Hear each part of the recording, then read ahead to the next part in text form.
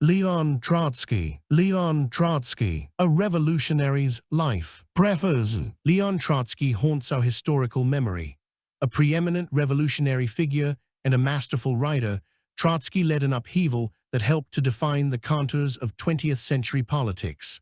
While still a teenager, he threw himself into the anti-Tsarist underground, and from that time on never renounced his commitment to revolution. He organized, wrote, distributed pamphlets and essays, faced Siberian exile, abandoned his first wife and daughters, all for the purpose of opposing a deeply conservative monarch. But when he realized his dream and found himself against all odds and expectations among those in charge of a triumphant revolution, he adopted the very methods of the regime that had once hounded him. Unlike some of Trotsky's other biographers, most notably Isaac Deutscher, I did not explore his life as an admirer or a follower, nor did I seek to savage him for his personal failings, real or alleged, as I believe Robert Service sought to do in his recent biography. As much as I came to recognize the courage Trotsky later exhibited in opposing Stalin and the profound suffering he and his family endured, I did not find myself attracted to his revolutionary elan when he sought to undermine the provisional government in 1917, or to oppose Stalin from his places of exile by resuming his efforts to undermine a dictator. Trotsky fully understood that Stalin was creating a regime that used the veneer of socialism to camouflage its brutal intentions. He also grasped the danger in Stalin's equivocal response to the rise of Hitler when the Kremlin failed to insist that the German Communist Party work together with German socialists to oppose the Nazis. Trotsky was among the first to foresee that Hitler's triumph would spell disaster for his fellow European Jews, and that Stalin would seek an alliance with Hitler if Soviet overtures to the Western democracies led nowhere. But he could never acknowledge that he and Lenin had been responsible for the rejection of democratic values that Stalin soon exploited for his own more sinister purposes. Trotsky asserted that he and Lenin had wanted to fashion a different kind of dictatorship. History is full of such tragic heroes. They dream of justice and then wreak havoc. 1. The young revolutionary. To the world, he will always be known as Leon Trotsky, but he was born Lev Davidovich Bronstein on October 26, 1879, in southern Ukraine, near the city of Kherson. His parents, David and Anna Bronstein, had 8 children. Lev was their 5th, the 3rd oldest of their surviving children. 4 others died in infancy of diphtheria and scarlet fever. The Bronsteins were not typical Russian Jews. Unlike the majority of the Tsar's 5 million Jews who were compelled to reside in the Pale of Settlement, an area encompassing much of present-day Belarus and Ukraine, Lev's parents lived on a farm, near land that David's father had initially cultivated in the 1850s, when he left Poltava to settle among a group of Jewish colonies established by Tsar Alexander I earlier in the century. Most Russian Jews lived in small towns, on the margins of Russian cultural and social life, their day-to-day existence constrained by myriad legal restrictions that reduced them to second-class citizens. In 1879, Tsar Alexander Roman II sat securely on the throne, but the year marked a dramatic turn in the fate of Russia's Jews and the struggle against the Romanov dynasty. Earlier in his reign, Alexander Roman II had carried out many significant reforms following Russia's defeat in the Crimean War, including the emancipation of the serfs in 1861 and the introduction of laws in the 1850 and 1860 that eased some of the long-standing civil restrictions on Russia's Jews. He ended forced Jewish juvenile conscription, expanded the right of Jews to live closer to the borders of Poland and Bessarabia, broadened opportunities for prosperous Jewish merchants to live in major Russian cities, and, at least under law, permitted Jews with university degrees to pursue government service throughout the Russian Empire. These changes were not enough to assuage radical opinion, and the Jews remained a vulnerable and persecuted minority. On August 26, 1879, the People's Will, an underground opposition dedicated to the violent overthrow of the monarchy, proclaimed its intention to kill the Tsar. and in November, an attempt was made to blow up the royal train. A month later, on December 21, Joseph Vissarionovich Djugashvili, who would adopt the name Stalin as a young revolutionary, came into the world in a remote corner of the Caucasus. Lev was born into a Russia that continued to be roiled by the Jewish question. 7 months before his birth, Russia's Jews were shaken by an unexpected attack. On March 5, 1879, a group of Jews was brought to trial in the town of Kutaisi for the ritual murder of a young peasant girl in Georgia. She had disappeared on Passover Eve in April 1878 and had been found dead 2 days later. The coroner ruled that she had accidentally drowned, but the police, convinced that the date of her disappearance and unusual wounds on her body and hands were evidence of foul play, arrested 9 Jews from a neighboring village. Their trial was the first ritual murder trial ever held in the Russian Empire, and though the defendants were acquitted, the case provoked intense attention, including a concerted campaign in Russia's extreme right-wing press to lend credibility to the charge. Fyodor Dostoevsky, who was famous for his sympathy for the downtrodden, nonetheless succumbed to the hysteria surrounding the Kutaisi affair. He was so obsessed with Jews and the Jewish question that he introduced the idea of ritual murder into his final novel, The Brothers Karamazov, which he completed in November 1880, a few months before his death. Dostoevsky had also engaged in attacks on Jews in Russia and in Europe generally.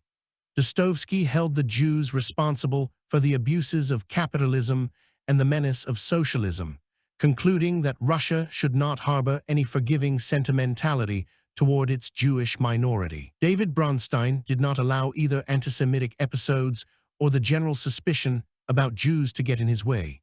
He showed remarkable initiative, buying a farm named Yanovka after the previous owner, then expanding his holdings either by purchase or by indirectly leasing land, when renewed restrictions on Jews' owning of land took hold in 1881. Yanovka was remote, 14 miles from the nearest post office and 22 from the railroad station.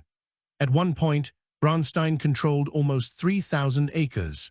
He owned herds of cattle and sheep, a windmill, and a threshing machine, and he attracted the business of peasants who relied on him to separate and grind their grain. He also owned a brick kiln. The bricks he produced carried an imprint of the family name, and even today buildings in the surrounding area can be found with the word Bronstein visible on the walls. Trotsky once ruefully recalled how hard his father worked to enrich himself. By indefatigable, cruel toil that spared neither himself nor others, and by hoarding every penny, my father rose in the world.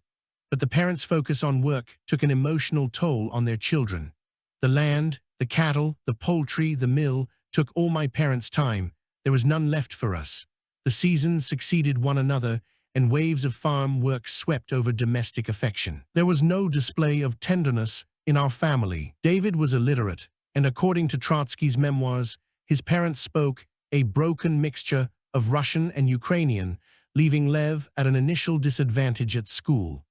And according to Trotsky, they did not speak Yiddish at a time when 97% of Russia's Jews regarded Yiddish as their mother tongue. This area of Ukraine was still far more Jewish than a casual observer might assume, and more Jewish than Trotsky preferred to recall.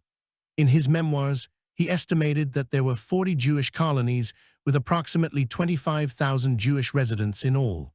According to Trotsky, his father liked to proclaim his atheism, even to scoff at religion. His mother, although not observant of traditional rituals, preferred to avoid sewing or other small tasks on the Sabbath, or riding into town where other Jews would see her. Trotsky does not say so, but there must have been a sufficiently dense Jewish presence on neighboring farms and in town for her to feel such inhibitions. When the children were young, David and Anna Bronstein marked holidays in a nearby synagogue. But as the family grew more prosperous and the children grew older, there was less and less observance. When Lev was 7, his parents sent him to the nearby village of Gromokli, where he lived with relatives, Uncle Abram and Aunt Rachel, in order to attend his first school, a Jewish cheder. He studied arithmetic, learned to read Russian, and was expected to study the Bible in the original Hebrew, then translate passages into Yiddish. I had no intimate friends among my classmates, he recalled, as I did not speak Yiddish. Seeing a bit of the broader world brought him into contact with a harsher reality than he had seen at home. Gromakli was located among a group of Jewish and German settlements. One day, Lev witnessed a young woman with a reputation for loose morals being driven out of a Jewish village by a mob berating her with curses. This biblical scene was engraved on my memory forever, he later wrote. His uncle Abram married this same woman several years later. Lev noticed that the Jewish homes were little more than dilapidated cabins with tattered roofs and scrawny cows in the gardens, while the nearby German settlements were clean and well appointed. The experiment with this school was a failure, and Lev returned home within 3 months. Evidently, his parents' ambivalent Jewish attitudes undermined whatever religious allegiance Lev might have picked up at Heder. Nonetheless, Lev was bright and eager to learn.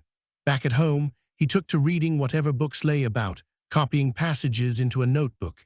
He also helped his father with the account ledgers, displaying a talent for numbers that might have taken his life in a different direction from the one fate had in store for him.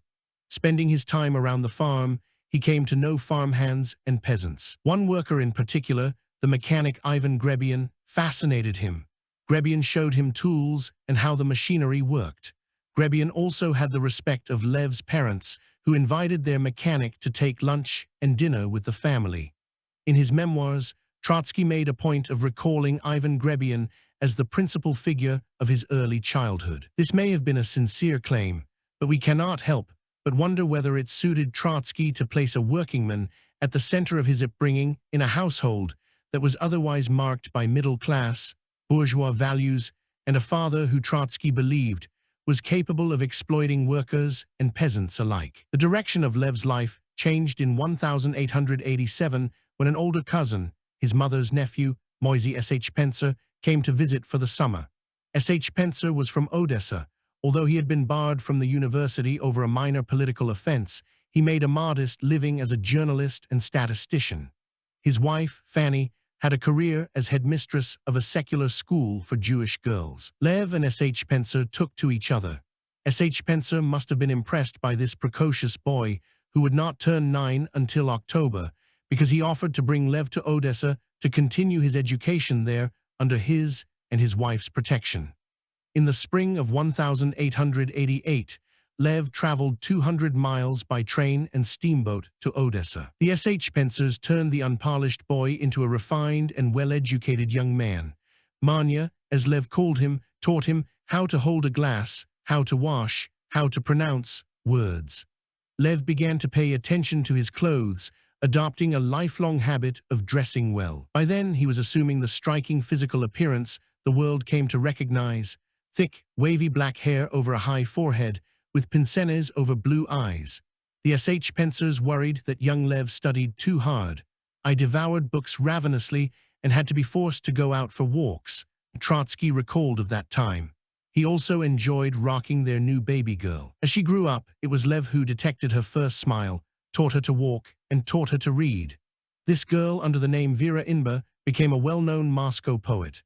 The New York radical journalist Max Eastman, who befriended Trotsky in the 1920s, met the S.H. Pencers and found them to be kindly, quiet, poised, and intelligent. Initially, the accommodations were modest. Lev slept behind a curtain in the dining room for 4 years. But the S.H. Pencers offered him a home imbued with a passion for literature in a cosmopolitan city that nurtured his curiosity and imagination. They tutored him in Russian, introduced him to classical European and Russian literature.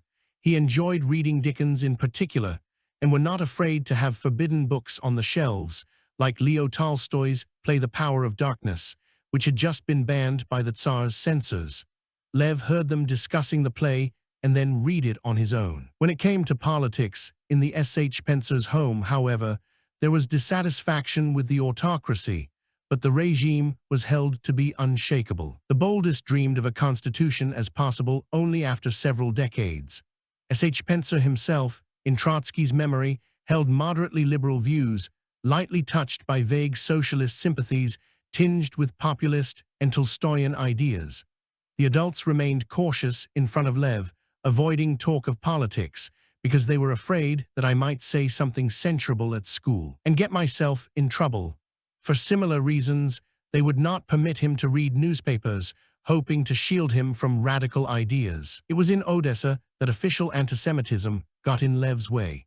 In 1887, as part of a broader set of restrictions directed against Jews in the wake of Alexander Roman II assassination, a new government decree had imposed harsh quotas on Jewish students in secondary school. Depending on the circumstances, Jews could be limited to 10% of all pupils.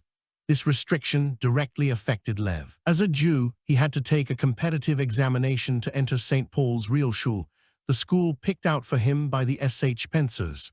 But hampered by his age, he was a year younger than the other pupils in his grade level, and his lack of formal education, Lev failed the examination and had to spend a year in a special class to prepare for entry. This incident may well have been the first time that Lev encountered prejudice because of his Jewish origins. But just as in his parents' home, he did not develop an emotional, let alone a spiritual or religious, attachment to being a Jew. Eastman observed that it was not a thing that entered into his heart as a child.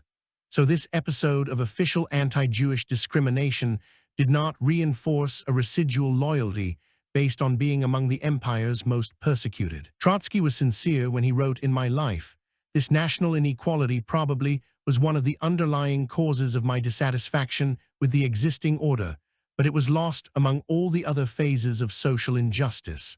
It never played a leading part, not even a recognized one, in the lists of my grievances." Other Jewish socialists in his generation remembered their childhoods differently. Both Yuli Mardov and Pavel Axelrod, who became close associates of Trotsky's when he first reached London, made a point of recalling the anti-Jewish hatred and discrimination that they faced. Mardov, in particular, never forgot the terrible fear he experienced as a child during the Odessa pogrom of May 1881. For Lev, untoward references to his background were merely another kind of rudeness. Eastman insisted, based on his friendship with Trotsky, that any such incidents left no traces in his consciousness of himself.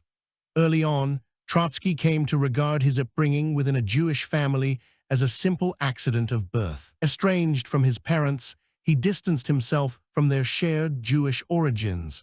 There was no positive content to his Jewish identity. Although St. Paul's Realschule had been founded by German Lutherans, it was non-sectarian and accepted a diverse student body.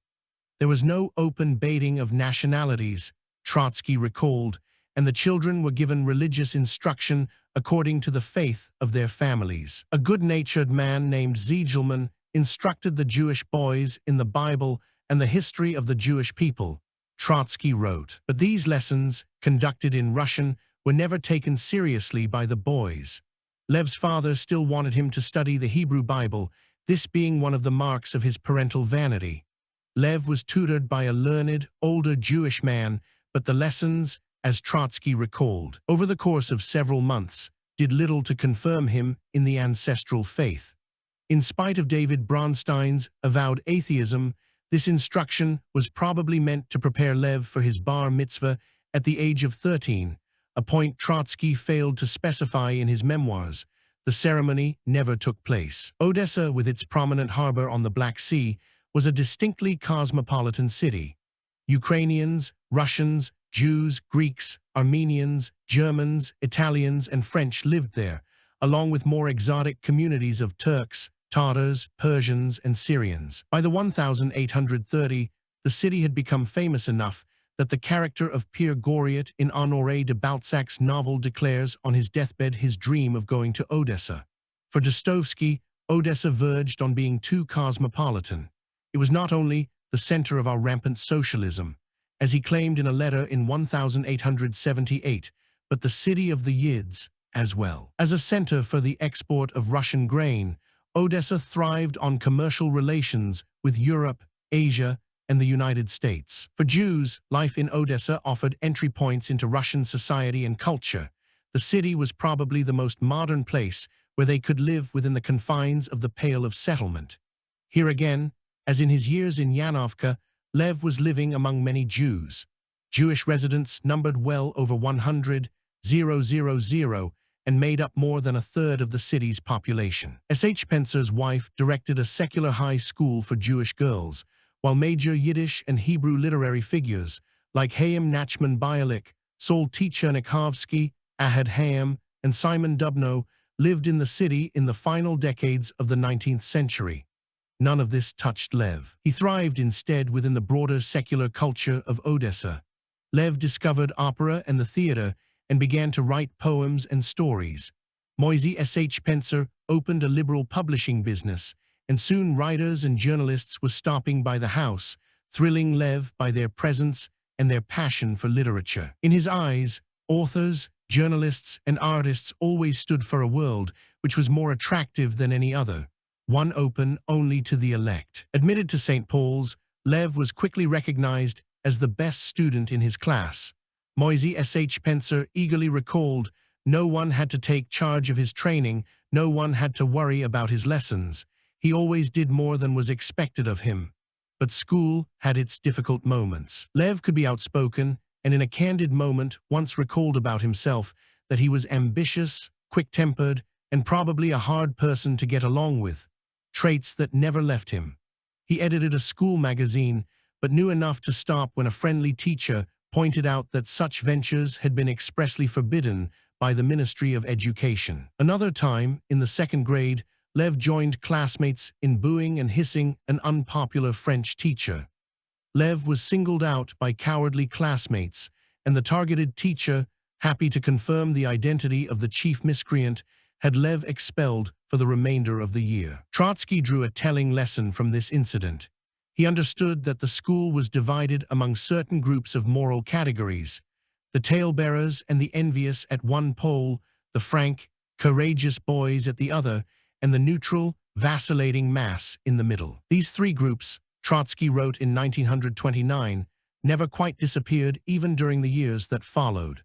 The S.H. Spencers were emotionally supportive, but Lev was anxious about his father's reaction and was relieved, and more than a little surprised, when David Bronstein proved to be understanding and even took pleasure in hearing Lev's impudent whistling. The obnoxious behavior that had so upset the teacher. Lev was readmitted the following year and quickly regained preeminence among his classmates, but his rebellious nature had not been totally checked. In the fifth grade, a lazy and incompetent teacher of literature named Anton Gamow kept failing to correct the boys' homework.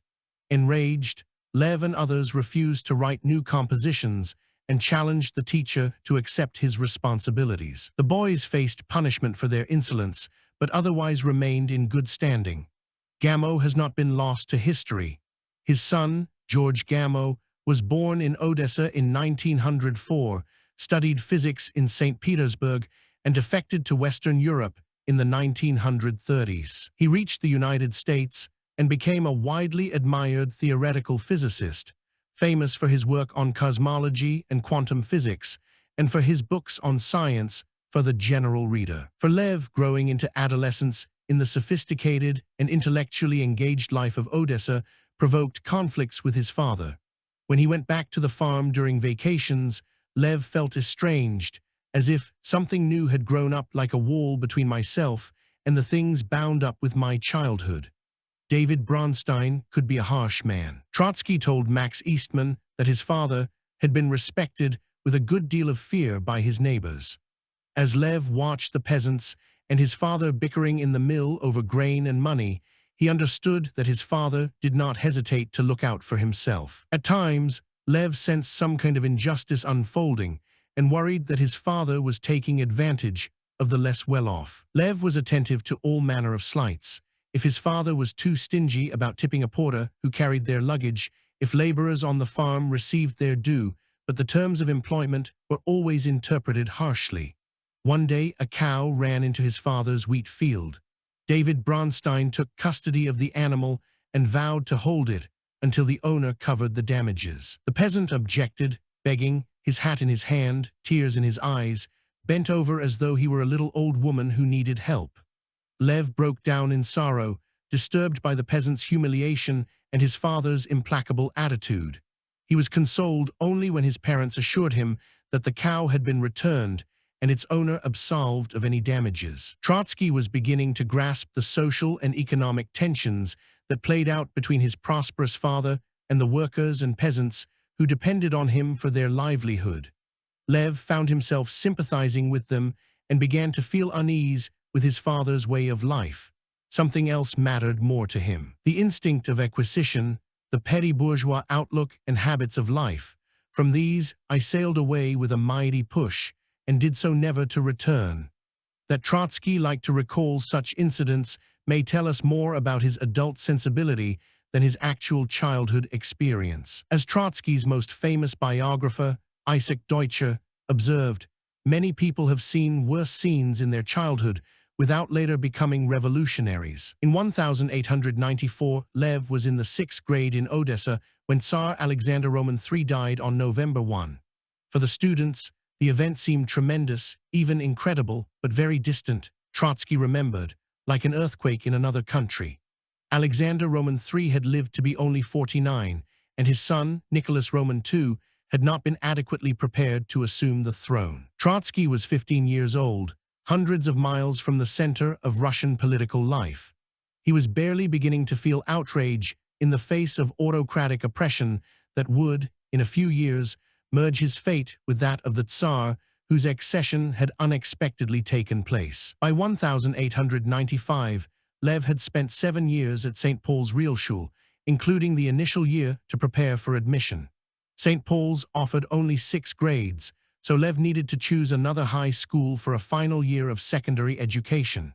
To be nearer his parents, Lev left Odessa for Nikolaev, a smaller, more provincial city along the coast of the Black Sea. Looking back on his teenage years, Trotsky believed that he departed Odessa politically unaware, vaguely oppositionist, was how he put it. He did not know the name of Friedrich Engels, who died in 1895, and could hardly say anything definite about Marx. All this changed in 1896, during Lev's final year of school, when he began to question his place in human society. Living with a family whose children were older than he, Lev was exposed to the passionate arguments of people bent on converting him to their new faith in socialism. He responded with ironic superiority to their cajoling.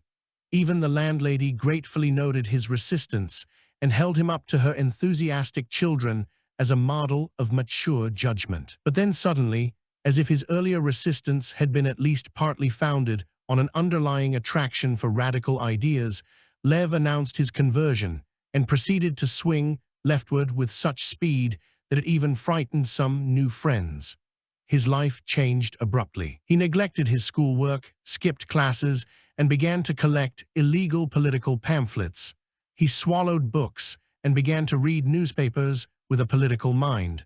These were the first steps in his political awakening. Lev also came to know former exiles who were attracting police surveillance and found himself drawn to his landlady's gardener, a Czech named Franz S.H. Vygotsky, whose interest in politics brought young people and political activists to his modest cabin. S.H. Vygotsky introduced Lev to serious political literature, to the thrill of political debate, and to the often arcane but gripping arguments over the competing claims of the populist movement and the newly emerging Marxist Party of Social Democrats. A member of that circle, Grigory Ziv, in a memoir that is one of the few independent sources of information about Trotsky's life when he was choosing the path of revolution, later recalled that the meetings had a harmless character.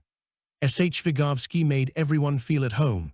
In the relaxed, informal atmosphere in his garden, they spoke their minds. Confident they would be free of police surveillance, so they gathered like moths to a fire. But their meetings had a most odious reputation in Nikolaev as a center of all sorts of the most terrible conspiracies, according to Ziv. The police dispatched spies who could only report that S.H. Vygotsky was a generous host who liked to serve apples and tea to his guests and engage them in eccentric discussions. Lev could not conceal the changes in his life from his parents. David Bronstein sometimes visited Nikolaev on business. Once he learned of Lev's new friends and his lack of interest in school, David Bronstein asserted his parental authority, but to no avail. There were several stormy scenes, with Lev defending the right to follow his own path. He refused his father's material support, not wanting to accept money and the inevitable call for obedience, quit the house where he had been living, and joined S.H. Vygotsky in a larger cottage where the older man had moved. Lev became one of 6, sharing a communal arrangement. Lev's political commitment moved fitfully from adolescent curiosity to political action. Initially, he found himself adrift among contending political theories. He studied British thinkers like the utilitarian philosopher Jeremy Bentham and the liberal John Stuart Mill, whose works were banned from university libraries and courses. He read Nikolai Chernyshevsky's famous book, What Is to Be Done, written in a St. Petersburg prison in 1862. Chernyshevsky was a compelling figure in Russian history. Initially a leader among young, radical idealists, he moved from outspoken criticism of Russian culture to advocating outright revolution. The Tsarist regime packed him off to prison, then years of exile in Siberia and cities remote from Moscow and St. Petersburg. Chernyshevsky died in 1889, not many years before Lev's passion for politics began to take hold.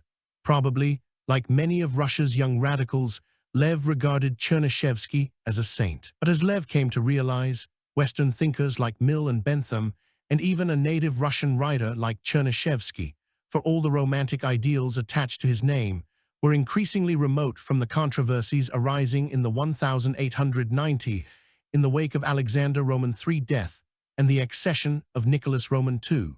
University students, in particular, were beginning to challenge the autocracy. Asked to take an oath of loyalty to the new Tsar, most students in St. Petersburg, Moscow, and Kiev refused. Nicholas Roman II was also facing more subversive challenges.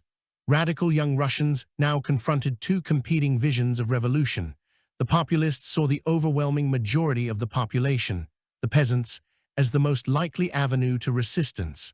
They adopted a romantic view of the peasants, particularly after Tsar Alexander Roman II abolished serfdom in 1861. But when the peasants failed to respond to the populists' dream of overthrowing the monarchy, the populists turned to acts of terrorism in a vain attempt to eliminate the autocracy. Marxist thinkers like Georgy Plekhanov urged anti-Tsarist revolutionaries to shift their hopes away from the peasants, to repudiate acts of individual terrorism, and to focus on organizing workers to demand socialism and democracy. It was in the wake of Plekhanov's call to action that Vladimir Ulyanov, Lenin, and other Marxist radicals established the Union of Struggle for the Emancipation of the Working Class, a development that very quickly led to Lenin's arrest in December 1895. Lev and his circle of friends could not help being influenced by these events,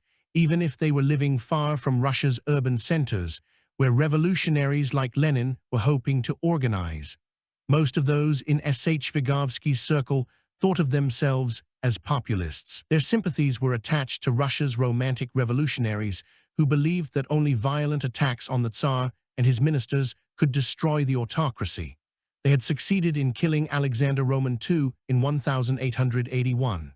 6 years later, another group of revolutionaries, including Alexander Ulyanov, Lenin's older brother, plotted to kill Alexander Roman III, but the conspiracy unraveled. Alexander Ulyanov was arrested, then hanged on May 8, 1887. Lev joined the discussions at S.H. Vygotsky's at an auspicious moment.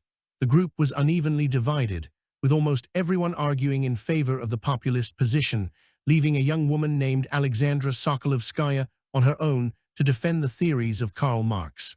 Lev impulsively declared himself a populist and soon led the charge against Sokolovskaya. Ziv recalled Lev's dramatic impact on everyone. Because of his eminent gifts and talents, Lev was already attracting the attention of all France's visitors. He was an audacious and determined advocate, relishing a good argument and happy to engage in merciless sarcasm about Marxist ideas and any defense Sokolovskaya dared to muster. Lev was not above abusing her. According to Ziv, Lev came to a New Year's Eve party for 1897 with the startling news that Sokolovskaya's arguments had prevailed. He was now a committed Marxist. His conversion thrilled her. Lev, though, had another surprise. Raising his glass, he turned to Sokolovskaya and stunned the group with a contemptuous tirade. "A curse upon all Marxists," he proclaimed, "and upon those who want to bring dryness and hardness into all the relations of life." Furious and humiliated, Sokolovskaya quit the group, convinced she would never speak with Lev again. She then left Nikolaev altogether. His rude, outspoken style left a vivid impression. "He'll either be a great hero or a great scoundrel," one friend observed. "It could be either one, but for sure he will rise to greatness." In spite of his sarcastic remarks to Sokolovskaya, Lev, in fact, was moving in the direction of social democracy.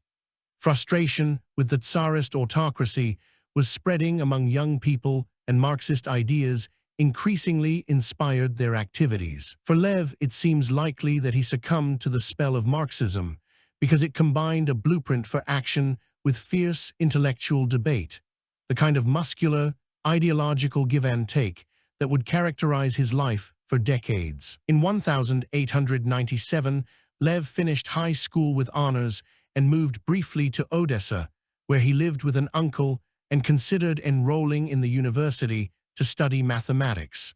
But he could not resist the lure of political engagement. In Odessa, he made casual acquaintances among workers, obtained illegal literature, tutored some private pupils, gave surreptitious lectures to the older boys of the trade school, before taking a steamer back to Nikolaev and to S.H. Vygotsky's garden. In his memoirs, Trotsky recalled a terrible incident from early 1897 that galvanized young people throughout Russia. A young woman student, a political prisoner, burned herself to death in St. Petersburg's notorious Peter and Paul fortress. Students protested in the streets, resulting in many arrests and deportations to Siberia. Lev was now determined to move beyond heartfelt arguments over political doctrine. Enraged and enthusiastic, he was ready to take his first concrete steps in defiance of the Tsarist regime, to organize workers in Nikolaev. At the time, there were about 10,000 workers and skilled artisans in the city. He adopted his first pseudonym, Lvov, and began to approach workers, inviting them to join small, discreet groups where they could discuss underground political literature that Lev and others secured or produced on their own. He succeeded in bringing together about 200 workers to what he called the South Russian Workers' Union, drawing on locksmiths, joiners, electricians, seamstresses, and students. Years later, Trotsky recalled his initial success with characteristic enthusiasm. "The workers streamed toward us as if they had been waiting for this," he wrote in his memoirs. "We never sought them out, they looked for us." Alexandra Sokolovskaya was also involved, evidently willing to suspend her bad feelings and work alongside her younger, obnoxious associate. Lev threw himself into the work. The union needed a newspaper, some kind of broadside, to reinforce its identity and help rally workers to its side. Lev took on the project, calling his newspaper Nash de our cause. Lacking a typewriter, he carefully wrote proclamations and articles and printed them all out in longhand. The effort could require up to 2 hours for each page. "Sometimes I didn't even unbend my back for a week, cutting my work short only for meetings and study in the groups," he later recalled. Relying on a primitive mimeograph machine donated by a wealthy supporter, he was able to produce 200 to 300 copies of each issue. Lev was establishing a distinct pattern in his life. His revolutionary activity and his professional life as a journalist and editor rested on his steadfast belief in the power of the word. As he grew older and faced wrenching transitions in his life, he would invariably fall back on one fundamental idea: to establish or at least work for a newspaper, clandestine or otherwise, and then pin his hopes on the attention and influence he hoped to generate. In Nikolaev, he had the satisfaction of seeing a discernible effect among the city's workers. By revolutionary standards, Lev and his comrades were trying to nurture modest goals among the workers, to insist on higher wages and shorter hours. His pamphlets also covered conditions in the city's shipyards and factories and abuses by employers and officials. Grigory Ziv was part of this initiative. Years later, he remembered how Lev was the moving force behind the union. "Our group was the first social democratic organization at Nikolaev," he wrote. "We were so excited by our success that we were in a state of chronic enthusiasm. For the major part of these successes, we were undoubtedly indebted to Bronstein, whose energy was inexhaustible and whose many-sided inventiveness and untiring drive knew no bounds." Lev was only 18 years old. He had still not fully defined himself as a Marxist, but he was already displaying the passionate commitment that marked his life as an adult. He was accepting the need both to study the dynamics of revolution and to pursue revolutionary goals among the workers themselves. For Trotsky, as he explained to young Spanish militants in 1932, the study of Marxism outside of revolutionary struggle can form library rats, but not revolutionaries. Participation in the revolutionary struggle without the study of Marxism will inevitably be filled with hazards, be less confident, and turn out to be half-blind. Lev's success as an organizer drew the attention of more than workers. The police also began to take notice, although they took a while to realize that a small group of young activists led by a teenager was responsible for so much unwanted commotion. The arrests began in January 1898. Most members of the group were detained in Nikolaev, but Lev, fearing arrest, sought refuge in the countryside where S.H. Vygotsky was staying. The police took them both away on January 28. They transferred Lev to a prison in Nikolaev, his first of 20 prisons, as he liked to say, then to another jail in Kherson, where he remained for several months. Tsarist prisons were miserable places. A harsh regimen compounded the physical conditions. Officials had come to understand that Lev was the ringleader and, determined to break his will, subjected him to unusual pressure. He was kept in isolation in a small, cold, vermin-riddled cell. He was given a straw mattress to sleep on, but it was removed at dawn so that he could not comfortably sit down during the day. He was not allowed into the prison yard for exercise, nor could he receive a book, a newspaper, soap, or clean underwear. He was neither interrogated nor told the charges against him. Other imprisoned members of the Union fared even worse. Subjected to torture, they committed suicide, went insane, or agreed to inform on their comrades in exchange for better treatment. But Lev persevered in spite of the severe loneliness. "The solitude was unbroken, worse than any I ever experienced afterward," he recalled about that time. To relieve the pressure, he walked continually in the cell, taking 1,111 steps on the diagonal. At some point, prison officials backed down, allowing his mother, who no doubt had to bribe her way in, to bring him soap, linen, and fruit. By the summer of 1898, Lev was taken to a prison in Odessa, where once again he faced solitary confinement, but at least had the satisfaction of undergoing interrogation for the first time. Through the prison grapevine, he learned about the founding Congress of the Social Democratic Party in Minsk. In spite of its august title, the Congress comprised a meeting of 9 delegates who were almost all arrested within weeks. Hardly an auspicious beginning for a faction of that same political party that seized power 19 years later in the name of communism. With time on his hands and facing a less severe prison regimen, Lev took to reading. The prison library offered only religious literature. To broaden his knowledge of foreign languages, Lev read the Bible in English, French, German, and Italian. Able to receive books from the outside, he read the works of Charles Darwin, which reinforced his commitment to atheism. He also wrote literary essays, including a history of Freemasonry and another on the role of the individual in history. It took nearly 2 full years before Lev learned of his ultimate punishment. He and 3 others from the Union were to be deported to Siberia for 4 years. It was an administrative punishment. There was no trial. From Odessa, they were brought to Moscow and made to wait another 6 months in a transit prison. It was here that Lev first heard about Vladimir Lenin and began to read serious works of Marxist thought. He also began a lifelong fascination with Ferdinand Lassalle, the founder of the German Social Democratic Party. Lassalle, like Lev, had been born to a middle-class Jewish family. Like the man Lev would become, Lassalle was famous for his abilities as an orator and an organizer. Each relied on a charismatic personality to arouse the loyalty of crowds, and both abandoned their Jewish origins, replacing the faith of their fathers with a heartfelt and all-encompassing belief in revolutionary socialism. Lev also renewed contact with Alexandra Sokolovskaya. Facing Siberian exile, they decided to get married. Lev's father strenuously objected, convinced that this older woman was responsible for leading Lev astray, but Lev prevailed. The wedding took place in the spring of 1900, with a rabbi presiding in Lev's cell. It would be natural to wonder whether the impulse behind this marriage was genuine. Political prisoners often married each other because it conferred the right to face deportation together and thereby avoid complete isolation. Lenin and Nadezhda Krupskaya, for example, had been deported to separate cities in 1897, but then arranged permission to be married, affording her the right to join him in a small town in central Siberia. As for Lev and Sokolovskaya, the initial tension between them may well have reflected more than an ideological disagreement. Lev had raged and thundered to overcome his father's opposition.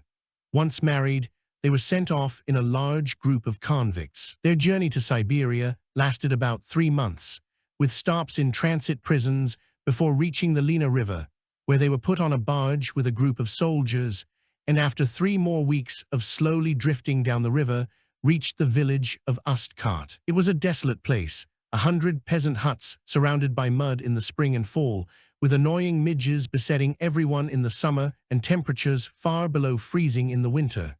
Lev studied Marx, brushing cockroaches off the pages.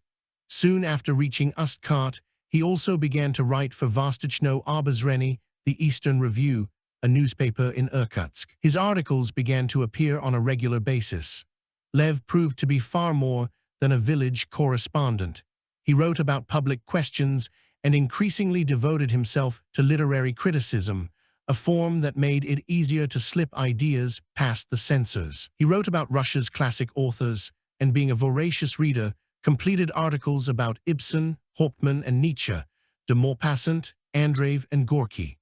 Living in exile and intent on continuing his involvement in revolution, Lev adopted another pen name, Antid Odo, based on a word he found in the Italian dictionary. The Lena River acted as a tool of communication, with political exiles of all stripes navigating their way north and south to seek companionship and share news about politics and revolution.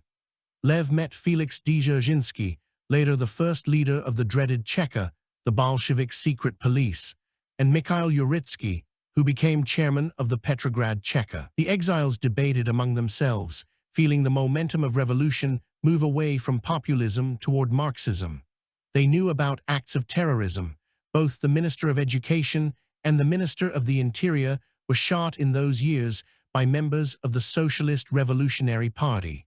Lev opposed such acts of terrorism. Our task is not the assassination of the Tsar's ministers, but the revolutionary overthrow of Tsarism, he insisted. Observing how the concerted powers of the regime could oppress society at large and underground activists like himself, Lev argued in an essay that it was time to create a centralized party that could coordinate revolutionary activity.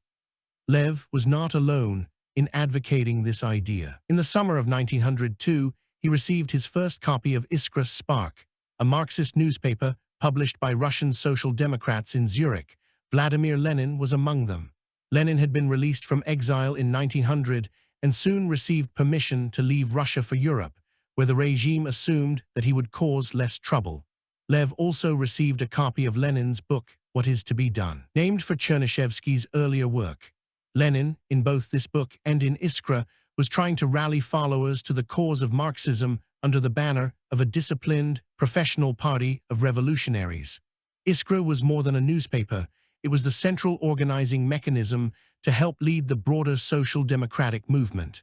Mesmerized, Lev grew determined to join Lenin in Europe. From the perspective of history, it is natural to think that the tragedy of Bolshevism begins here, that creating this kind of party was the germ that led to horrors under Lenin, Trotsky, and Stalin.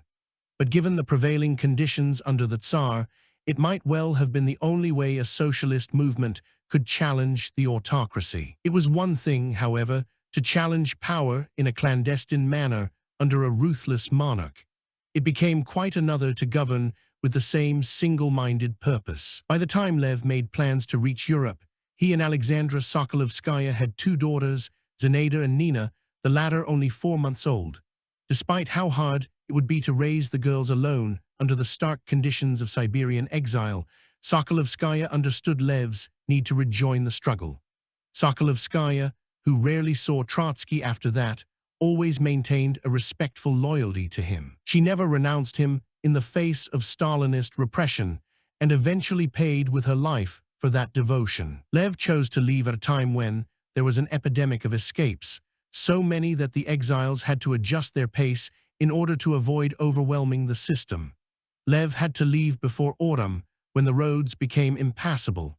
That August, he and a second exile hid themselves under hay in the back of a cart until they reached a railway station. His friends from Irkutsk provided him with respectable clothing, and he carried a false passport made out in the name of Trotsky, which I wrote in at random, without even imaging that it would become my name for the rest of my life. Trotsky had been the name of one of his jailers in Odessa. It is possible that the name's similarity to the German word for stubborn, Trotzig, was what attracted him. The remainder of his escape proved to be quite without romantic glamour.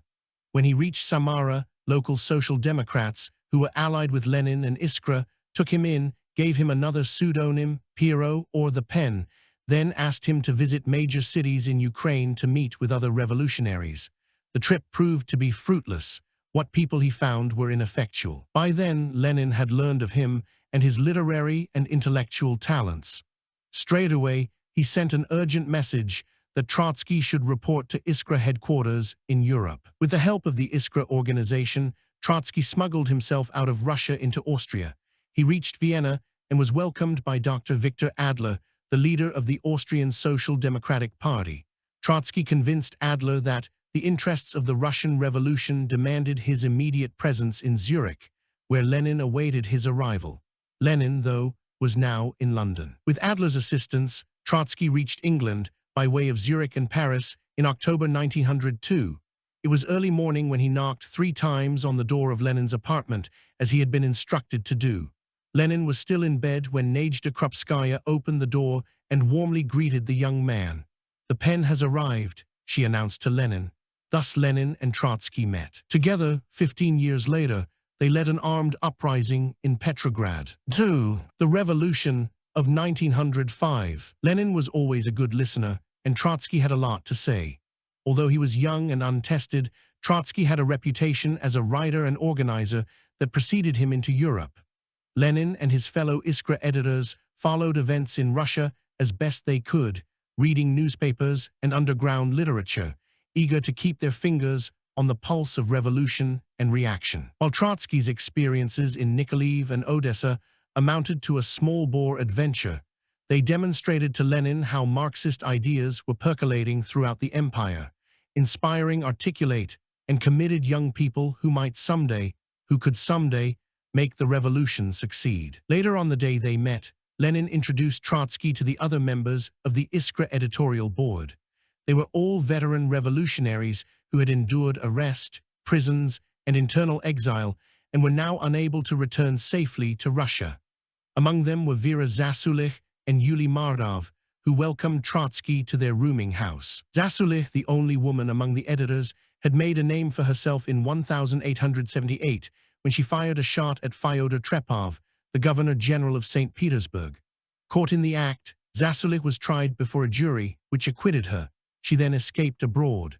Yulia Mardov, who was descended from Hebrew scholars and whose real name was Tsedarbaum, was a close friend of Lenin's. A leading intellectual among Russian Marxists, Mardov had met Lenin in St. Petersburg in 1895. Lenin was impressed with Mardov's insistence on the need to broaden Marxist activity beyond explicating the works of Karl Marx. They needed to organize real workers, the very proletariat on whose behalf they were agitating. He and Lenin helped to establish the Union of Struggle for for the emancipation of workers. This led to their arrest. In 1897, Mardov played a role in the establishment of the Bund, a popular Jewish socialist party. For a time, he believed that Jews needed to organize exclusively among themselves, an idea he later abandoned. The other Iskra members were Georgy Plekhanov, the legendary founder of Russian Marxism, who was the oldest of the group, Pavel Axelrod, like Trotsky, a Jew from southern Ukraine, who divided his time between London and Zurich, and Alexander Patrasov, a close associate of Lenin's from St. Petersburg. As this small but influential group demonstrated, many revolutionaries were Jews, a fact that at least some Tsarist officials acknowledged was their own doing.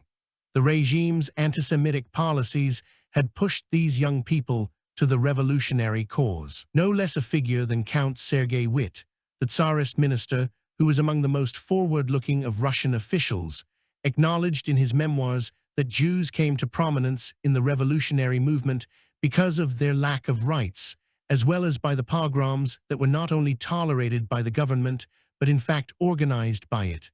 Lenin, too, had a Jewish maternal great-grandfather named Mashko Blank, but it seems unlikely that Lenin, his allies, or his enemies knew it at the time. Trotsky's arrival in London was useful for Lenin. The Iskra editors were divided among themselves. As there were 6, it could be difficult to establish a majority. This frustrated Lenin. He wanted Trotsky, with his natural abilities and youthful energy, to join the board, hoping that his recruit would vote alongside him as disputes arose. Plekhanov balked. He may have been jealous over a younger man's entry into the fold.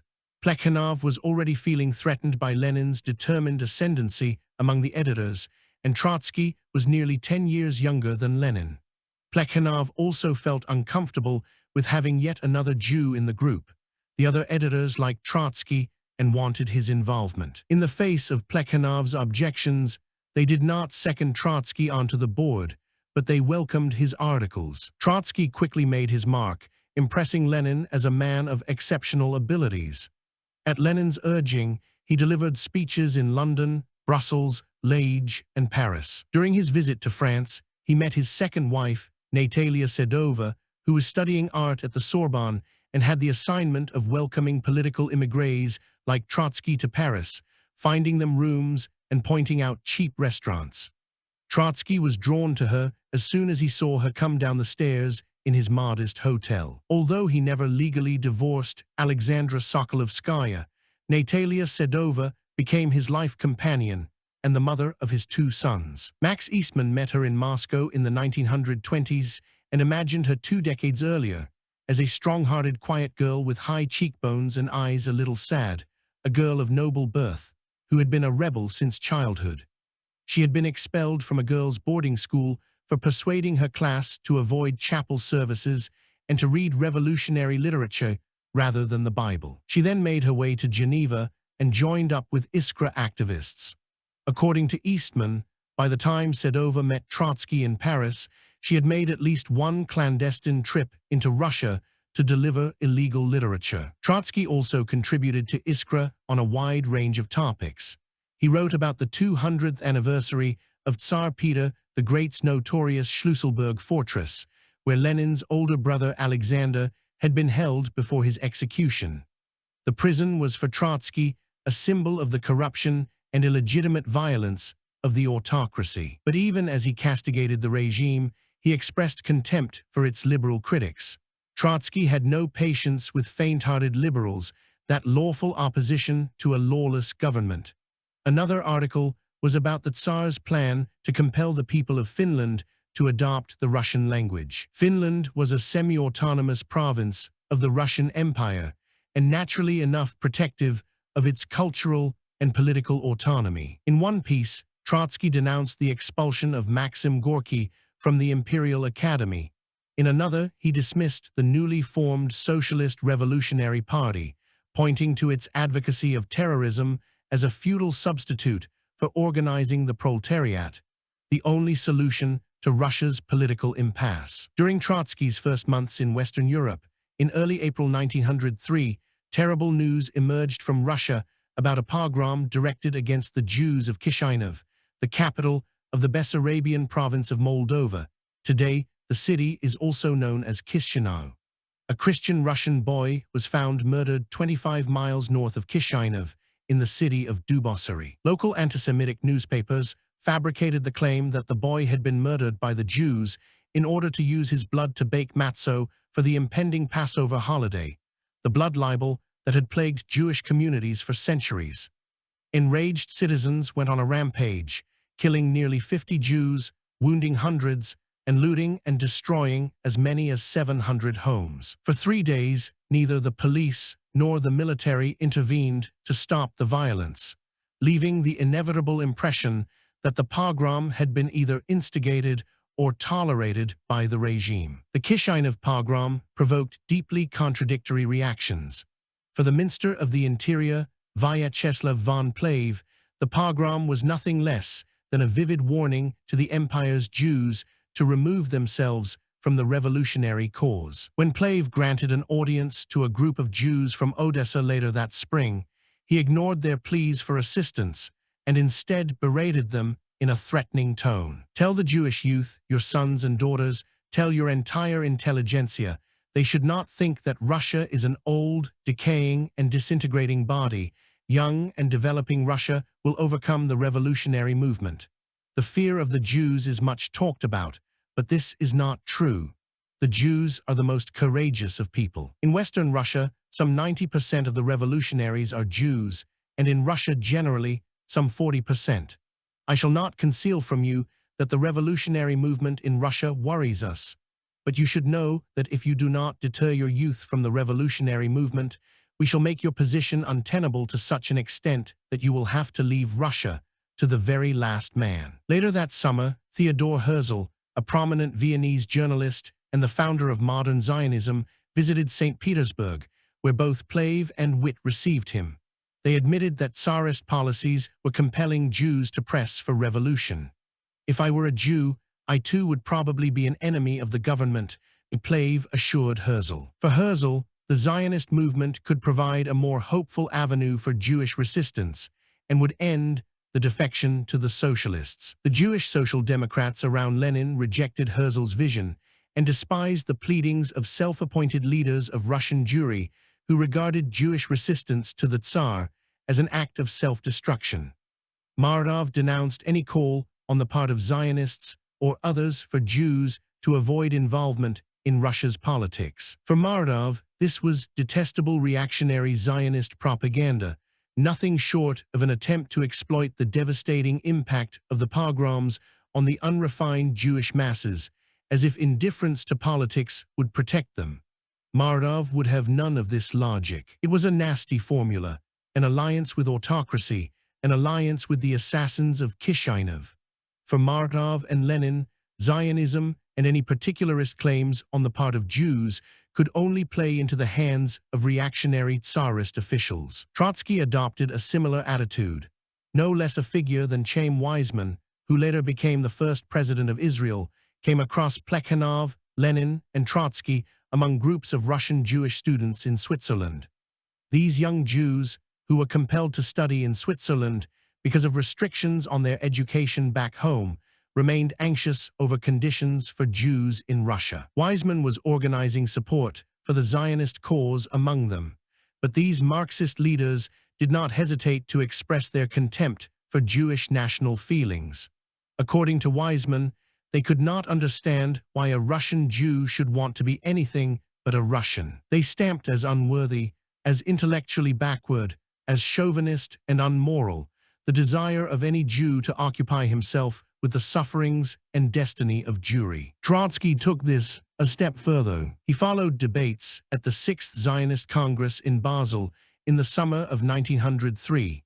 It was at this meeting that the delegates argued over the British offer of territory in East Africa, the so-called Uganda Project, although the territory involved is in present-day Kenya, for a temporary Jewish homeland, a proposal that Herzl himself had initially accepted before giving in to the pressure of the delegates. Trotsky soon wrote a scathing dismissal of Herzl. Writing in Iskra in January 1904, Trotsky dismissed Herzl as a repulsive figure and a shameless adventurist who was wasting his time soliciting the aid of the princes of the world. For Trotsky, Zionism was a tragic mirage. It mattered to him only that Russian Zionists join the Social Democrats and not turn to the Bund once their dreams of a national home in Palestine came to naught. Plekhanov, too, dismissed the Bund as Zionists who are afraid of seasickness. But Trotsky was not indifferent to Jewish suffering. He was in London at the time of the Kishinev pogrom, immersed in the work of Lenin's Social Democratic Party. The pogrom affected him deeply, and there are many references to it in his writings and speeches. That spring, he became involved in a dispute in Kiev between the Social Democrats and their rivals in the Socialist Revolutionary Party. The Social Democrats were planning to hold a demonstration on May Day just weeks after the violence in Kishinev. But they understood that such a demonstration could turn into a pretext for yet another pogrom, thereby allowing the regime to camouflage its policies by blaming the leftists for its own anti-Jewish measures. Writing in Iskra in June, Trotsky weighed in on the side of the Social Democrats. Under the acute impression of the Kishinev events and under the deluge of monstrous rumors spread by the police, Kiev expected pogroms to coincide with the demonstrations. The authorities were preparing to handle the demonstrations brutally under the pretext of quelling a pogrom against the Jews. All had been done in preparation for such a pogrom. Under such conditions, to go out to the streets would have meant to give battle against the enemy in accordance with special conditions created by the enemy. To avoid such a battle did not mean to admit defeat. It meant leaving to oneself the right to choose a more favorable moment. As the summer approached, Trotsky worked closely with Lenin to plan the Second Congress of the Social Democrats. With Iskra as the nucleus for his political party, Lenin was counting on this meeting to consolidate his vision of where the movement could lead. Though he had been in London only 9 months, Trotsky was already a compelling figure. His talents as a writer and a speaker figured prominently at the Congress and its aftermath. The Second Congress of the Social Democrats is now seen as one of the turning points in the history of the Russian revolutionary movement. It opened in Brussels on July 17. But the Belgian police made things so uncomfortable for the delegates that they quickly decamped for England and resumed deliberations in a North London church on July 29. The Congress consisted of 44 delegates with voting rights and 14 with consultative status. Trotsky represented the Siberian Social Democratic Workers' Union. The Congress soon confronted several controversies. The first serious debate concerned the place of the Bund in the social democratic movement. The Bund was an avowedly Marxist party. It organized Jewish workers to support a socialist revolution that would recognize the cultural autonomy of the Jews within their communities in Poland and the Russian Empire. It advocated the rights of Jews to preserve Yiddish as their language, and with the hoped-for revolution, to become free and equal citizens within democratic and socialist societies. The Bund's success and its opposition to assimilation vexed both Jewish and non-Jewish leaders among the Social Democrats. Lenin, in particular, became an outspoken opponent of the Bund. He had his own idea of how to solve the Jewish question. He was an advocate of assimilation within the context of a socialist revolution and opposed any support for cultural or national autonomy because it would deflect energy from the primary goal of overthrowing the Tsar.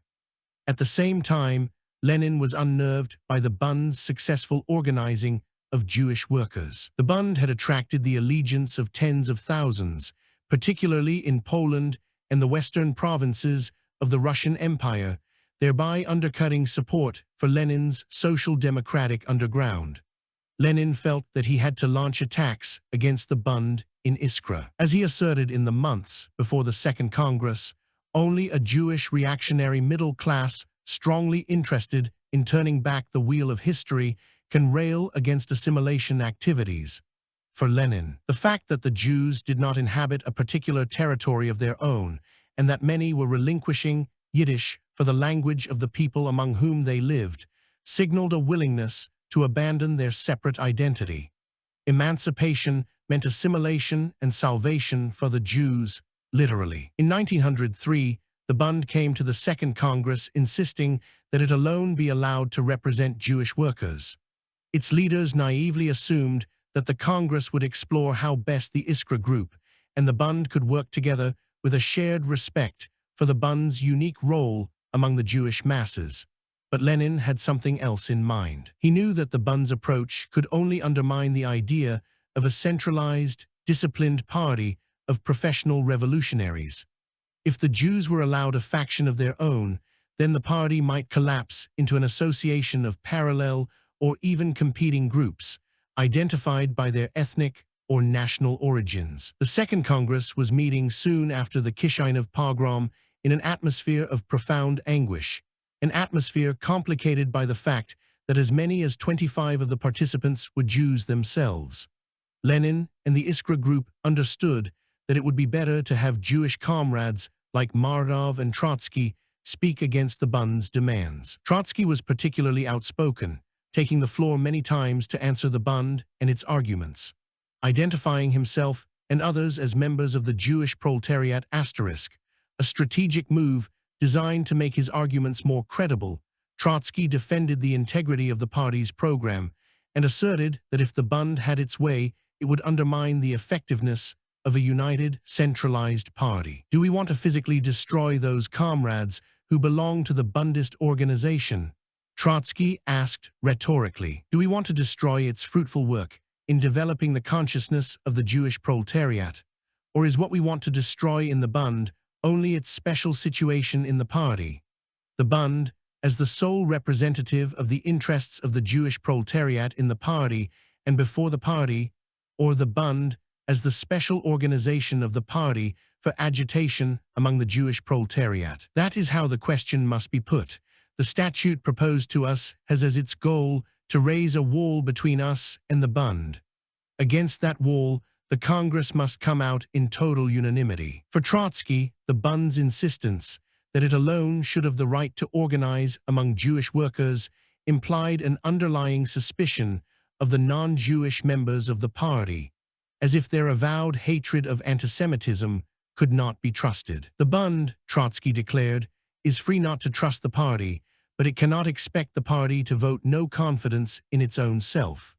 Furthermore, if the Bund were allowed to make such a separatist claim within the party, how much more so would it insist on a separate status for the Jews within the nations in which Jews resided? Speaking as an assimilationist, Trotsky made clear that he foresaw no future for the Jews outside of the communities in which they were living. If it was religion that held Jews together, then the triumph of socialism would lead to the disappearance of such ties. And if it was an artificial nationalism, as represented either by Zionism or by the Bund, then Trotsky could only denounce both tendencies. His arguments angered the Bund delegates. In their eyes, the Iskra editors seemed more determined to oppose Jewish national feeling than to fight antisemitism even after the terrible violence in Kishinev. One Bundist leader denounced Trotsky's coarse tactlessness. But Trotsky was not deterred. He supported the creation of a disciplined party that would not tolerate factions based on race or nationality. For Trotsky, it was always better to support a universal claim over a parochial concern. Once socialism triumphed, age-old, foolish prejudices would inevitably disappear as an atmosphere of equality and shared prosperity took hold. The Bund's position was overwhelmingly rejected. Trotsky was equally outspoken over a second controversy. The Social Democrats had long been challenged by other, more conciliatory socialists who adopted what was called a policy of economism. This approach called for taking up the workers' narrow economic concerns and not challenging the power of the state. Here, too, Trotsky defended Lenin's approach. The ruling class would accept reforms and concessions to the workers only if it were confronted by revolutionary demands. His speeches were so vehement and so representative of Lenin's thinking that he earned the epithet Lenin's cudgel. But while the Iskra Group sided with Lenin, a fundamental disagreement began to emerge that would prove fateful for both the party and for Trotsky. Lenin felt the board of Iskra needed reform. 3 of its 6 editors, Axelrod, Zasulich, and Patrasov, were not contributing substantially to the work of the newspaper, It was their general work for the party that was valuable. By dropping them and leaving himself, Plekhanov and Mardov, Lenin hoped to make the newspaper more efficient and consolidate his control. But his proposal provoked a host of bad feelings because many of the delegates had deep respect for these honorary editors. Trotsky was among those who were uncomfortable with Lenin's maneuver. This discussion was quickly followed by what appeared to be a routine debate over who could be considered a member of the party. Two proposals, one by Lenin and a second by Mardov, seemed to be roughly equivalent. Lenin's idea limited party membership to activists who personally participate in one of the party's organizations. Mardov had in mind a more loosely organized party, which would permit individuals to join who cooperate personally in party activities but were not necessarily members of a party unit. Like Lenin, Mardov recognized the need to organize a party of disciplined, professional conspirators, but he also wanted to create a mass party of workers. This was a circle that could not be squared. Debates such as these led the party to the fateful split into Bolshevik and Menshevik wings. Under Lenin, the Bolsheviks, as they soon came to be called, the word carries the meaning of being in the majority, which was, in fact, not altogether true within Russian social democracy, adopted more hardline policies, generally refusing to work with liberal allies, and pressing for a dictatorship of the proletariat in place of any possible bourgeois democracy. The Mensheviks, being in the minority, came to adopt more conciliatory policies, were willing to work with liberal parties to oppose the autocracy, and sustained far greater respect for democratic procedures and civil liberties. It was here that Trotsky, after weeks of helping to secure victories for Lenin, began to distance himself from Lenin's way of seeing things. What had initially attracted him now troubled him. Although Trotsky remained committed to the creation of a professional party, he also began to interpret Lenin's actions in a different light. He believed that Lenin was adding extraneous requirements for party membership, which would hinder the participation of actual workers. Lenin, Trotsky feared, was taking the idea of a centralized party to such an extreme that it would undercut its usefulness and appeal. He could agree with Lenin when it came to the Bund or the unhelpful reform-minded views of the economists. But as Lenin and Mardov found themselves disagreeing over what it meant to be a member of the party, Trotsky turned more toward Mardov and away from Lenin. His disillusionment may have been gradual, the result of numerous small disagreements over tone. But Trotsky's break with Lenin, coming in the midst of the Congress, after weeks of having helped to consolidate Lenin's idea of what the party should look like, recalled similarly abrupt changes in his attitude. Trotsky suddenly became an outspoken, even vituperative, critic. As in his earlier shift to Marxism after opposing it, Trotsky tended to adopt positions that he had once rejected, a personality trait that at times marked his life as a revolutionary. In a report made after the Congress, he denounced Lenin as the party's disorganizer, a man willing to impose a state of siege with an iron fist. He compared Lenin to Robespierre, except that Lenin was a parody of Robespierre as a vulgar farce resembles historic tragedy. Their break lasted for 14 years and was often highlighted by severe polemics in which Trotsky, in particular, denounced Lenin in the most forthright terms. The Congress left the Social Democrats in disarray.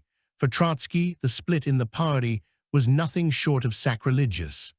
At the same time, Russia was enduring political upheaval and violence that could only mean more trouble for the autocracy. Poor harvests had left the peasants disgruntled, while the growing class of urban workers openly chafed at lacking recognized unions to represent their interests.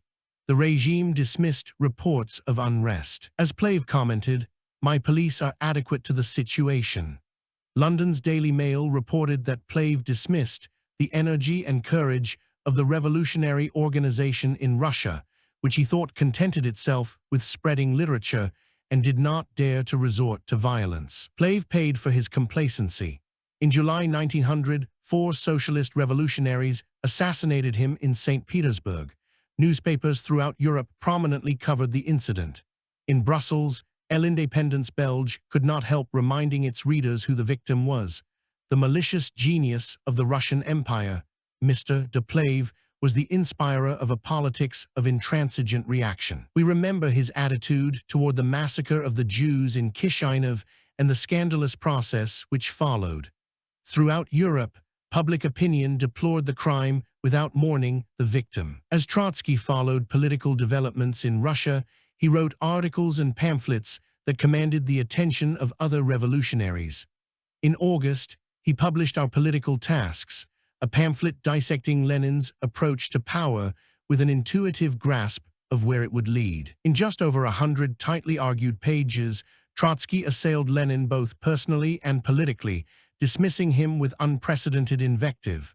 Lenin was hideous, a slovenly attorney, a malicious and morally repulsive individual. Trotsky still shared Lenin's belief in a centralized party of revolutionary conspirators, but now he saw the arrogance at the heart of Lenin's idea.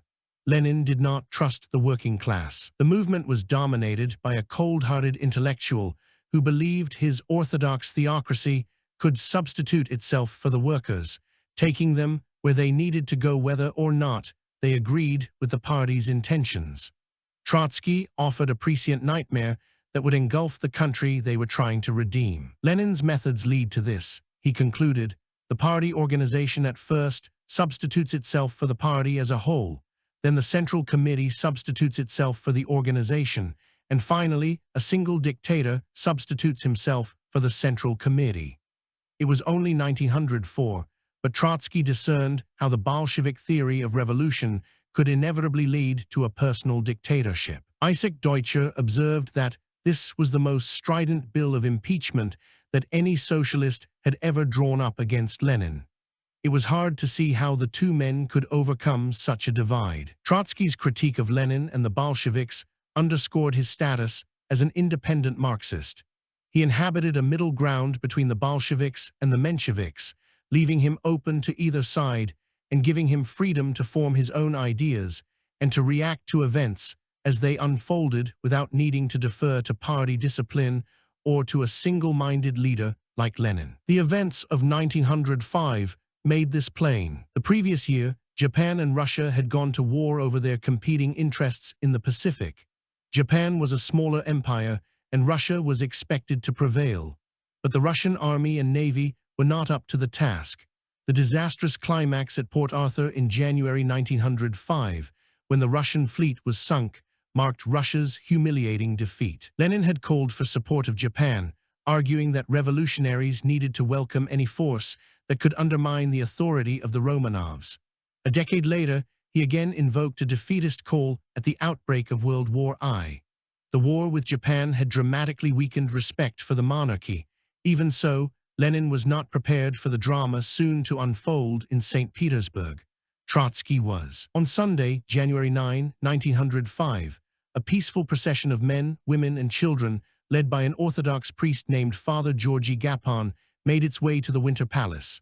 They were carrying a petition for Tsar Nicholas Roman II, asking for universal civil rights and a measure of democratic representation.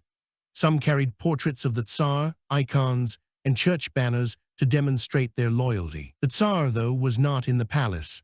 As the procession approached, the marchers were ordered to disperse. They refused and continued to move forward. The troops stationed in front of the palace grew tense, their commanding officers, unnerved by the size of the crowd and without orders on how to proceed, decided to open fire. Scores of people were killed. History recalls that day as Bloody Sunday. Immediately, strikes broke out all over Russia, accompanied by angry demonstrations and calls for the end to the monarchy. Trotsky was in Geneva when he heard the news. Exhilarated at the prospect of revolution, he could hardly contain his excitement. "Yes, she has come," he wrote. "We have awaited her. We have never doubted her. For many years she was only a deduction from our doctrine, at which the nonentities of every political shade mocked. With her first sweep, she has already uplifted society. Before January 9, our demand for a republic seemed fantastic, doctrinaire, and disgusting to all liberal pundits. One day of revolution was enough. One magnificent contact between the Tsar and the people was enough for the idea of constitutional monarchy to become fantastic, doctrinaire, and disgusting. The real monarch has destroyed the idea of the monarch. The revolution has come, and she has put an end to our political childhood. Trotsky could not stay away from Russia, even though he was a fugitive from Siberian exile and faced an immediate sentence of hard labor if caught. He went to Vienna, where he stayed with Victor Adler. Adler was completely engrossed in Russian affairs and was obtaining money, passports, addresses for political immigrés like Trotsky, who was streaming back to Russia. Adler arranged for a barber to shave Trotsky's beard and to cut his hair differently, since his appearance had already become too familiar to the Russian police agents abroad. Natalia Sedova returned ahead of him to find a suitable and discreet apartment in Kiev. With access to reliable print shops, Kiev was the center of clandestine activity for the Marxist underground. Trotsky joined her there in February, traveling on a false passport. He had been outside of Russia for 2.5 years. When he had fled, he was a little-known activist with a flair for writing and organizing. He was now a recognized figure, confident of his theoretical understanding and his authority before a crowd. He would call on all these qualities in the wake of Russia's first revolution. Trotsky stayed in Kiev for several weeks, living in a series of apartments, at times unnerving his hosts with his frenetic activity. Surrounded by visitors and piles of newspapers, he sent off letters, essays, and proclamations to editors inside and outside of the country. His proclamations circulated widely. While Lenin and Mordov stayed outside the country, absorbed in sectarian arguments between Bolsheviks and Mensheviks, Trotsky forged ahead on his own. The situation inside Russia was fluid. The initial wave of strikes and demonstrations ran its course, dampened by arrests and executions. Then, in June, a mutiny by sailors on the battleship Potemkin shook the armed forces. The Potemkin was the most powerful warship in the Black Sea Fleet. Once the sailors took control by shooting or imprisoning the officers, crews on other ships refused to intervene. But the Potemkin crew could not sustain its control and eventually surrendered the vessel to Romanian officials. The incident resonated for years and was immortalized in Sergei Eisenstein's famous film. Trotsky reached St. Petersburg in the spring.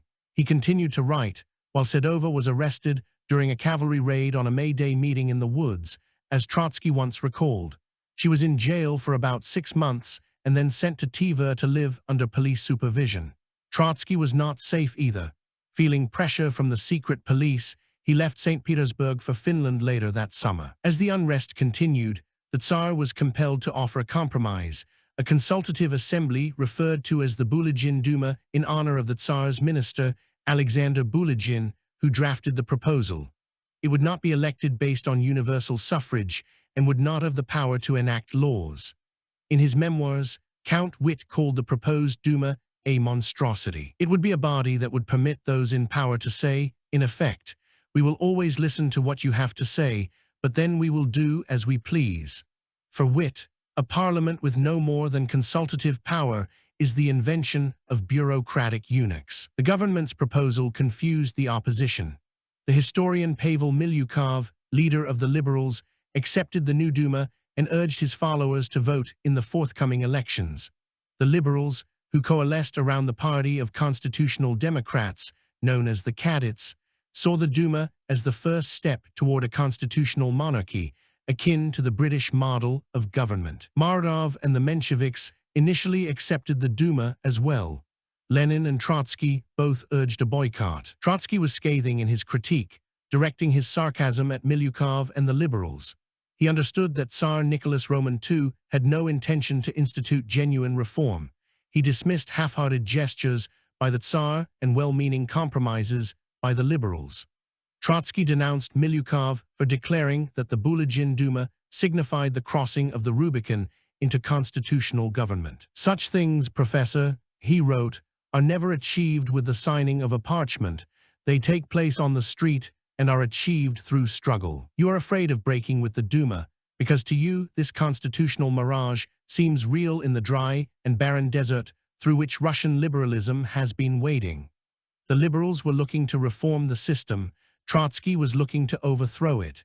In his eyes, no evolutionary process of change could provide sufficient social justice to satisfy his utopian dream. In August, a decree permitted students freedom of assembly on their campuses. Although the government expected this measure to calm hot-headed young people, it had the opposite effect, permitting revolutionary parties to hold rallies and further inflame their passions. The failed war with Japan, which concluded with the Treaty of Portsmouth on September 5, Count Witt represented Russia at a peace conference in New Hampshire led by President Theodore Roosevelt, led to profound disillusionment with the Tsar. As Trotsky observed in February 1940, as a larger war in Europe was unfolding, war does not begin with revolution, but ends with it. Witt returned to Russia that September. He was appalled by what he found. Baltic provinces were under martial law. Districts in the Caucasus were in open rebellion. Jews in Odessa, where they were in the majority, decided to use revolutionary means to get rid of their disabilities. Peasants were angry because they still could not own land. Soldiers were restless because they were being blamed for our disgraceful defeats. As Witt observed, revolution was beginning to break out into the open, with a government unable to act, crumbling in some places, and losing authority. In short, the cry was for the end of the regime. The situation reached a crisis in October when a printers' strike spread throughout the country and quickly involved railway men and workers in other industries. Still in Finland, Trotsky followed events by reading newspapers from St. Petersburg. "I opened them one after another," he recalled, "in my life. It was like a raging storm coming in through an open window." The revolution was in full swing. He paid his hotel bill and by evening of the same day was making a speech in the Great Hall of the Polytechnic Institute in St. Petersburg. The name of Trotsky would no longer be known only to readers of clandestine pamphlets and proclamations. He was stepping onto the stage of history. Lenin remained outside the country, fearful for his safety and unclear about how to proceed. He was biding his time. Trotsky had no such qualms. When he returned to St. Petersburg, he saw a country seething with defiance. The general strike had paralyzed Russia, and the workers, inspired by the idea of electing their own representative body, which became known as the Soviet or Council of Workers' Deputies, wanted more than improved working conditions. They wanted full-scale political reform. The Soviet was a genuinely democratic institution. Its hundreds of deputies represented around 200,000 workers, about half of the workforce in St. Petersburg. Both the Mensheviks and the socialist revolutionaries dispatched their representatives and supported the work of the Soviet. Trotsky, in fact, first appeared at the Soviet as a representative of the Mensheviks. The Bolsheviks were also represented, but had the arrogance to urge the Soviet to yield to their leadership. That idea went nowhere. Faced by the strike and a determined working class, the Tsar backed down and issued the famous Constitutional Manifesto on October 17. It had been written by Witt.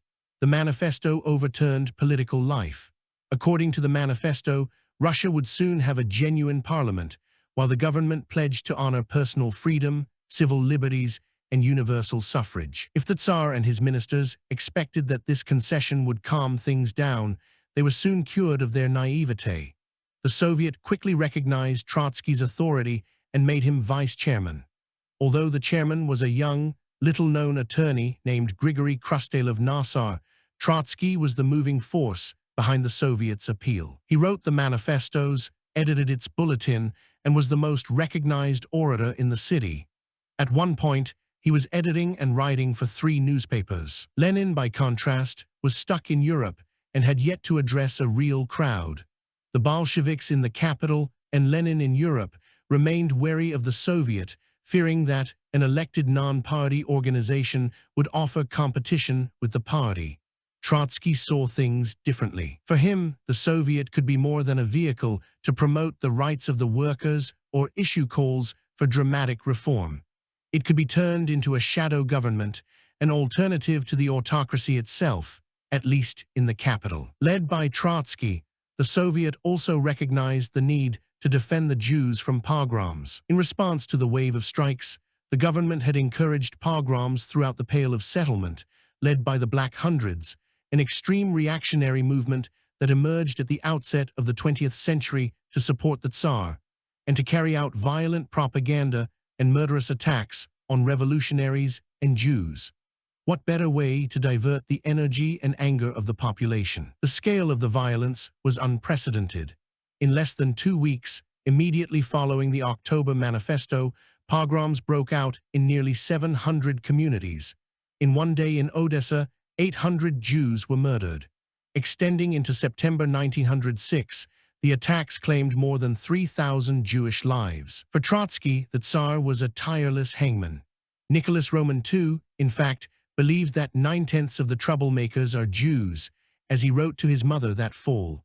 In October, the Soviet learned of plans to stage a pogrom in the capital itself to coincide with a funeral in honor of the Soviets' fallen martyrs. Trotsky sensed the Soviets' vulnerability and the likelihood of terrible violence and urged his colleagues to cancel the funeral. They reluctantly accepted. At the same time, determined not to back down altogether, they organized armed units to defend Jews living in St. Petersburg. According to one source, as many as 12,000 men, armed with revolvers or with wooden or metal clubs, were mobilized to fight the Black Hundreds if they attempted a pogrom. This move effectively forestalled the regime's attacks.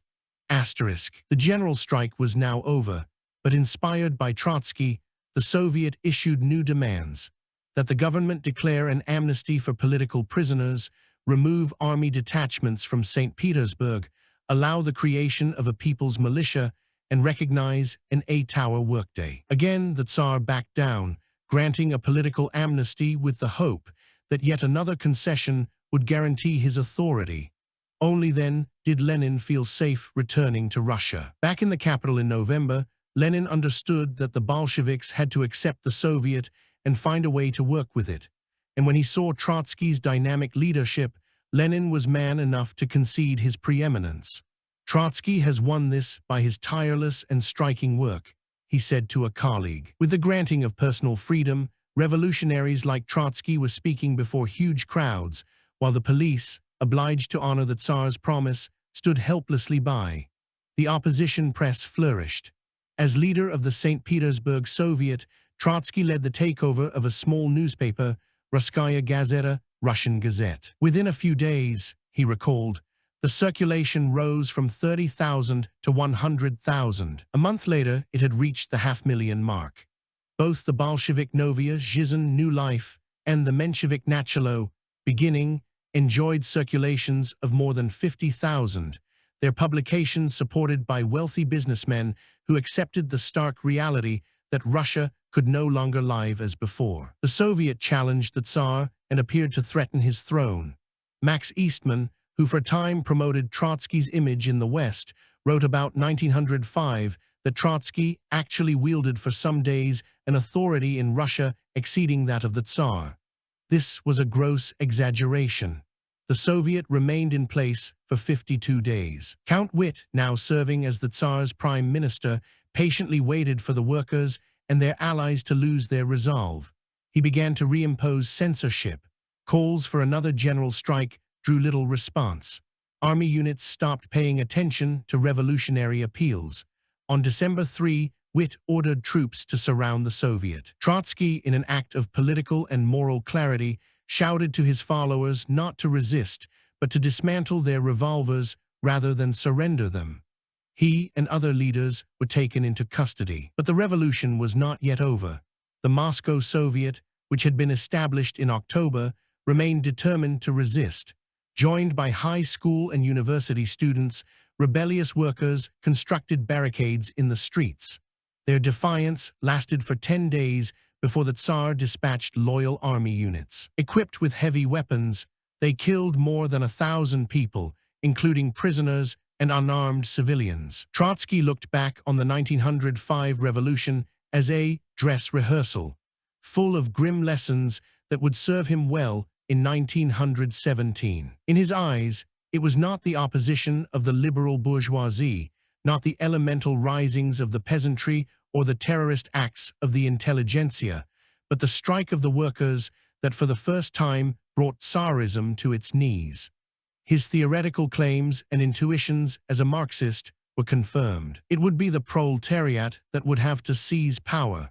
It would be the workers who would take over the destiny of Russia. Trotsky was held for about 10 months in pretrial detention with other leaders of the Soviet in the famous prisons of St. Petersburg, first in Kresty, then in the Peter and Paul fortress along the banks of the Neva River.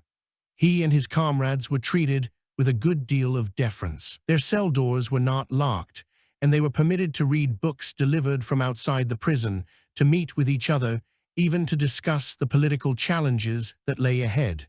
During these months, his first son, Lev, was born. Trotsky quickly established an industrious routine. Fluent in German and French, he spent hours a day reading serious literature. He luxuriated in his free time. As I lay in my prison bunk, I absorbed the European classics with the same sense of physical delight that the gourmet has in sipping choice wines or in inhaling the fragrant smoke of a fine cigar. He also wrote a good deal. One work, in particular, reverberated for the rest of his life. Among Bolsheviks and Mensheviks, who actually drew closer together in 1905 in response to the turmoil in Russia, there was a consensus that revolutions had to follow a particular pattern. Feudal societies would experience industrialization, giving rise to an urban middle class. This class would take power, the so-called bourgeois revolution, instituting parliamentary democracy, which would include free elections and civil liberties. But the inevitable exploitation of the urban proletariat would make capitalism vulnerable to revolution. In line with this understanding of Marx, a country like Germany, blessed with a large and politically astute working class, would be the first to see a proletarian revolution. In Marxist terms, Germany's working class was more mature, more highly developed than others. But Russian Marxists faced a perplexing dilemma. Capitalism was relatively undeveloped in Russia, and the country had yet to experience a bourgeois revolution. The Tsar remained on his throne, exercising unquestioned authority, while the Russian middle class was weak and indecisive. It was the workers, in Trotsky's eyes, who had nearly toppled the Tsar in 1905, but their revolutionary initiative undercut classical Marxist tenets. Trotsky wanted to make sense of how a Marxist revolution could develop in a backward society. Pondering this dilemma, he devised two famous theories of uneven and combined development and of permanent revolution. In fact, he had initially developed these ideas in 1904, when he found himself spending time in Zurich with another revolutionary named Alexander Helfand, or Parvus, his party pseudonym. But it was in 1906, when Trotsky was reading and writing all day in a St. Petersburg prison, that he systematically formulated his theories in a collection of essays entitled The Balance and the Prospects, the Moving Forces of the Revolution. According to Trotsky, only a superficial reading of Marx required one to believe that a proletarian revolution could succeed solely in a country with a highly developed capitalist system and a strong middle class like Germany. Trotsky argued that Russia's relative backwardness, particularly its lack of a middle class and its lack of capital, could enhance the prospects for revolution, make revolution even more likely, if not inevitable. Russia was already creating an urban proletariat without developing a full-fledged capitalist system. If the proletariat gained power in Russia, it could complete the process of modernization normally reserved for the bourgeoisie, a process of capitalist development that had characterized the countries of Western Europe. In this sense, Trotsky was trying to analyze the prospects for revolution in Russia within a set of Marxist categories, as he understood them, rather than trying to apply Marxist principles in some kind of mechanical way. In Russia, the revolution could occur simultaneously within both the bourgeoisie and the proletariat, in effect skipping over the bourgeois phase.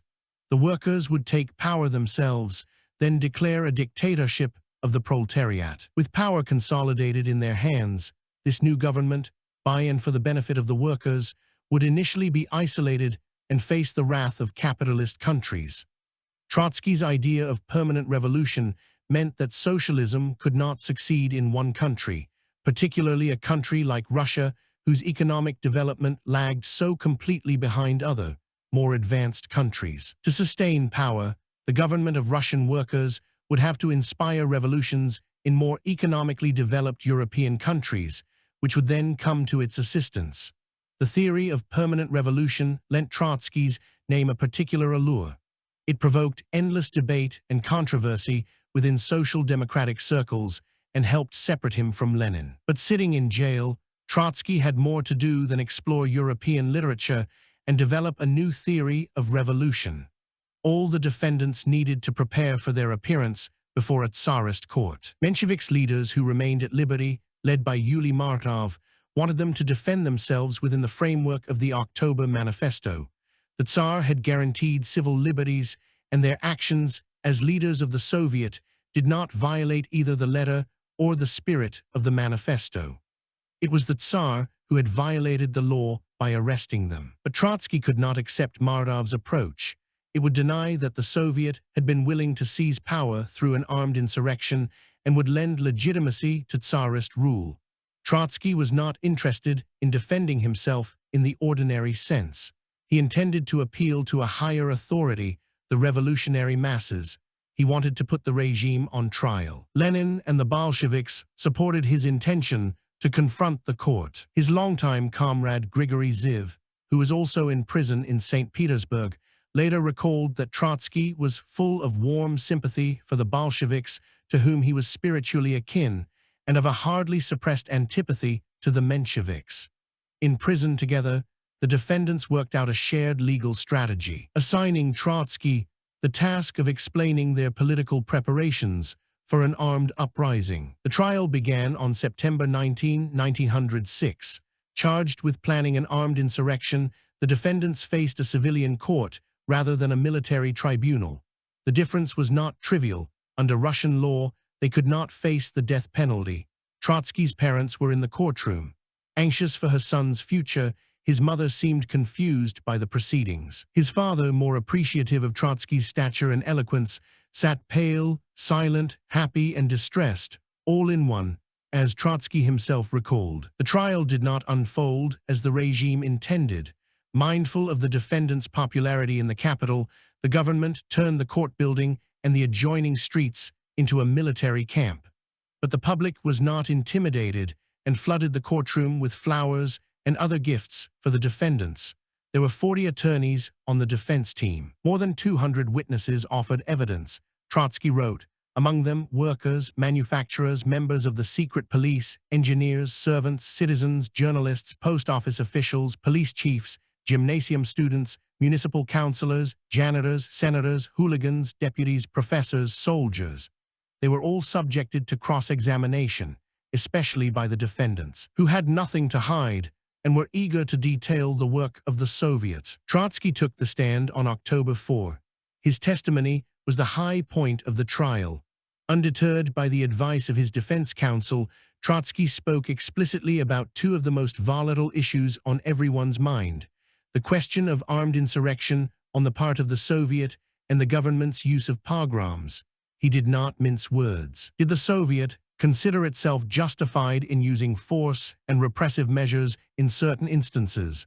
To this question, posed in this general form, my answer is yes. In the conditions created by a political general strike, the essence of which was that it paralyzed the mechanism of government, the old governmental force that had long outlived its day and against which the political strike was directed, proved itself completely incapable of undertaking anything. Even with the barbarous means which alone were at its disposal, it was not in a position to maintain and regulate public order. In the meantime, the strike had thrown hundreds of thousands of workers from the factories into the street and had awakened them to public political life. Who could take over the direction of those masses? Who could carry discipline into their ranks? Which organ of the old governmental power, the police, the gendarmerie? I find only one answer: nobody, except the Council of Workers' Deputies. Brave and insightful, Trotsky's speech expressed his full belief in revolutionary change. But he was not finished. Next, he turned to the pogroms. There are relatively few times in his career when Trotsky publicly spoke of violence against his fellow Jews. He did not regard his Jewish origins as his primary identity. and he dismissed the idea that Jewish suffering was among the reasons for his hatred of the Tsarist regime. But he detested pogroms and understood how the Russian government unleashed them, both to punish innocent Jewish families for the revolutionary activity of other Jews and to distract its own followers from the true causes of the country's turmoil. Trotsky never abided physical attacks on Jews and often intervened to denounce such violence and organize a defense. "We had no doubt that behind the facade of the Black Hundreds was the powerful fist of the ruling clique," he told the court. "What we possess is not a national governmental force, but an automaton for mass murder. I can find no other name for the machine of government that cuts into pieces the living flesh of our people. And if you tell me that the pogroms, the arson, the violence, if you tell me that all that has happened in Tver, Rostov, Kursk, Seidels, if you tell me that Kishinev, Odessa, Bialystok represent the form of government of the Russian Empire, then yes, then I recognize, together with the prosecution, that in October and November we were arming ourselves against the form of government of the Russian Empire. No non-Jewish revolutionary had ever confronted Tsarist officials with such defiant words about their violent, anti-Semitic animosity. In a delicious irony, the court was soon confronted by incontrovertible evidence of the regime's complicity in the pogroms. A former director of the police in St. Petersburg wrote 2 letters to Trotsky's defense attorney offering to testify and to provide material evidence of the government's hand in the pogroms. According to Lopukhin, the Tsar's secret police, the Okhrana, had printed leaflets calling for pogroms throughout the empire. Lopukhin also offered to testify that it was only the actions of the Soviet that had averted a pogrom in October 1905, the very attack that Trotsky and his colleagues had successfully prevented. The court refused to permit Lopukhin to testify and barred his evidence from the record. To admit it would have provided a devastating indictment of the regime itself, something the judges could not allow.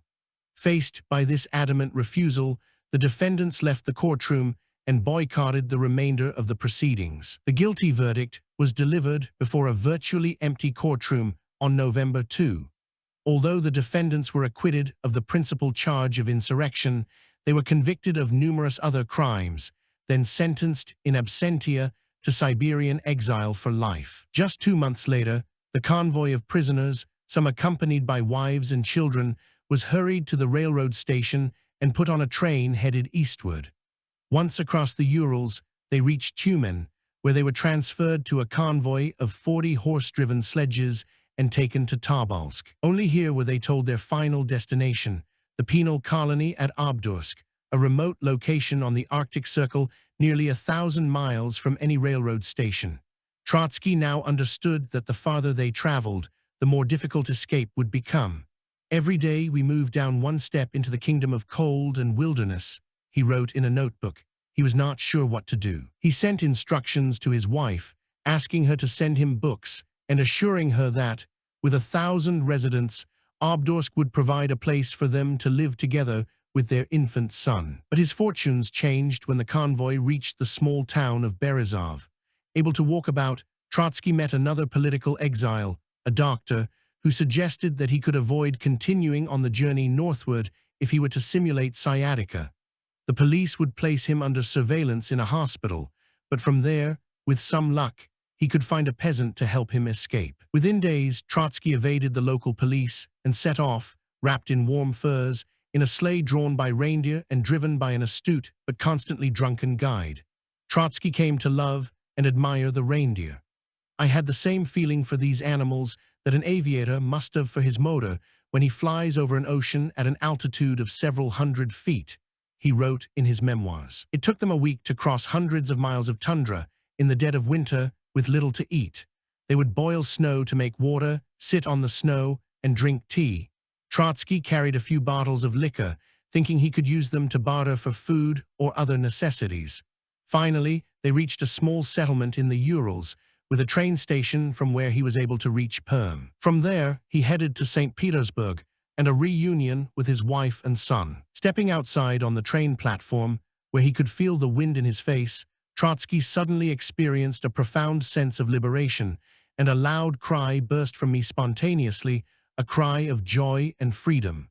Once he reached St. Petersburg, he stayed for only a few days, knowing that the police would soon be on his trail. He and his family left for Finland, where political émigrés had been heading since the collapse of the 1905 revolution. Both Lenin and Mardov were in Helsinki to greet him.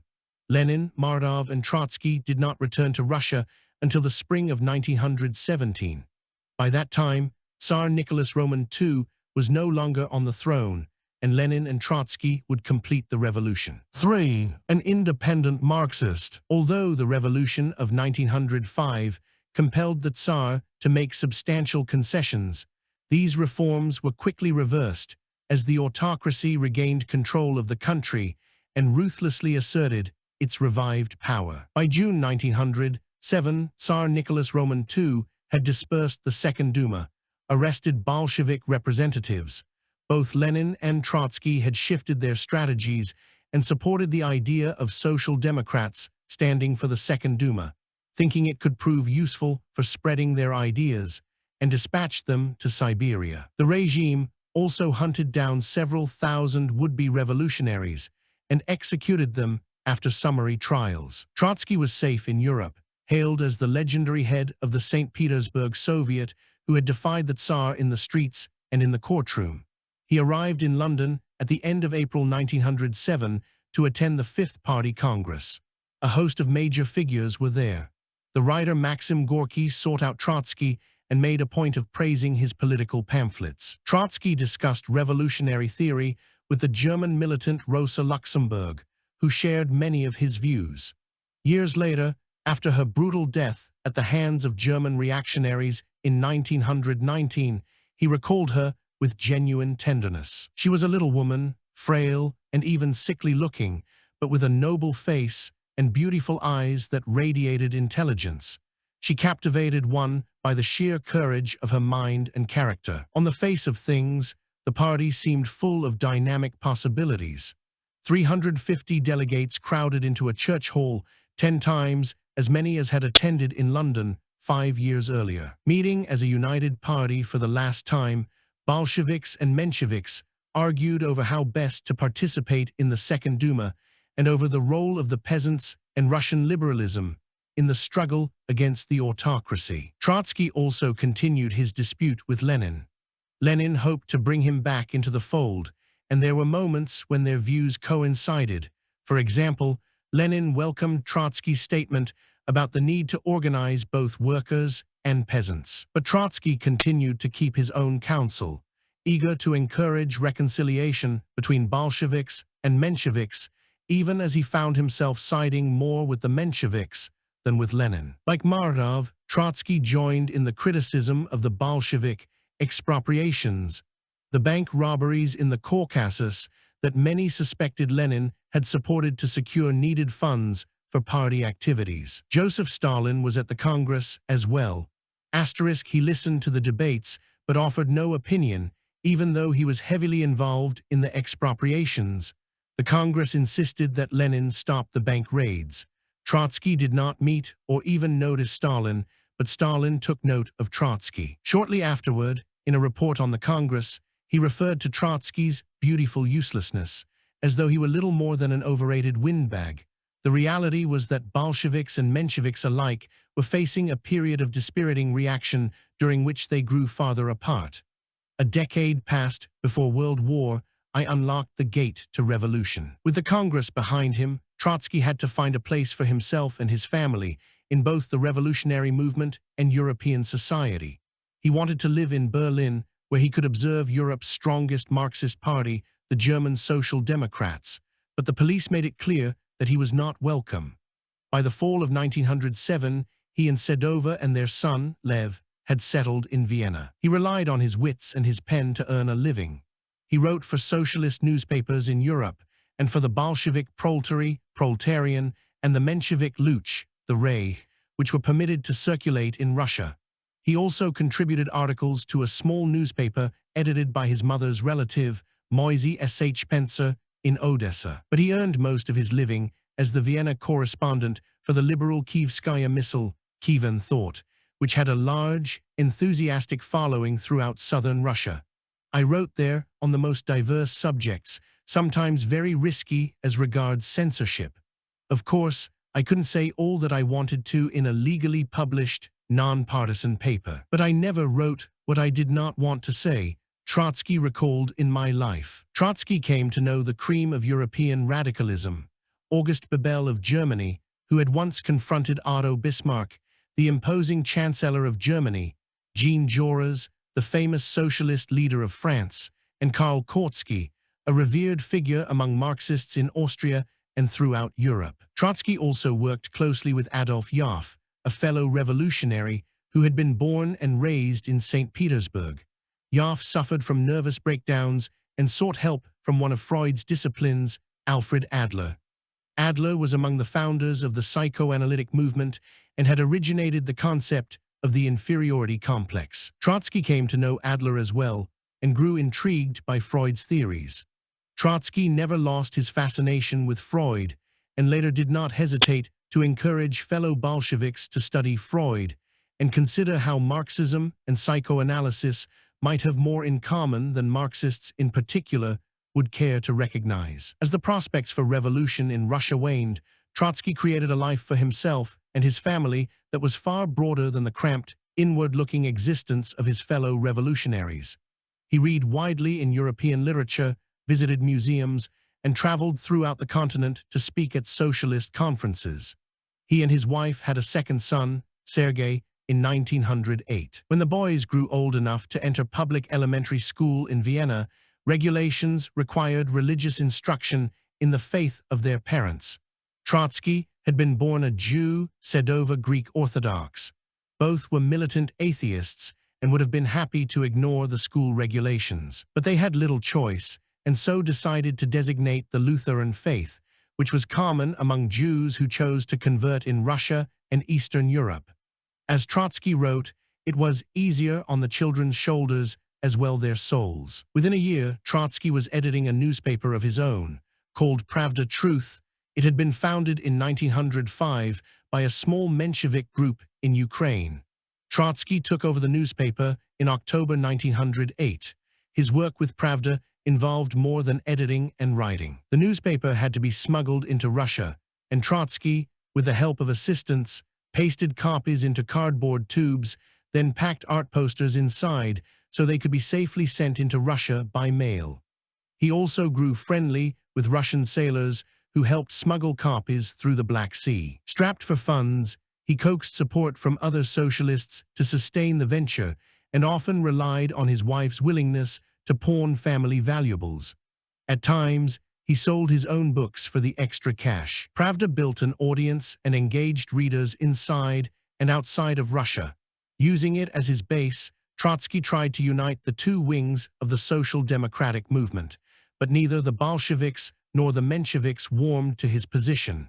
Lenin would have welcomed unity, but only on his own terms. He was not interested in compromising to reach agreement with the Mensheviks. He wanted their capitulation. He reacted with indifference to Trotsky's attempts at reconciliation. As for the Mensheviks, they knew that Trotsky generally sided with them and so could only wonder why he wanted to promote unity so badly. Trotsky's continual call for unity had an aspect of naive idealism. He understood the ideological differences between Bolsheviks and Mensheviks. But during a period of Tsarist resurgence, Trotsky wanted Bolsheviks and Mensheviks to reinforce each other's effectiveness rather than dissipate their collective energy with useless polemical arguments. His efforts, meanwhile, led nowhere and betrayed an inability to recognize political reality. Staking out his place as an independent Marxist, he set a pattern that years later would help assure his undoing. Proud, determined, happy to go it alone, he did not nurture a following in either wing of the party. By the spring of 1912, Pravda had such luster among social democrats that Lenin expropriated its name for a daily newspaper of his own, delegating Joseph Stalin, who was now living in St. Petersburg, to publish it there. Trotsky protested, but eventually gave in. The new Pravda secured a place in history, leaving Trotsky's Viennese Pravda a forgotten ancestor. Trotsky enjoyed living in Europe, but he remained alert to undercurrents of tension below everyday life. In October 1912, a conflict broke out in the Balkan Peninsula that led to two nasty wars. At that time, the region was divided among 6 independent states: Greece, Turkey, Romania, Bulgaria, Serbia, and Montenegro, along with the Austro-Hungarian provinces of Dalmatia, Bosnia, and Herzegovina. The First Balkan War pitted Bulgaria against Turkey. Bulgaria made significant gains before the Treaty of London ended the initial war. Hostilities broke out again in 1913 when Bulgaria attacked Serbia, provoking an alliance of Turkey, Greece, and Romania to declare war on Bulgaria. Trotsky covered both the First and Second Balkan Wars for Kyivskaya Missile. He traveled first to Belgrade and then to Sofia, where he witnessed Bulgaria's declaration of war. He saw refugees crowded into railroad stations, interviewed soldiers back from the front, and came upon obtuse and uninformed European journalists who failed to understand the gravity of the conflict. His description of a British correspondent belongs among the classic portraits from that era. He is magnificent, this ambassador of the press. His legs, with their self-confident thick rotundities, take up half the compartment. Wearing thick stockings and leggings above fireproof boots, dressed in a suit of thick grey check material, with a short, stout pipe of the best quality between his teeth, with a precisely etched parting in his hair, and with 2 yellow trunks made out of the hide of some prehistoric animal, he sits motionless reading Anatole France. He is visiting the Balkan Peninsula for the first time, knows none of the Slavonic languages, does not speak a word of German, has only such command of French as is compatible with the dignity of a self-respecting Briton, does not look out of the window, and talks to no one. Armed with this panoply of qualities, he is going to survey the political destinies of the Balkans. Trotsky relied on his powers of observation and sharp polemical style to convey the complexity of the tragedy. The frontiers between the dwarf states of the Balkan Peninsula were drawn not in accordance with national conditions or national demands, he told his readers, but as a result of wars, diplomatic intrigues, and dynastic interests. The great powers, in the first place Russia and Austria, have always had a direct interest in setting the Balkan peoples and states against each other, and then, when they have weakened one another, subjecting them to their economic and political influence. All this had already led to wars between Greece and Turkey, Turkey and Bulgaria, Romania and Greece, Bulgaria and Serbia. For Trotsky, surveying the sorry history of a region so kindly favored by nature and so cruelly mutilated by history, the only solution was a Balkan federal republic. Trotsky discovered a good many things to scorn: censorship in Bulgaria and in Russia, where a section of the press has replaced newsprint by a calfskin stretched over a drumhead, Turkish atrocities against Armenians, and a cavalier attitude in Bulgaria toward outbreaks of cholera. At times, Trotsky sounded as if he was succumbing to pacifism as he watched the burning of Albanian villages by Bulgarian forces. This was the first real, authentic instance I had seen in the theater of war, of ruthless mutual extermination between men. He concluded that man is dependent on conditions. In the circumstances of the organized brutality of war, men quickly become brutalized without realizing it. Covering these 2 wars, Trotsky understood how the conflicts were bequeathing an extreme intensification of national hatreds. And it was here, as he surveyed impoverished Jews in Sofia and numerous Jewish villages in Romania, that Trotsky produced his most extensive writing about the fate of his coreligionists. He did not conceal his distaste for poor, religious Jews in Sofia. Under the weight of extreme poverty, they comfort themselves with the legend of the coming kingdom of Zion, a backhanded dismissal of their Zionist longings. Their huts recalled the degradation of the Jewish villages of his childhood, where traditional Jewish homes could not compare with the clean, well-kept abodes of their German neighbors. For Trotsky, only socialism pointed the way out of the ghetto, and he left heartened by the presence of Jewish radicals, workers who had escaped from the spell of religious melodies and national superstitions and transferred their hopes to the Socialist International of Labor. Nothing gave him greater pleasure than to meet a Jewish trade union organizer with a portrait of Karl Marx on his wall. In August 1913, Trotsky contributed 3 substantial articles about Romanian Jews to Kievskaya Missile. Invoking all the anger he could muster, Trotsky made clear that the 300,000 Jews of Romania, deprived of citizenship, were among the most persecuted people in all of Europe. Myriad laws restricted their participation in civic life, where they could live, and how much land they could own. Jewish children were barred from attending state primary schools. A Jew cannot become a lawyer, the owner of a chemist's shop, a dealer, or a broker on the stock exchange, he reported. But the government required Jews to pay taxes and drafted them into the army as if they were normal citizens. He could only conclude that antisemitism has become the state religion, the last psychological cement holding together a feudal society that is rotten through and through. Trotsky went on to describe the failure of the European powers to protect the Jews of Romania. Under the Treaty of Berlin of 1878, Romania was obligated to grant equal rights to all of her national minorities. Trotsky expressed astonishment in reporting that German Chancellor Otto von Bismarck had spoken out vigorously in defense of Romania's Jews around that time. Acting, in a sense, as the executor of the Congress of Berlin, Bismarck refused to enter into any direct diplomatic dealings with Bucharest as long as the Jews had not been granted equal rights. It was remarkable, Trotsky explained, how close to the Iron Chancellor's heart were the interests of Moldavian Jewry. The interests of the Hohenzollern on that eastern throne were nothing to him beside the fate of some pariahs without rights. Then Trotsky revealed the deeper story behind Bismarck's apparent sensitivity.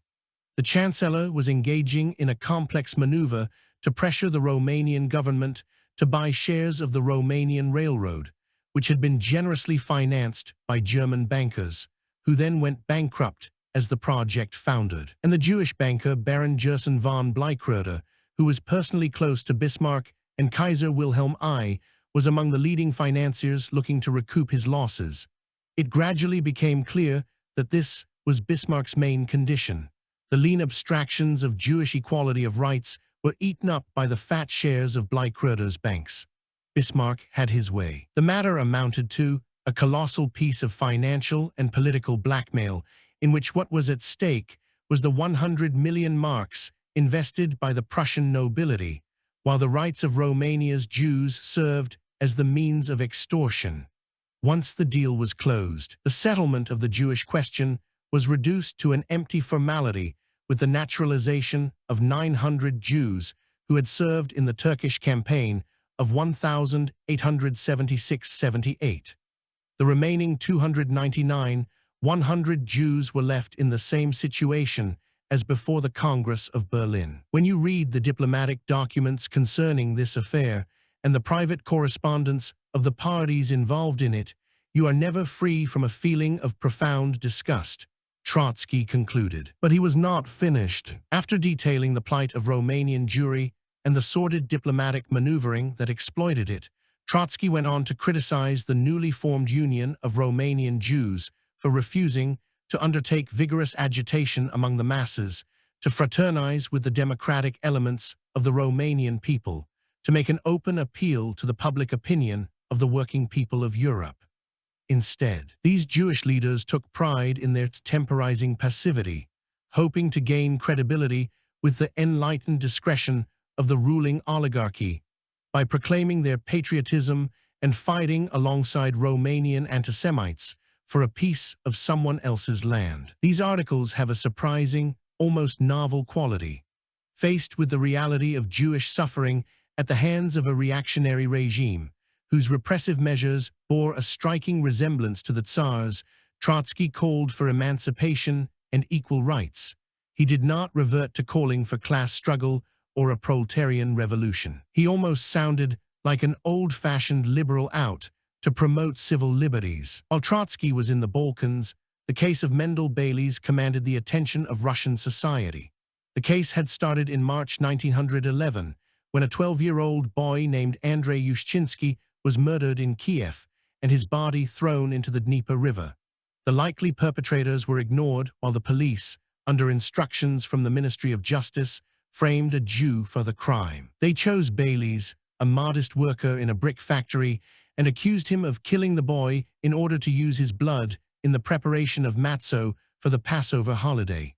Protests erupted throughout the world, including in the liberal and radical press of Russia. In Czechoslovakia, Thomas Masaryk led a demonstration to protest the case, while the United States abrogated its commercial treaty with Russia in part over the blood libel accusation. But prosecutors refused to relent and proceeded with a trial by jury in September 1913.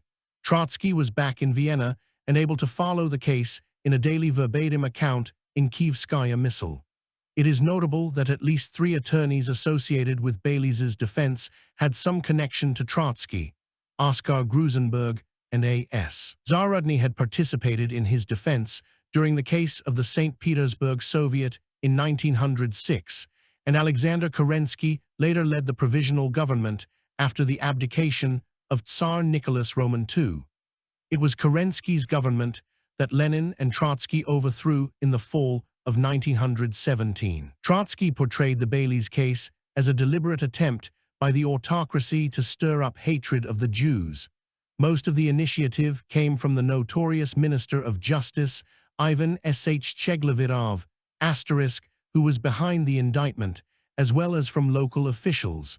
Trotsky could not restrain his anger. The following material, from a much longer piece, which appeared in the Viennese newspaper Die Neue Zeit, the New Times, soon after Baylis was acquitted, captures the full force of Trotsky's sarcastic fury. Once the trial got underway, the prosecution arrayed its considerable tools. As Trotsky described it, there is the expertise for ritual, there are the volumes of material evidence, which can stun the jury, and most of all, there is a living Jew with a crooked nose and a black beard. There was nothing startling in the very build-up of the accusation. What was stunning was the deliberate falsity of it. But when an ordinary Jewish worker is suddenly torn away from his wife and children, and is told that he has drained out the blood of a living child, with a view to consuming it, in one form or another, to the joy of his Jehovah, then one need only visualize for a moment the state of this wretch during 26 months of isolated imprisonment to cause one's hair to stand on end. Every effort was done to instill hatred toward Baylis as a Jew in the Kievan jury. During the trial itself, all of Russia seemed to pass through the courtroom. A suburban shoemaker, a Jewish capitalist, a peasant drayman, a police detective, street Arabs, liberal journalists, thieves, a Greek Orthodox monk, a Jewish convert, a convict, spinsters of light conduct, a priest, an officer of the gendarmerie, a cashier of a bankrupt loan bank in the role of a leading patriot, a former revolutionary in the role of a voluntary investigator, a lawyer witness, a medical professor, a Catholic priest, a professor of a spiritual academy, and a Jewish rabbi, thieves and reputable people, learned specialists and fanatics, refuse of pogromist reaction and revolutionary splinters. All these passed before the amazed eyes of 12 obscure people, chiefly peasants, deliberately placed there by the Minister of Justice for the greatest convenience of the medieval trial court. Relieved by the jury's unexpected vote to acquit, although it did declare that a ritual murder had been perpetrated by someone unknown, Trotsky reviewed the trial transcript and observed that he had reacted first and foremost with a feeling of physical nausea. It is hard to sort out the motivations behind Trotsky's complex reaction to the Baylis trial or the conditions facing Romanian jury. His commitment to social justice had several sources. Neither he nor people close to him ever asserted that his moral education was formed by his experience as a young, sensitive, intellectually precocious Jew in an empire ruled by an anti-Semitic autocrat. In his memoirs, Trotsky has little, if anything, to say about childhood experiences of antisemitism. There are vivid examples of Russian Jews from families that were at least somewhat assimilated, who nonetheless recalled the anguish of their parents at news of pogroms or the unfolding Dreyfus case. If such incidents occurred in Trotsky's childhood home, he did not share them. But as he came across impoverished and disenfranchised Jews in the Balkans and followed the notorious Baylis case, he responded with an angry eloquence. Twice, he mentioned feelings of disgust and nausea that overtook him when he contemplated their misery. Perhaps he did not think of himself as a Jew in the same way that they were Jews. He was a Marxist, a convinced internationalist, a man who resisted any narrow, parochial appeal in the name of a universal political faith. But he had still been born and raised as a Jew. Perhaps the starkness of their lives touched something so deep inside his emotional life that he needed to vomit it out, to disgorge it before it compelled him to see himself in their faces. At moments like these, Leon Trotsky was a Jew in spite of himself. Years after the Balkan Wars and the Baileys case, Trotsky witnessed worse incidents of hatred directed against the Jews, including large-scale pogroms during the Russian Civil War and the demagogic attacks of Hitler and the Nazis. But he never again invoked the same plain language of disgust. He continued to refer to the Baileys case in his writings. In the last year of his life, in 1939, after Stalin had orchestrated the Great Terror, and as Hitler's bellicose intentions became increasingly clear, Trotsky invoked the image of Mendel Baileys. Retrospectively, in the light of civilization's latest achievements, especially in Germany and the USSR, the Baileys trial today seems almost a humanitarian experiment. With Europe on the verge of a monstrous calamity, Trotsky could think of no better way to personify the continent's suffering than to invoke the image of a poor, lonely Jew falsely accused of killing a Christian child. Even as he threw himself into his work as a journalist, Trotsky remained intensely involved within party circles. In the summer of 1912, he made another fruitless attempt to promote unity. By that time, the Bolsheviks had revived their underground work within Russia.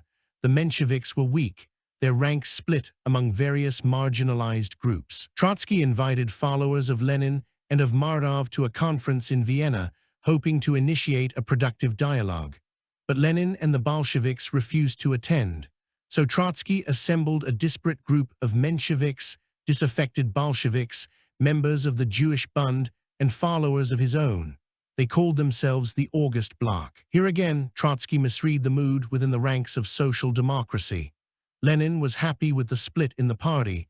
The Mensheviks, who were not interested in reconciling with him either, played along with Trotsky's efforts.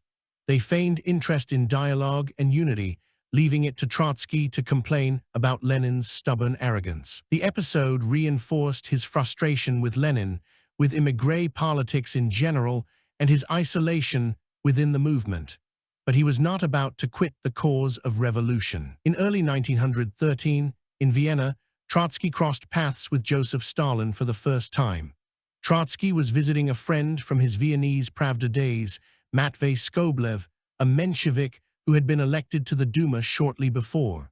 They were discussing the overthrow of the Tsar over tea when, as Trotsky wrote many years later. Without a warning knock, the door suddenly opened and an unfamiliar figure appeared on the threshold. He was not very tall, thin, with a dark, gray, colorless face on which traces of smallpox could be seen. He carried an empty glass. Evidently, he had not expected to meet me, and there was nothing friendly in his expression. He made a guttural noise, which could have been taken as a greeting, went to the samovar, silently poured himself some tea, and silently stepped out. Skoblev explained that this was Jugashvili, that he was from the Caucasus, and that he had just been named to the Bolshevik Central Committee, where he was making a name for himself. Trotsky may have colored his recollection, but there seems nothing false about this brief portrait. At that time, Stalin had just begun editing the Bolshevik Pravda and would not have been friendly to Trotsky, who was still engaged in polemical debates with Lenin. Stalin had already expressed his contempt for Trotsky as just another useless intellectual.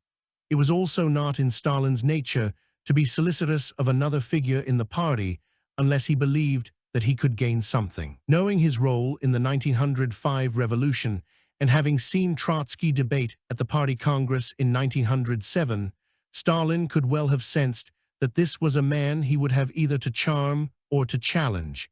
It was too early to decide which. It is curious that Trotsky waited until 1939 to describe this first meeting. He did not include it in his memoirs or in his biography of Stalin, but wrote about it in an essay called Hitler's New Friend in September 1939, shortly after the signing of Molotov-Ribbentrop Non-Aggression Pact, when the two dictators agreed to divide Poland between them, allowing Hitler to invade Poland from the west and begin World War II. By 1939, their mutual hatred and Stalin's murderous attacks on Trotsky's sons and broader family no doubt loosened Trotsky's restraints.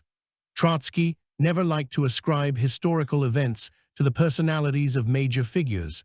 It contradicted his Marxist beliefs. Perhaps he was reluctant to connect Stalin's personal behavior, his boorish and sullen conduct, his physical deformities, to the tragic fate of the revolution. On June 28, 1914, Gavrilo Princip, a young Bosnian Serb, assassinated Archduke Franz Ferdinand, the heir to the throne of the Austro-Hungarian Empire.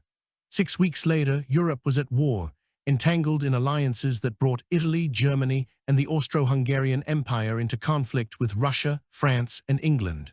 Trotsky was in Vienna when he heard the news on August 3. He walked around the center of town, dismayed by crowds of people aglow with patriotic enthusiasm for the business of mutual extermination.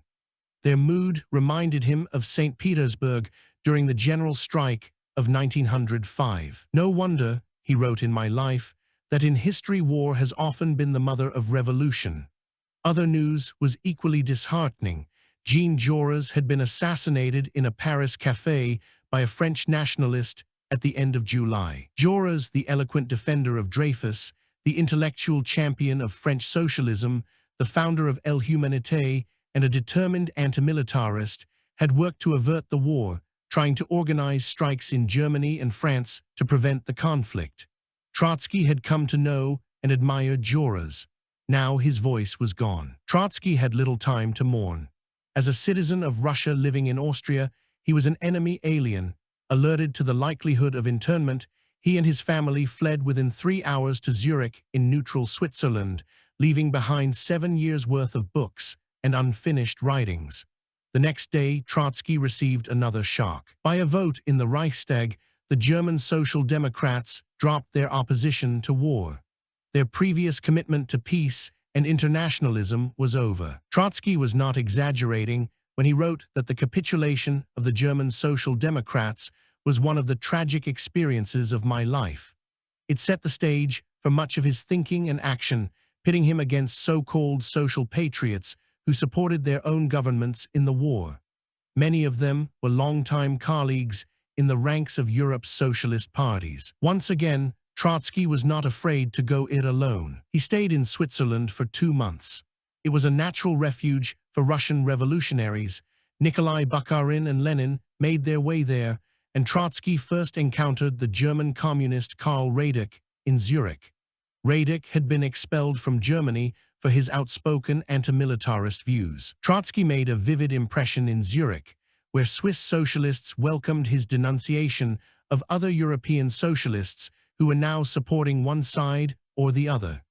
Stirred by the debates swirling around him, Trotsky wrote his influential pamphlet, The War and the International. Impatient with all social democrats who supported the war, Trotsky reserved particular scorn for the German party. He could not tolerate their triumphant chauvinism or their self-serving argument that by fighting Russia, Germany had accepted a progressive historical mission. In our struggle against Tsardom, Trotsky insisted, in which we know no truce, we have not sought and are not seeking assistance from the militarism of the Habsburgs or the Hohenzollerns. It was necessary to reject the injection of imperialist poison into the German and Austrian proletariat. Socialists should stand for peace, but not a peace to maintain the status quo or allow the contending alliances of capitalist states and empires to work out a different balance of power over the bodies of dead soldiers and workers. Trotsky called for a democratic peace, which would prohibit annexations and guarantee the self-determination of the smaller nations trapped within imperialist empires. In his memoirs, Trotsky was pleased to report that 3 years later, after the Bolshevik Revolution of 1917, an American publisher brought out his pamphlet in an English translation. It caught the attention of President Woodrow Wilson, who was at the time working on his 14 points. According to Trotsky, Wilson was astonished that a Marxist revolutionary anticipated many of the principles expressed in his own plan for post-war Europe. But then Trotsky went further, in a direction that Wilson could never approve. In The War and the International, Trotsky predicted that the conflict would lead to the collapse of the capitalist system and the nation-state as it had come to be known. "We, revolutionary socialists, did not want war," Trotsky wrote, "but neither are we afraid of it." Disillusioned by the war and its destruction, the international proletariat would choose the path of socialist revolution to forge a new, more powerful and stable fatherland, the Republican United States of Europe, as a transition to the United States of the world. It was here, however haltingly, that the views of Trotsky and Lenin began to converge. Like Trotsky, Lenin foresaw that the war would bring about profound dislocations and possibly hasten revolution. And as Trotsky had suggested, Lenin conceded that based on the unevenness of economic and political development, an upheaval in Russia could take place before it spread to Europe. They also shared the belief that for such a revolution to succeed, in a country that had barely advanced past feudalism, it would need the support of the revolutionary parties that would inevitably take power in the rest of the continent. In the opening months of the war, this debate must have seemed easy to dismiss as the murmuring of shadowy figures on the margins of great events. But well before the vast extent of the carnage became apparent, Trotsky and Lenin understood that this war would change Europe forever. Many others, from diplomats to erstwhile socialist allies, were optimists, blithely predicting that the war would be over within months. Trotsky and Lenin knew better. For them, it was always a senseless slaughter. Trotsky left Switzerland for France in November, assuming the role of war correspondent for Kievskaya Missile. His family joined him in May 1915, and they settled together on the western outskirts of Paris. For a time, Trotsky divided his work between writing for Kievskaya Missile and collaborating on Golos, The Voice, a daily Russian émigré newspaper that the Menshevik leader Yuliy Mardov was editing. Golos shared Trotsky's opposition to the war.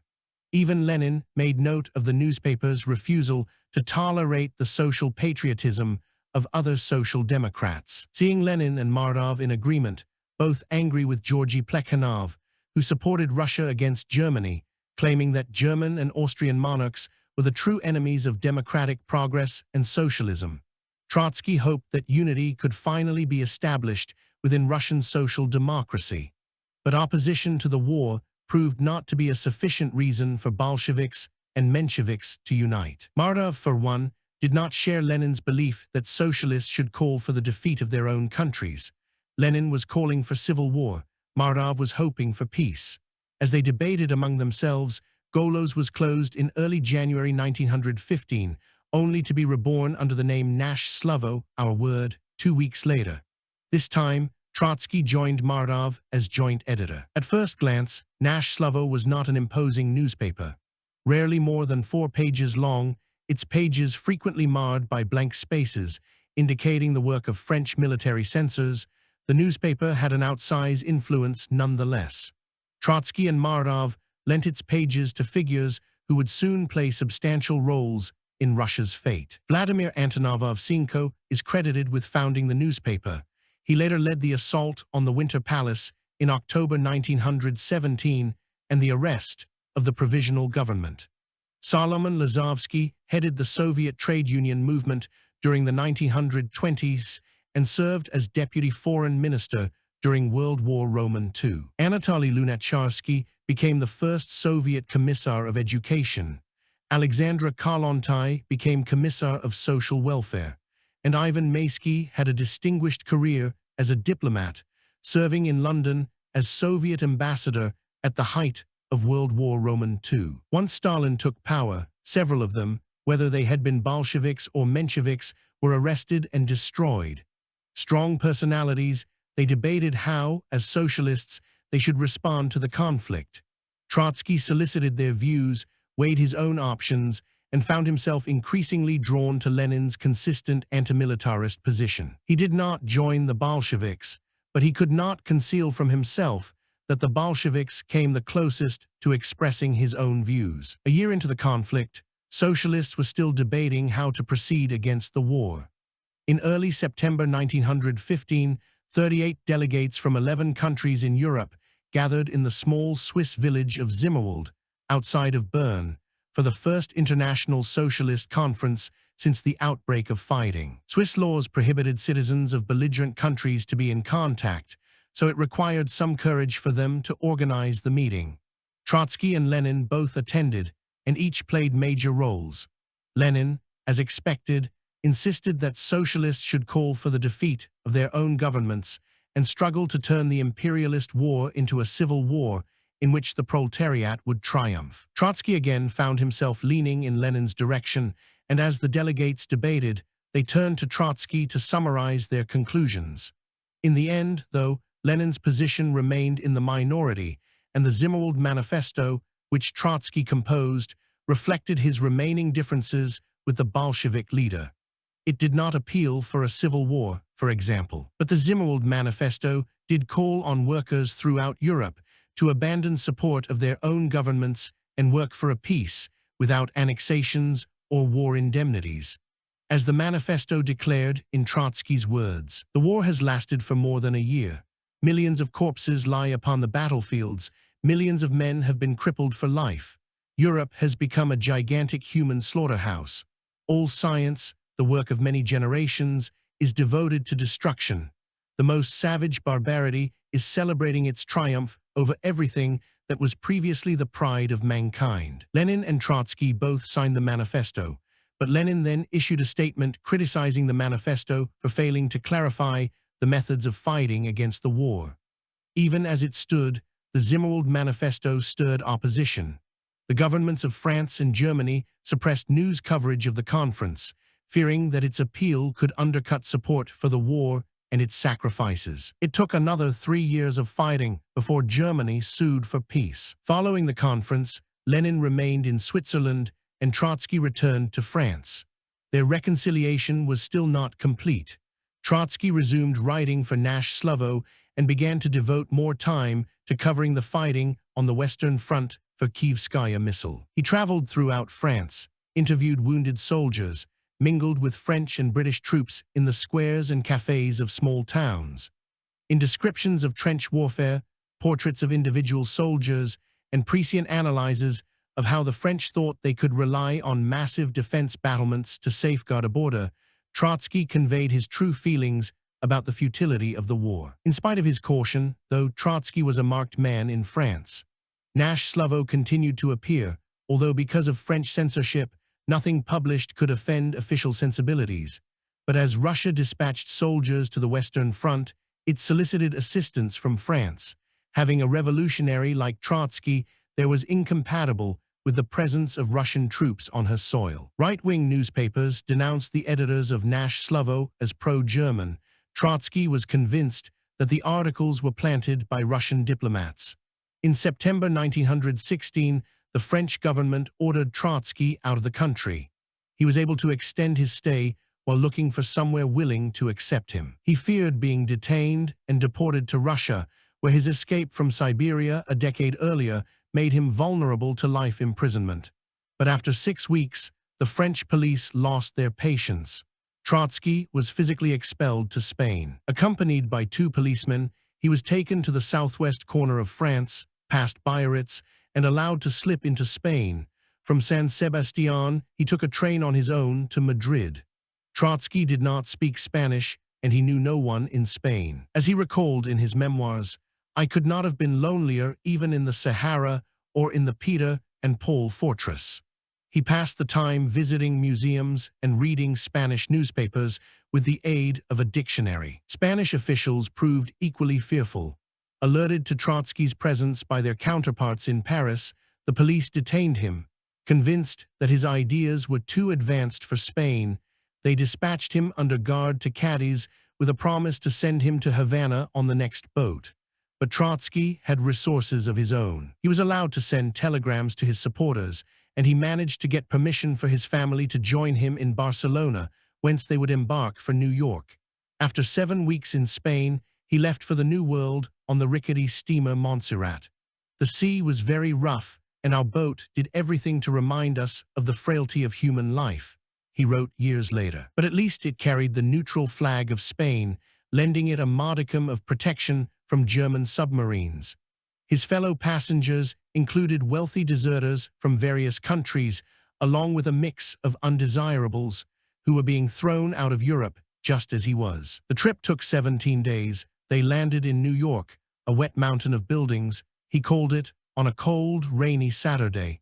It was January 13, 1917. Trotsky stayed for only 10 weeks, but they were among the most fateful days in the history of both Russia and the United States. Once in New York, Trotsky found himself drawn to Russian-speaking socialists like himself. Nikolai Bukharin was already there, having been expelled from Scandinavia. Trotsky saw Bukharin within a day after his arrival and was soon joining him as an editor for Novy Mir, New World, a Russian immigré socialist newspaper with a distinctly anti-war stance. He resumed his profession as a revolutionary socialist, but since America was still neutral, it was a profession no more reprehensible than that of a bootlegger. He wrote articles and delivered lectures in New York, Philadelphia, and other cities. The Russian-born anarchist Emma Goldman came away impressed when she heard him speak. After several rather dull speakers, Trotsky was introduced. She wrote in her memoirs, "A man of medium height, with haggard cheeks, reddish hair, and straggling red beard stepped briskly forward. His speech, first in Russian and then in German, was powerful and electrifying."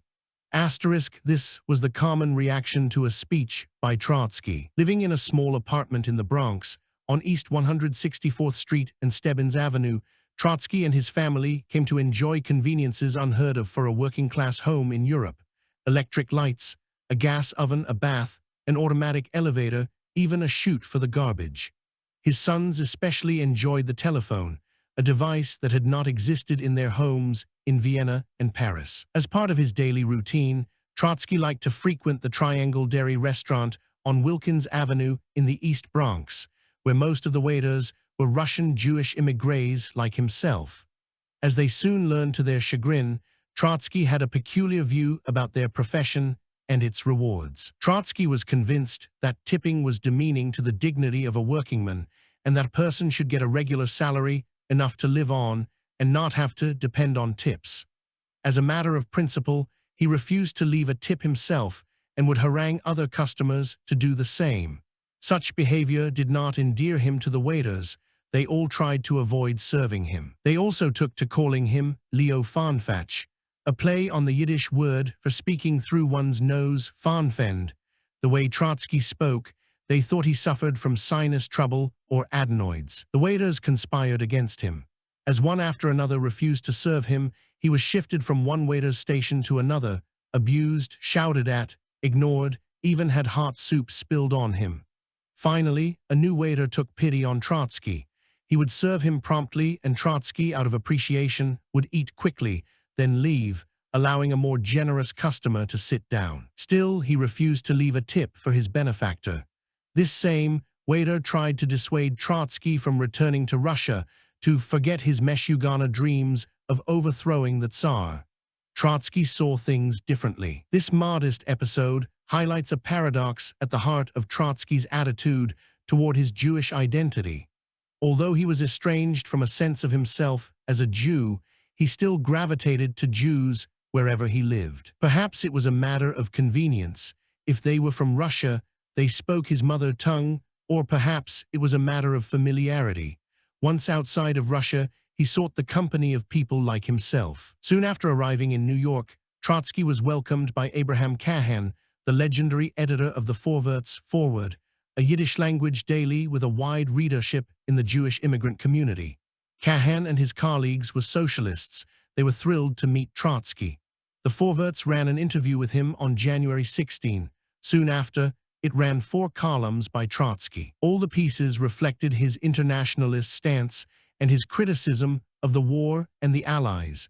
Resentful over his expulsion from Paris, he naturally targeted France, claiming that it was subservient to the Tsar. He denied he was pro-German, in spite of the fact that the Vorwärts, like the vast majority of its Russian Jewish readers, took a pro-German stance, hoping to see the downfall of the Tsarist autocracy. Without the constraints of military censorship, Trotsky threw caution to the wind. In one article, he went so far as to counsel American workers to choose between internationalism and patriotism. It is necessary to consciously choose between these two directions, which are incompatible for those Americans, and especially the Jewish American workers, who have failed to make the choice until now. Regardless of their interest in socialism, it is hard to imagine many Russian Jews in New York, having reached the Goldene Medine, Yiddish for the Golden Country, deciding to choose sides against America in the name of revolutionary socialism. Furthermore, Trotsky's articles appeared at a time when Wilson's government was heading to a confrontation with Imperial Germany. America had declared its neutrality immediately after the outbreak of hostilities, and Wilson had won re-election in 1916, pledging to keep the country out of Europe's war. But events were compelling him to reconsider. At the end of January 1917, Germany declared unrestricted submarine warfare. Its strategy was clear. The German High Command believed it could break the British naval blockade and punish England sufficiently before the United States could enter the war.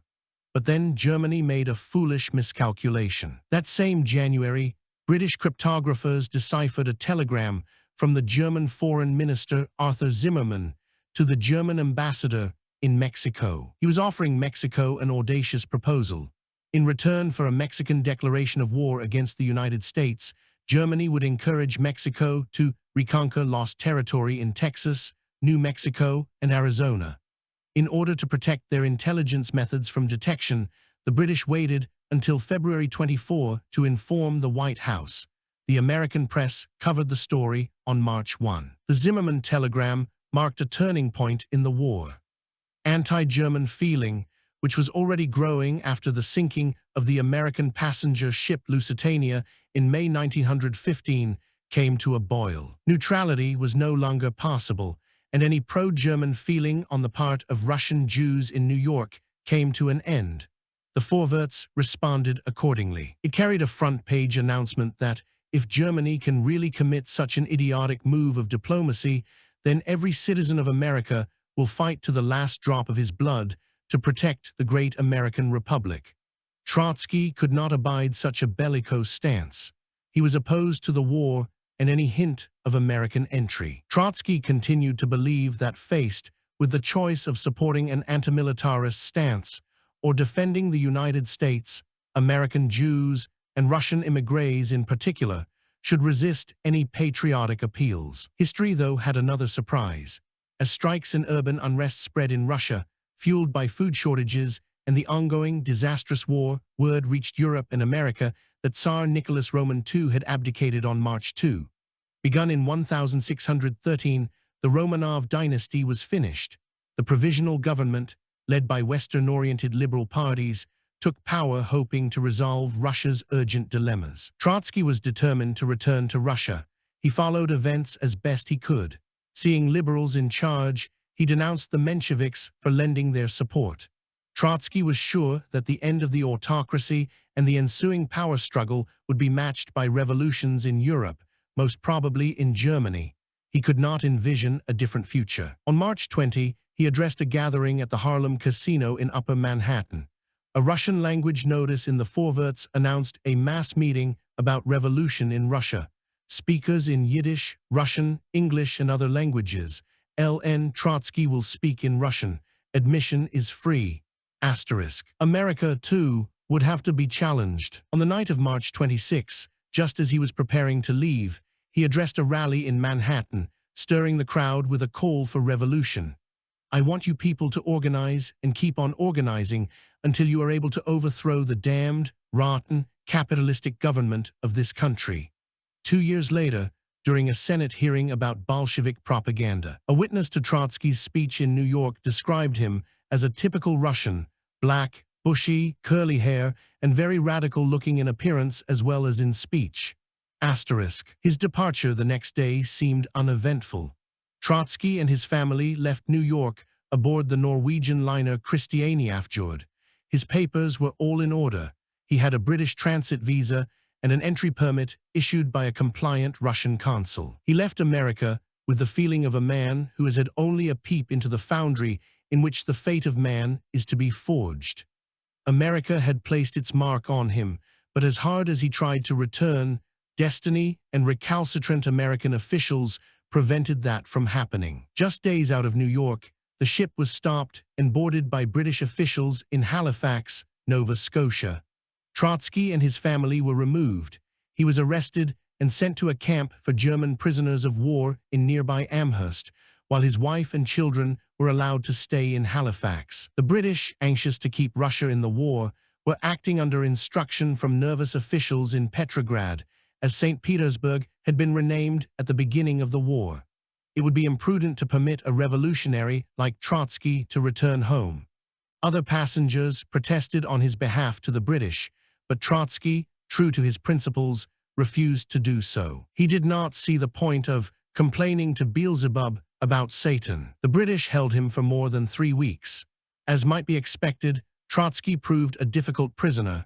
He turned the camp of 800 German POWs into one continuous mass meeting, explaining in speeches and smaller discussions that the war was a crime. So many prisoners followed his every word that German officers appealed to the British to prohibit him from talking to the POWs, a request the warden was happy to grant.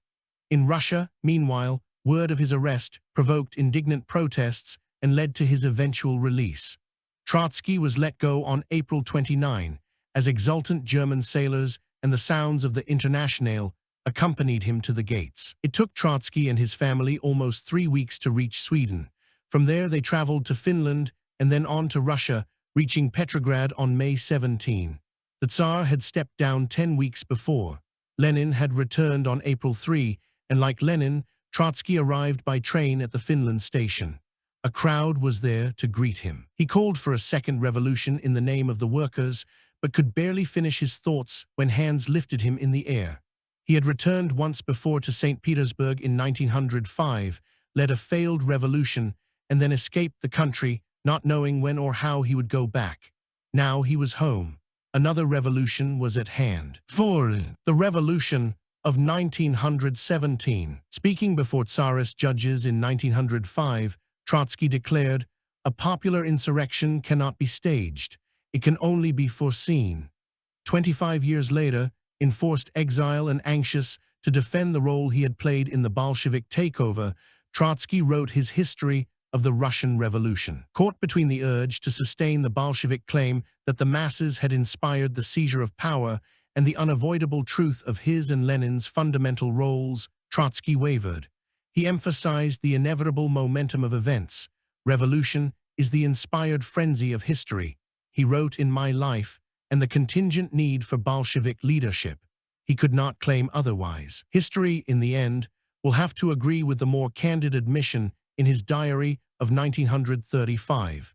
Had I not been present in 1917 in Petersburg, the October Revolution would still have taken place, on the condition that Lenin was present and in command, translators italics. If neither Lenin nor I had been present in Petersburg, there would have been no October Revolution.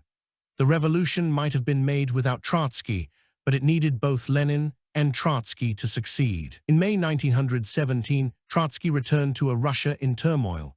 The Tsar had abdicated in the wake of violent demonstrations, industrial strikes, and mutinies by soldiers and sailors. Protests over lack of bread turned into a revolution. The Petrograd Soviet of Workers' Deputies, which had once been led by Trotsky, declared its revival.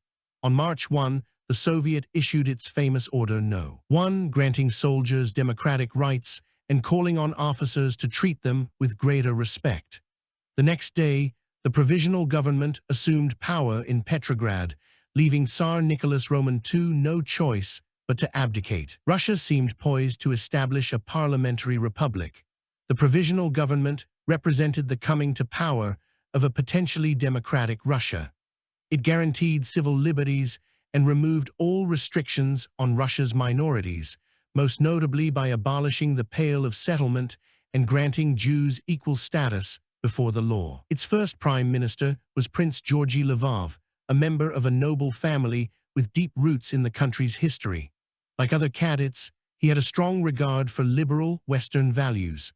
The Tsar had abdicated in favor of his brother, Grand Duke Mikhail Alexandrovich, and there was some support within the provisional government to honor the Tsar's wishes. But the Grand Duke refused the appointment.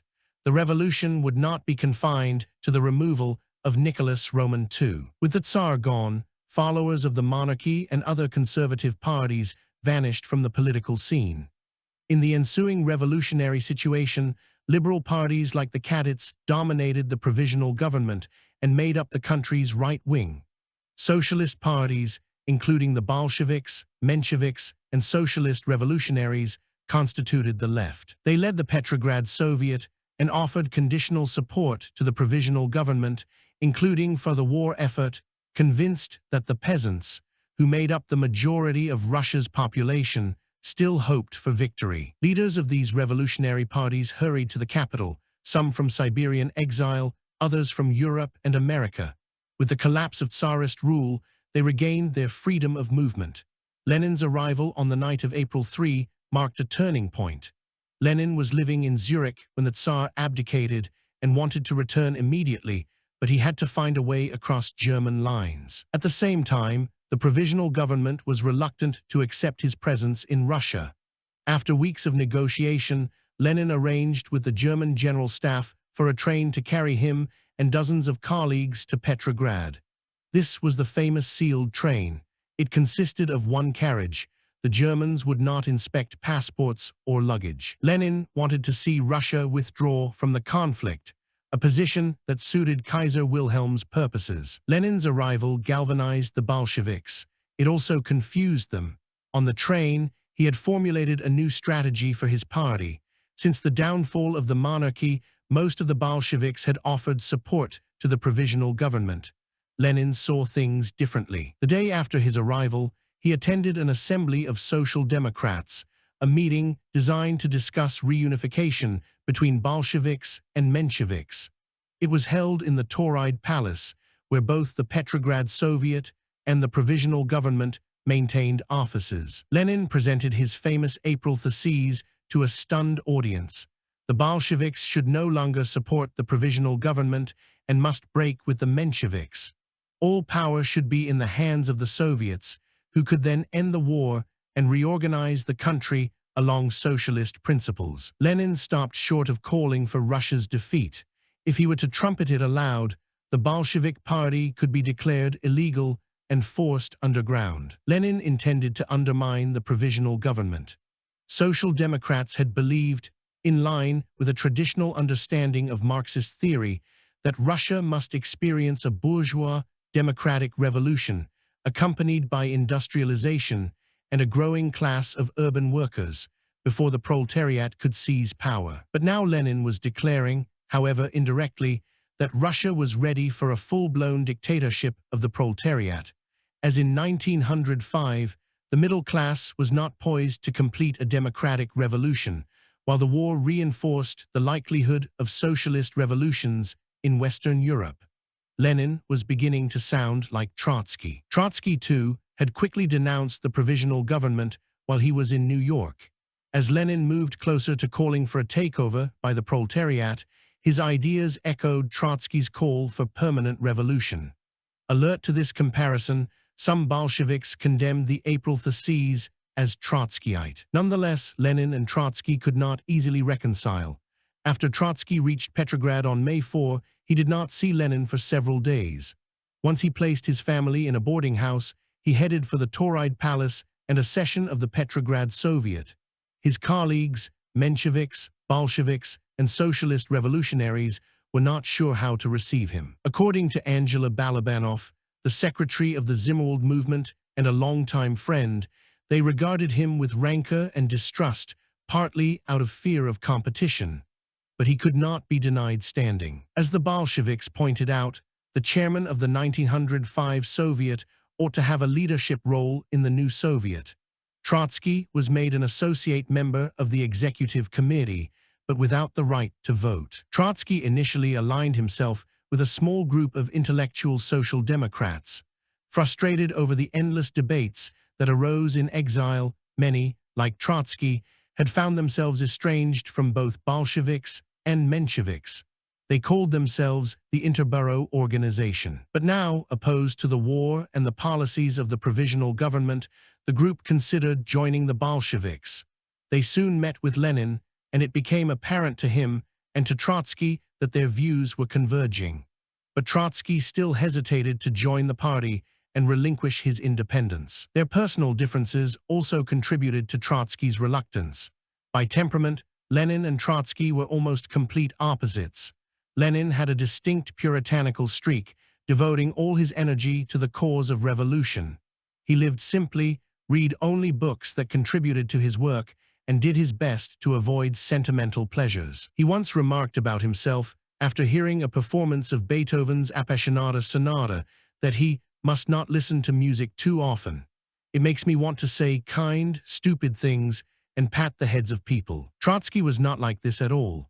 Although he did not smoke and almost always avoided liquor, he enjoyed art and music, read widely in several languages, raised children with his second wife, and adored hunting and fishing.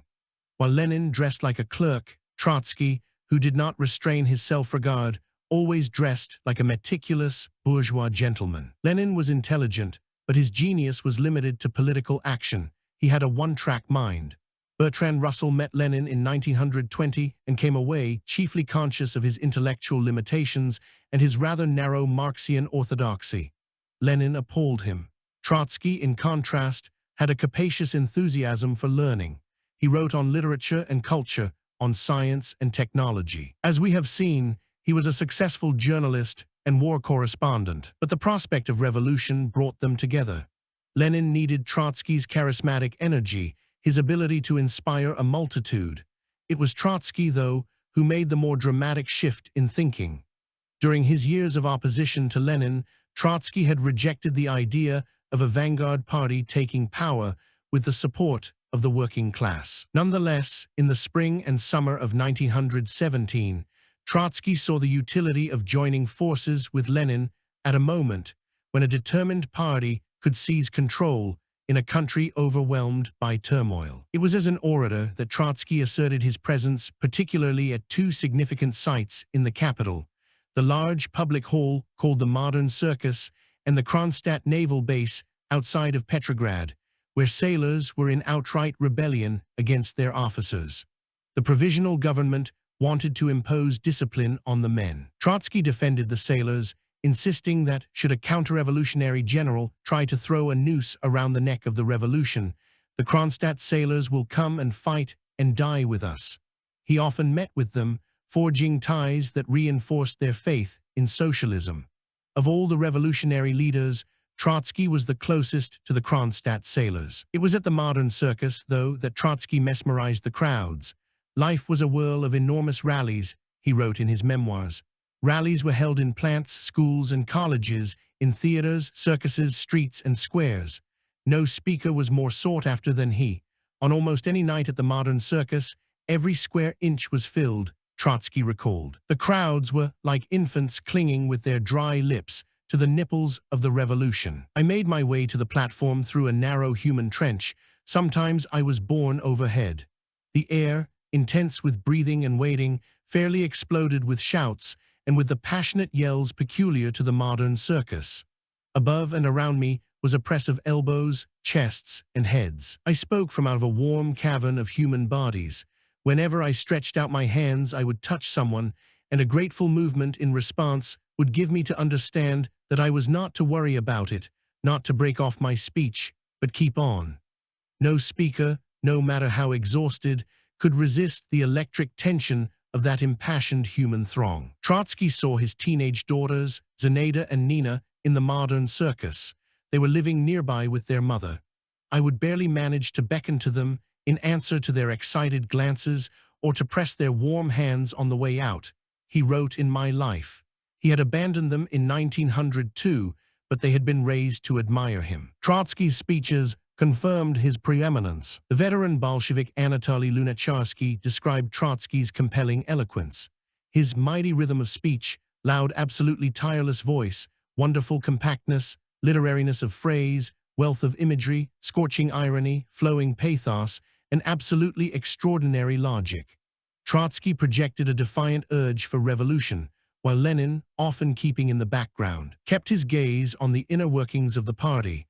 They were now partners in revolution, their ideas and personalities complementing each other. "I came to Lenin fighting," Trotsky once told Max Eastman, "but I came unreservedly and all the way." That spring, the Bolsheviks continued to press their erstwhile socialist allies. In June, the first All-Russian Congress of the Soviets gathered in the capital, where it met for 3 weeks. Lenin and Trotsky attended and lost no time in badgering moderate Mensheviks and socialist revolutionaries over their willingness to support the provisional government.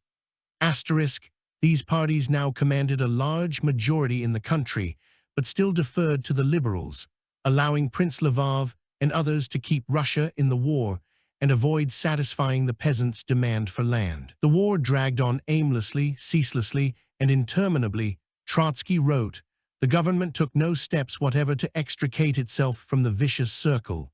Trotsky yearned for another revolution, this time by and for the proletariat. Lenin had similar aims. In early June, the Bolsheviks announced plans to stage a large demonstration in Petrograd to challenge both the provisional government and the Soviet. There were unsettling fears that the demonstrators would be armed and might move to take control of the city. Under pressure from the Congress of Soviets, Lenin was compelled to back down and cancel the demonstration. But others came away from the episode convinced that Lenin had been trying to mount a conspiracy to overthrow the government, because the Bolsheviks knew, in the words of the Menshevik leader Irakli Tsereteli, that they will never come to power any other way. That month, Trotsky addressed a group of revolutionary sailors in a public square. The strength of the French Revolution was in the machine that made the enemies of the people shorter by a head, Trotsky shouted. "This is a fine device. We must have it in every city." And have it they did. History speeded up that summer, and not to the Bolsheviks' advantage. While the Congress of the Soviets was in session, the Russian army went on the offensive in Galicia. The Eastern Front had been quiet since the Tsar's abdication. The armies of Austria and Germany were waiting for Russia's to collapse. But the Minister of War, Alexander Kerensky, who was a leading figure in the Socialist Revolutionary Party and the dominant man in the provisional government, rallied the army to attack with the hope that democratic Russian forces in a post-Tsarist country would triumph over the armies of discredited monarchies. He made a tragic miscalculation. The offensive collapsed. Russian units were either routed or retreated in haste, defying their officers and abandoning their positions. For Trotsky, the offensive confirmed the provisional government's hopeless leadership. This dramatic defeat, together with worsening economic conditions, led to an unexpected upheaval, which historians call the July Days. The provisional government and the Petrograd Soviet, working together, both were proving to be incapable of resolving Russia's difficult problems. Out of frustration, crowds of workers, soldiers, and sailors took to the streets calling for an all-socialist government. They demanded that the moderate socialist parties abandon their coalition with the cadets and take power on their own. Inspired by Bolshevik slogans for an end to the war and more radical economic and social reforms, a crowd besieged the Tauride Palace. Their target was both the provisional government and the Menshevik and socialist revolutionary leaders who refused to break with it. Historians still debate whether Lenin and Trotsky were planning to seize power at that moment. Most accounts confirm that the demonstrations caught them by surprise. Lenin was resting in Finland. Trotsky remained in Petrograd and was in the Tauride Palace when the crowds descended. The Minister of Agriculture, Viktor Chernov, who was a leader of the Socialist Revolutionary Party, was seized outside the building and forced into a car. The crowd, led by unruly sailors from Kronstadt, appeared eager to lynch him. Trotsky rushed to Chernov's defense. "You are the pride and glory of the revolution," he shouted. "You have come here to show the Soviet that the working class does not wish to see the bourgeoisie in power. But why should you harm your own cause?" Trotsky asked. "Why should you obscure and blot your record by mean violence over random individuals?" The crowd remained sullen and hostile. Trotsky challenged them, asking whoever was prepared to hurt Chernov to raise his hand. No one stirred. Sensing the advantage, Trotsky took Chernov by the hand. The poor man was barely conscious from fear and led him into the Tauride palace. The whole scene confused and demoralized the crowd. They were in the streets demanding all power to the Soviets, while Trotsky was saving a socialist revolutionary minister from their wrath. In what direction could events be leading? Striking workers still assailed socialist ministers. Kronstadt sailors held the Peter and Paul fortress. The scale of the turmoil was impressive. Up to 500,000 people took to the streets on July 4. There was looting, there were fights between Bolshevik sympathizers and Black Hundred agitators, even sniper attacks. 400 people lost their lives. But without leaders to offer a concrete way forward, the demonstrations gradually faded. Further events undermined Bolshevik standing. The right-wing press published claims that the Bolsheviks were German agents, a charge linked to Lenin's arrival on the sealed train, and a rumor that the Bolsheviks had received funds from Germany as well. This rumor later turned out to be true. At the same time, news of collapse at the front further aggravated anti-Bolshevik feelings, with generals claiming that the violence in Petrograd had undermined the morale of the army. Suddenly, it was the Bolsheviks who were vulnerable, not the moderate socialists who had been the targets of the demonstrators, and not Kerensky, who had been responsible for the debacle at the front. An order was issued for Lenin's arrest, and he wondered aloud to Trotsky whether they might be shot on sight. Pravda was banned, its offices ransacked, workers sympathetic to the Bolsheviks and organized into Red Guard units were disarmed, Bolshevik agitators prevented from speaking to troops. Lenin went into hiding and did not give another public speech until the revolution in October. Trotsky, still at large, publicly defended Lenin and the actions of the Bolsheviks. He even challenged the government to arrest him. Kerensky obliged Trotsky on the night of July 23. He was charged with having returned with Lenin through Germany and with being a member of the Bolshevik Central Committee. Both claims were factually untrue. Trotsky was taken to Kresty, the same prison that had confined him in 1905. The events of the July days exposed the weakness of both the provisional government and the moderate socialist parties. The entire edifice of the February Revolution, all the institutions and parties that had emerged with the fall of the Romanovs, appeared fragile. Confidence in the provisional government plummeted.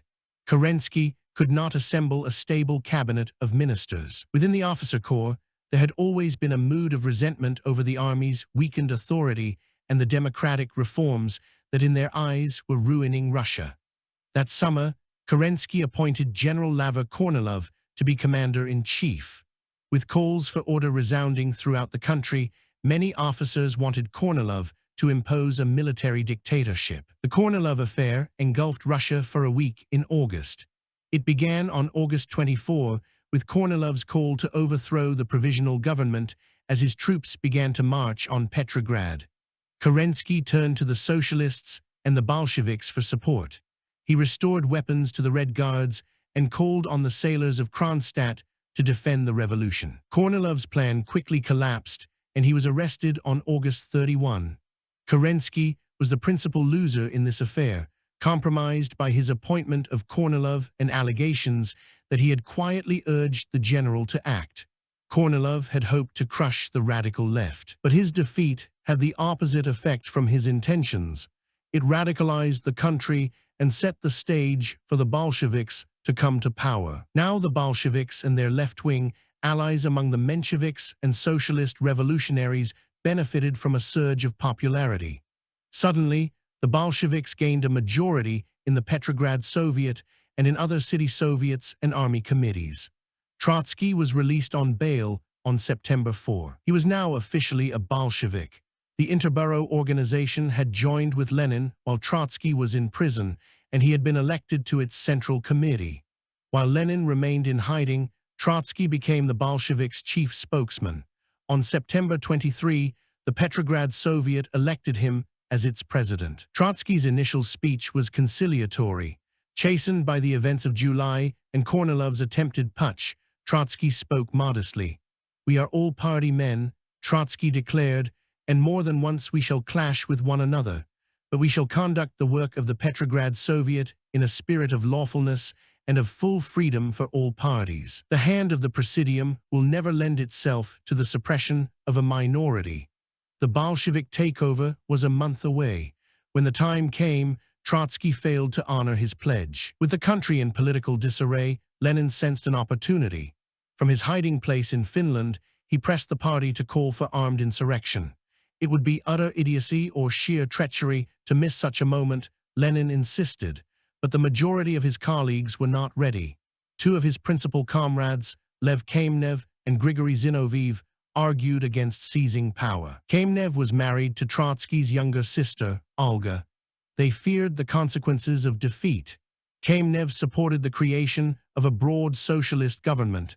Such willingness to work with Mensheviks and left socialist revolutionaries set him and others apart from Lenin. He and Zinoviev wanted to wait for Kerensky to convene the Constituent Assembly, which all the parties of Russia's post-February government claimed to support. Trotsky offered a different approach.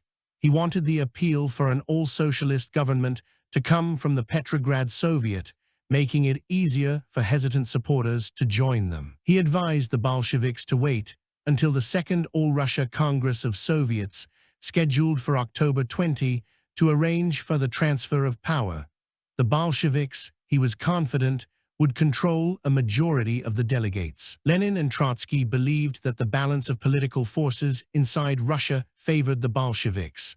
Lenin, as well, insisted throughout the fall that revolution was imminent in Europe. Trotsky had long asserted that a proletarian revolution in Russia would provoke upheavals in the rest of Europe.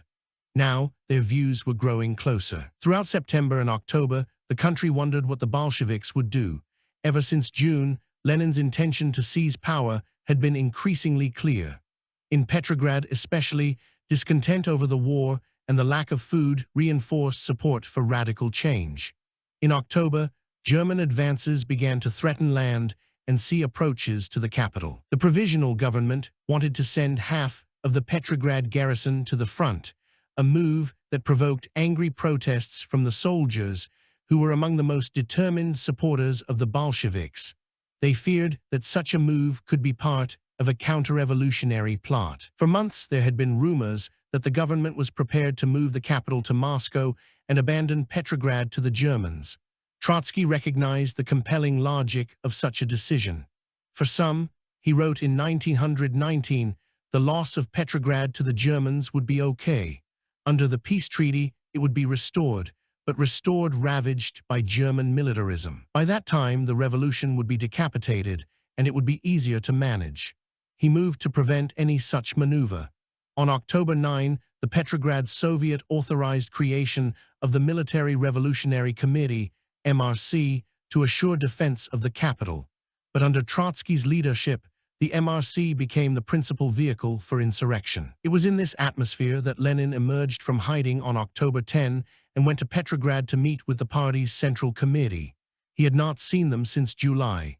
At his insistence, the party leadership passed a resolution, 10 votes to 2, with only Kamenev and Zinoviev in dissent, calling for an armed seizure of power by the Bolsheviks.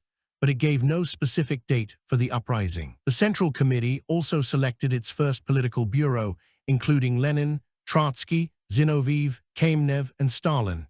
In spite of their opposition views, Kamenev and Zinoviev were elected to leadership positions, a sign that the party continued to tolerate political diversity within its ranks. Lenin then returned to Finland. This left Trotsky to lead the forces of revolution. He spoke to workers in Petrograd's largest factories, to soldiers in their barracks, to public meetings throughout the city. It seemed that he spoke everywhere simultaneously, wrote Nikolai Sukhanov, an active Menshevik, whose Memoir of the Revolution remains among the most reliable. Every worker and soldier in Petrograd knew him and listened to him. His influence on the masses and the leaders alike was overwhelming. He was the central figure of those days and the chief hero of this remarkable chapter of history. With the Congress of Soviets scheduled to convene on October 20, Trotsky was anxious to have sufficient support for the transfer of power. On October 16, the Petrograd garrison voted against following any orders from Kerensky to deploy outside of the capital. That same day, Trotsky ordered that thousands of rifles be issued to the Red Guards. His command was obeyed, confirming the authority of the MRC. Each day was now precious. Lenin, this time in heavy disguise, came out of hiding to rally the Bolsheviks. He carried a majority in the Central Committee. By vote, it tentatively fixed October 20 as the date of the uprising. Kamenev, who remained opposed to seizing power, he and Zinoviev argued that right-wing forces were still strong within the country, while the Bolsheviks and their revolutionary allies were in no position to declare war on the entire bourgeois world, resigned from the Central Committee and made clear his intention to alert the public. On October 18, he published an article in Maxim Gorky's newspaper, Novaya Zhizn, New Life, declaring that the instigation of an armed uprising before and independent of the Soviet Congress would be an impermissible and even fatal step for the proletariat and the revolution. Rumors about an insurrection had been circulating for some time, but now, with Kamenev's article, there could be no outright denial. Trotsky, nonetheless, insisted to the Petrograd Soviet that no such plan existed. It was a transparent evasion, if not an outright lie. Lenin was beside himself with rage. He denounced both Kamenev and Zinoviev and wanted them expelled from the party. The British ambassador Sir George Buchanan watched these events unfold with unbridled anguish. "I could not understand how a government that respected itself could allow Trotsky to go on inciting the masses to murder and pillage without arresting him," he wrote in his diary.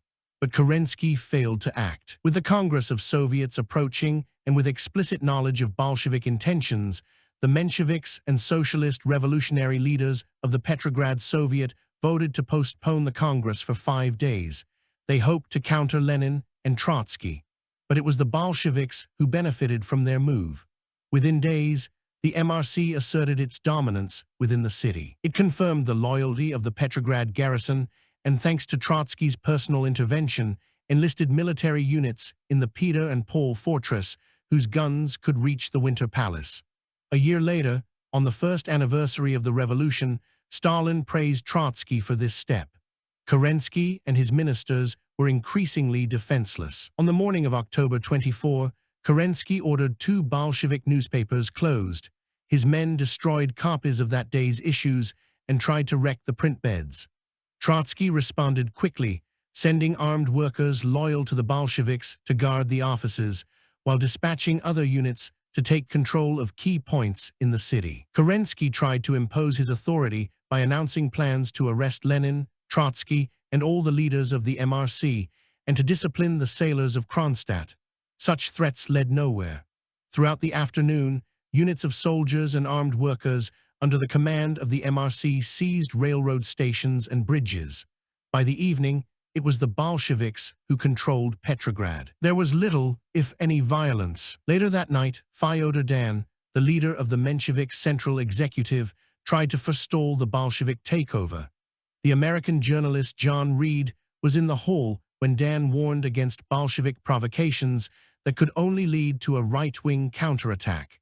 Dan promised that the Soviet would now pursue peace negotiations, that it would institute land reform. Voices drowned him out, derisively dismissing his appeals as too little, too late. Then Trotsky took the floor. John Reed captured the moment in 10 days that shook the world. Trotsky mounted the tribune, borne on a wave of roaring applause. His thin, pointed face was positively Mephistophelian in its expression of malicious irony. Dan's tactics proved that the masses, the great, dull, indifferent masses, are absolutely with him. Titanic mirth. He turned towards the chairman dramatically. "When we spoke of giving the land to the peasants, you were against it. We told the peasants, if they don't give it to you, take it yourselves. And the peasants followed our advice. And now you advocate what we did 6 months ago. Dan tells you that you have no right to make an insurrection. Insurrection is the right of all revolutionaries. If you maintain complete confidence, there will be no civil war. Our enemies will surrender at once, and you will take the place which is legitimately yours, that of the masters of the Russian land." By midnight, the Bolsheviks shifted their tactics. Realizing that the provisional government was weaker than they had thought, they began to take more aggressive actions. Lenin's arrival reinforced their resolve. He had been hiding in Vyborg, a working-class suburb filled with Bolshevik supporters. In disguise, he wore a wig and a bandage across his face. He arrived at the Bolshevik headquarters in the Smolny Institute, a small palace that had housed an elite boarding school for girls, accompanied by a single bodyguard.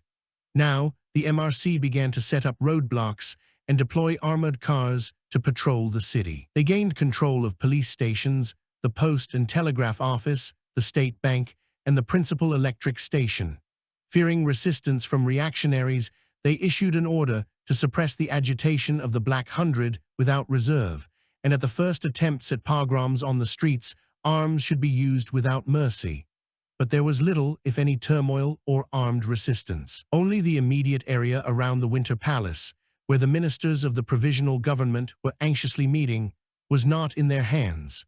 Lenin and Trotsky announced the successful takeover on the afternoon of October 25, but it was not until early in the morning of the next day that Bolshevik units arrested the government ministers. Kerensky, by then, had fled for the front, hoping to locate loyal troops to stop the Bolsheviks. While the siege of the Winter Palace was still unfolding, the delayed Congress of Soviets convened on the night of October 25. The political drama that was about to take place was as historically significant as the armed takeover of the city. The delegates to the Congress numbered more than 650. They represented a broad range of socialist parties, from the most radical Bolsheviks and their allies among the left socialist revolutionaries and the Menshevik internationalists to more moderate Mensheviks and socialist revolutionaries. The insurrection was being carried out in the name of the Petrograd Soviet, so it was natural for the delegates to assume that the goal of the Congress was to form a broad coalition government of socialist parties. The Bolsheviks controlled 300 seats and counted on the additional support of more than 80 left socialist revolutionaries to give them a majority. Yuliy Mardov, speaking for the Menshevik internationalists, appealed to the Congress to forge a broad coalition. But other, more moderate delegates objected altogether, condemning the Bolsheviks for seizing power before the Congress could meet. In their eyes, such actions signaled the beginning of civil war and the breakup of the Constituent Assembly and threatens to destroy the revolution. With that, many of the Mensheviks and socialist revolutionaries left the hall, even declaring the intention to go to the Winter Palace to show solidarity with the provisional government. Thanks to their departure, the Bolsheviks alone now commanded an absolute majority in the hall. Once more, Mardov intervened, pleading to avoid civil war by forming a coalition acceptable to the whole revolutionary democracy. But the Bolsheviks, emboldened by their majority, were in no mood to negotiate. Trotsky dismissed Mardov's appeal for compromise in words filled with arrogance and contempt. Our rising has been victorious. Now they tell us, renounce your victory, yield, make a compromise. With whom? With these miserable little groups that have left, or with those that make these proposals? You are miserable, isolated individuals. You are bankrupt. You have played out your role, he told Mardov to his face. Go where you belong, to the dustbin of history. Now it was Mardov's turn to leave. From that moment on, the Bolsheviks saw their way clear to a one-party dictatorship. In February, the Bolshevik Party had hardly numbered 25,000 members. 8 months later, it had grown to more than 300,000 and was on the verge of controlling a country of 150 million. History can be a proud and unforgiving God. Trotsky's dismissal of the Mensheviks, including his old friend Yuliy Mardov, presaged much of the demagoguery that came to dominate Bolshevik rule. Trotsky was not only rejecting the Mensheviks' more cautious, more tolerant, more liberal understanding of what a socialist revolution must mean. He was also helping, very much helping, to lay the foundation for decades of rule by a ruthless, one-party dictatorship. It was the Bolsheviks' insistence on a monopoly of power that provoked the Civil War. Perhaps, if they had agreed to a coalition with other revolutionary parties, this might have assuaged right-wing forces, or perhaps not. The Civil War, after all, was initiated by right-wing and pro-monarchist groups. But such a concession would have diminished full Bolshevik control and broadened the space for political dialogue, something Lenin and Trotsky were not about to do. The relative ease with which they had seized power in Petrograd startled them.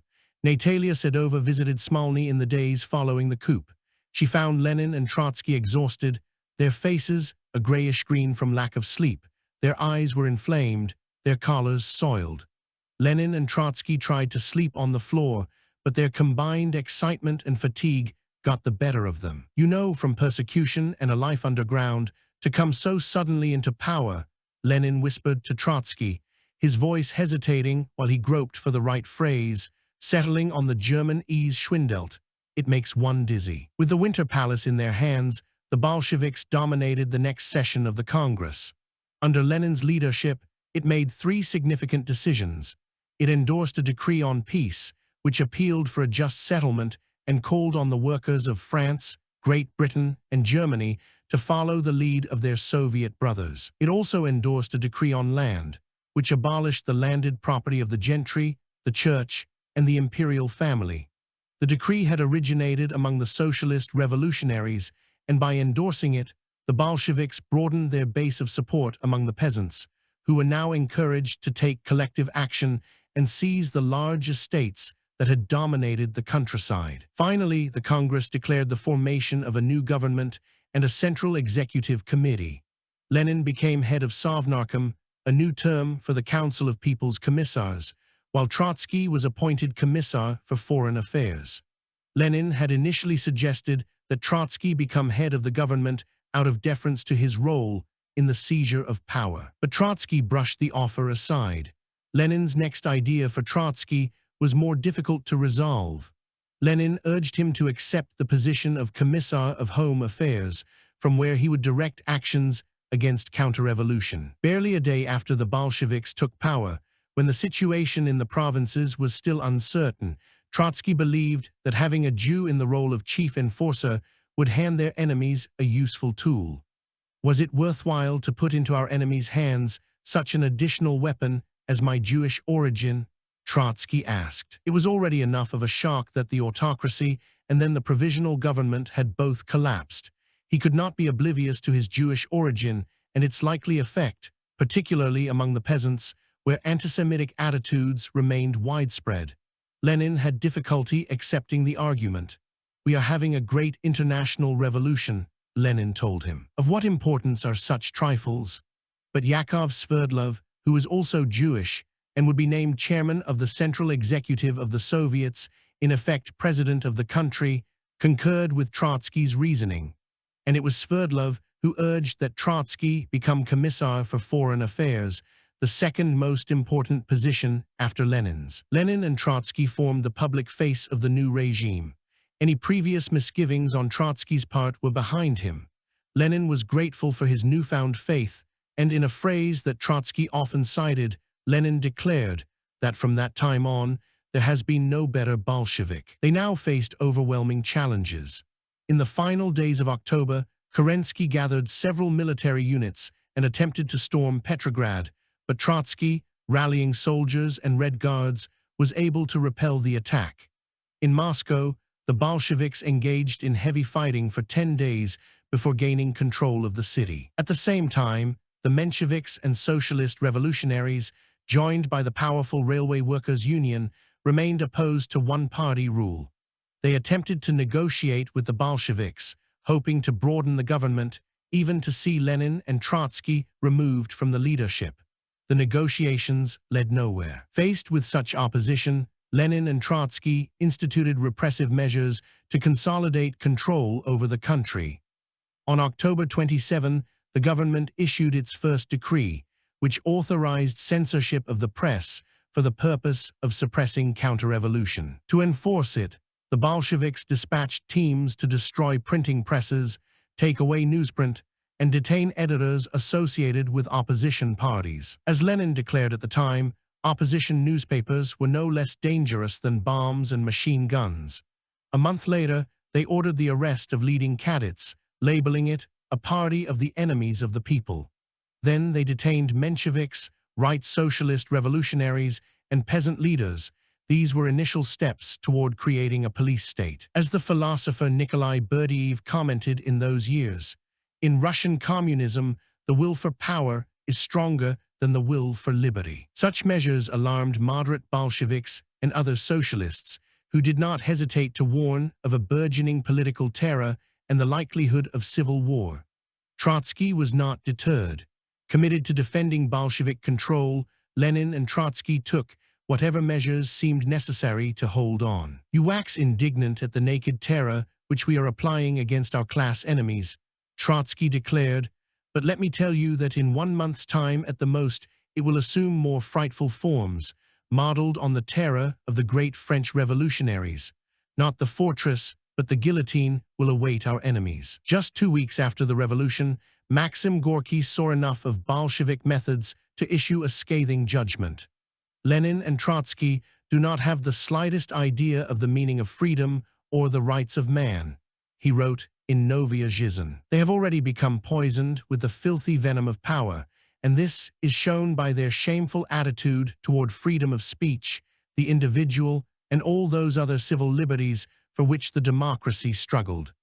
A month later, the Bolsheviks created the Cheka, the secret police who would be known under different names, including the KGB, to sustain a monopoly of political power through the most frightful means of violence and intimidation. As Nikolai Sukhanov wrote that fall, the dictatorship of Lenin and Trotsky rests on the bayonets of the soldiers and workers they deceived. An even more fateful decision was soon to follow. After the Tsar's abdication in February, all political parties declared support for a constituent assembly. It would be democratically elected and meet to decide the country's new form of government. Lenin and the Bolsheviks also endorsed this view. Elections for the Constituent Assembly took place in November and yielded a result that could only discomfit the Bolsheviks. The Socialist Revolutionaries, SR, received 38% of the vote. Their support was divided between left SRs, who supported the Bolsheviks, and right SRs, who did not. They had run on a single list, making it difficult to judge the ultimate meaning of the vote they received. Asterisk, the Bolsheviks received 24%, followed by much smaller ratios for the Mensheviks, the Cadets, and the Ukrainian SRs. The vote was a major defeat for the Bolshevik regime. It immediately postponed convening the Constitutional Assembly, insisting that it could not take place until January 5. In the intervening weeks, Bolsheviks debated among themselves whether or not to permit the assembly to meet. Either way, Lenin would never allow a general election to annul the Bolsheviks' hold on power. The assembly was scheduled to meet in Petrograd. The outcome could hardly surprise anyone. On that morning, tens of thousands of supporters gathered outside the city and began to march toward the Tauride Palace. Without warning, Bolshevik marksmen fired on them, killing 10 and wounding dozens of others. With its anti-Bolshevik majority, the Constituent Assembly convened late that afternoon in an atmosphere of deep tension. Delegates debated for several hours, vainly trying to challenge the Bolshevik monopoly of power. When this one session adjourned in the early morning hours, the Bolsheviks made sure the assembly would not reconvene. Any further hope for democratic reform in Russia was now dissolved. Trotsky fully supported the dispersal of the Constituent Assembly. In his eyes, it would either obstruct the revolution or be superfluous to its success. Now only two things stood in the way: the German army on the borders of Russia and the gathering forces of armed opposition inside the country. Trotsky assumed responsibility to deter both. Lenin's government set about dealing with the Germans. The decree on peace that Lenin had initiated in October was the basis for his strategy. It was part of his policy of revolutionary defeatism, which called upon workers to overthrow corrupt bourgeois governments and bring an end to the war. Trotsky shared this belief in the prospects for revolution in Europe. Accepting the post of Commissar for Foreign Affairs, he believed in his own presumptuous contention. As he told a friend at the time, "What diplomatic work are we apt to have? I will issue a few revolutionary proclamations to the peoples of the world and then shut up shop." But things did not work out that way. Asterisk. On November 13, Trotsky offered the Germans both an armistice and a willingness to discuss a general peace treaty. Within days, the Soviet delegation, which was headed by Trotsky's friend Adolf Yaf and included Lev Kamenev, traveled to Brest-Litovsk on the Polish border, where the German headquarters were located. Each side saw the advantage in agreeing to a separate peace. The Germans were hoping to transfer troops to the west, where they believed victory could be achieved over France and England. For Lenin, a separate peace would give Russia breathing room to recover from the upheavals of war and revolution. A general armistice might compel the Western powers to sue for peace as well.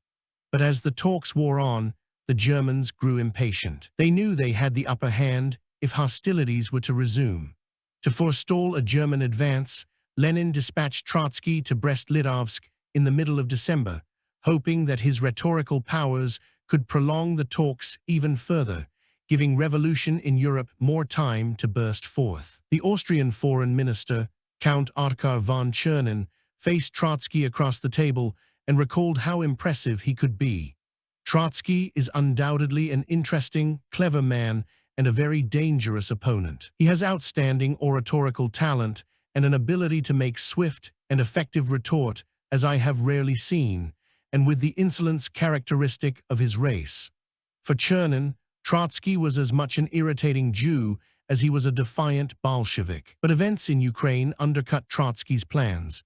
With German support, the Central Rada in Kiev, a kind of national congress, spurred on by Ukrainian nationalists, had declared independence for Ukraine at the end of November. Germany was in a position to make a separate peace with the Rada and occupy parts of Ukraine, further pressing the Bolsheviks. Then the Germans broadened their demands, insisting that Poland be detached from Russia and additional German gains be conceded in Lithuania and Latvia. Trotsky quickly returned to Petrograd. Within Bolshevik ranks, three contending factions were emerging over how to deal with Germany. The most popular and extreme, led by Nikolai Bukharin, advocated resisting the German army in the name of revolution. He hoped to spark an upheaval in Berlin itself. Trotsky urged a different approach. Eager to extend the talks further, he put forward the clever slogan, "Neither war nor peace." He proposed declaring a unilateral end to the war, while still refusing to sign a peace treaty that would recognize German territorial expansion. Only Lenin was willing to sue for an immediate peace, even if it meant losing precious territory. Safeguarding the revolution was all that mattered to Lenin. But he had yet to command a majority. So Lenin compromised, sided with Trotsky in order to avoid a suicidal war, and sent him back to Brest-Litovsk. But the Germans saw their chance. The Kaiser ordered his negotiators to present an ultimatum to Trotsky: either sign an armistice or watch the German army advance. Trotsky was cornered, but still enamored of his rhetorical powers, declared that Russia would leave the war, but refused to accept German demands for more territory. Initially dumbfounded, German diplomats quickly recognized Russia's vulnerability. Since there was no signed peace treaty, Germany was free to attack. Within days, German armies quickly advanced, capturing Divinsk in Latvia and Lutsk in Ukraine. With Petrograd vulnerable, the Bolsheviks moved the capital to Moscow, where Lenin and Trotsky soon took up quarters in the Kremlin, claiming the Tsar's private rooms for their own. Lenin prevailed over his colleagues to sue for peace. He sent a telegram to Berlin accepting Germany's terms. It ceded so much territory to Germany and so many resources in agriculture and industry that no Soviet leader wanted to sign it, including Trotsky, who resigned as Commissar for Foreign Affairs. The treaty was signed by a lower-ranking Soviet diplomat on March 3. Trotsky's gambit succeeded only in allowing the Germans to seize more territory. It was Lenin who retained a more sober grasp of military and political reality. Despite the territorial sacrifice, he was willing to concede land in exchange for peace. The revolution would live on, but now outright civil war and foreign intervention by Russia's recent allies, as well as Japan, threatened all they had accomplished. The Bolsheviks faced myriad enemies with guns. Former Tsarist commanders assembled armies in Ukraine and in Siberia. In history, they are referred to as the Whites. They were joined by nationalist forces who dreamed of independence for Ukraine, Georgia, and Armenia, as well as by Cossack units who wanted greater autonomy for their traditional homelands. No fewer than 18 insurgent governments emerged by the summer of 1918, each determined to resist Bolshevik rule. At the same time, foreign intervention deepened the crisis. Japanese troops landed in Vladivostok in early April. England, France, and the United States sent forces via the northern ports of Archangel and Murmansk and to Odessa via the Black Sea. Deep inside Russia, a well-armed Czech legion of 40,000 men, made up of soldiers, students, and former prisoners of war, who had sided with Russia against the Central Powers, was now making its way from the Volga through Siberia to Vladivostok, where it was planning to embark for the Western Front to fight Germany under French command. On their way across Russia, the Czechs assisted anti-Bolshevik movements, at times taking control of the Trans-Siberian Railway. Of equal importance, by the spring and summer of 1918, the nature of Bolshevik rule was becoming increasingly apparent. The Cheka was engaged in the arrest and murder of political opponents. Peasants were angry over the confiscation of grain. Workers were expected to help revive industrial production and set aside hopes for independent trade unions. It was in this atmosphere, in March 1918, as the front was taking more and more the shape of a noose closing ever tighter around Moscow, that Trotsky was appointed Commissar of War and quickly assembled the Red Army. His initiatives helped save the revolution. Without any military experience, Trotsky molded his forces into a regular army. It was his decision to mobilize the Red Guards who had defended the revolution in irregular, disorganized bands in cities and in factories. It was his decision to recruit thousands of Tsarist officers. At one point, they made up 3/4 of the command structure of the Red Army. He then created a system of dual command by assigning a Bolshevik commissar to monitor them, and he turned the families of these officers into hostages to ensure their political loyalty. Kerensky had also employed commissars, but it was Trotsky who assigned them to every level of command, and not only to those with the highest rank. And it was his decision to order mass conscription in the summer of 1918, bringing millions of peasants into the army. Trotsky insisted on severe discipline to limit mutinies and desertions. In one episode in the small town of Svyazk, across the Volga from Kazan, Trotsky ordered the execution of a commander, a commissar, and nearly 24 soldiers for desertion. Cowards, scoundrels, and traitors will not escape bullets. This I pledge before the entire Red Army. There was no mistaking Trotsky's willingness to be ruthless. To a gangrenous wound, a red-hot iron was applied, was how he described his decision in My Life. He was true to his word, ordering the execution of every 10th man in units refusing to fight. It was Trotsky who was the principal witness against Admiral Alexei Chastny, the commander of the Baltic Fleet, at his trial before the Supreme Revolutionary Tribunal on charges of sabotage and treason in June 1918. This was the first public trial to be employed as an instrument of Bolshevik terror.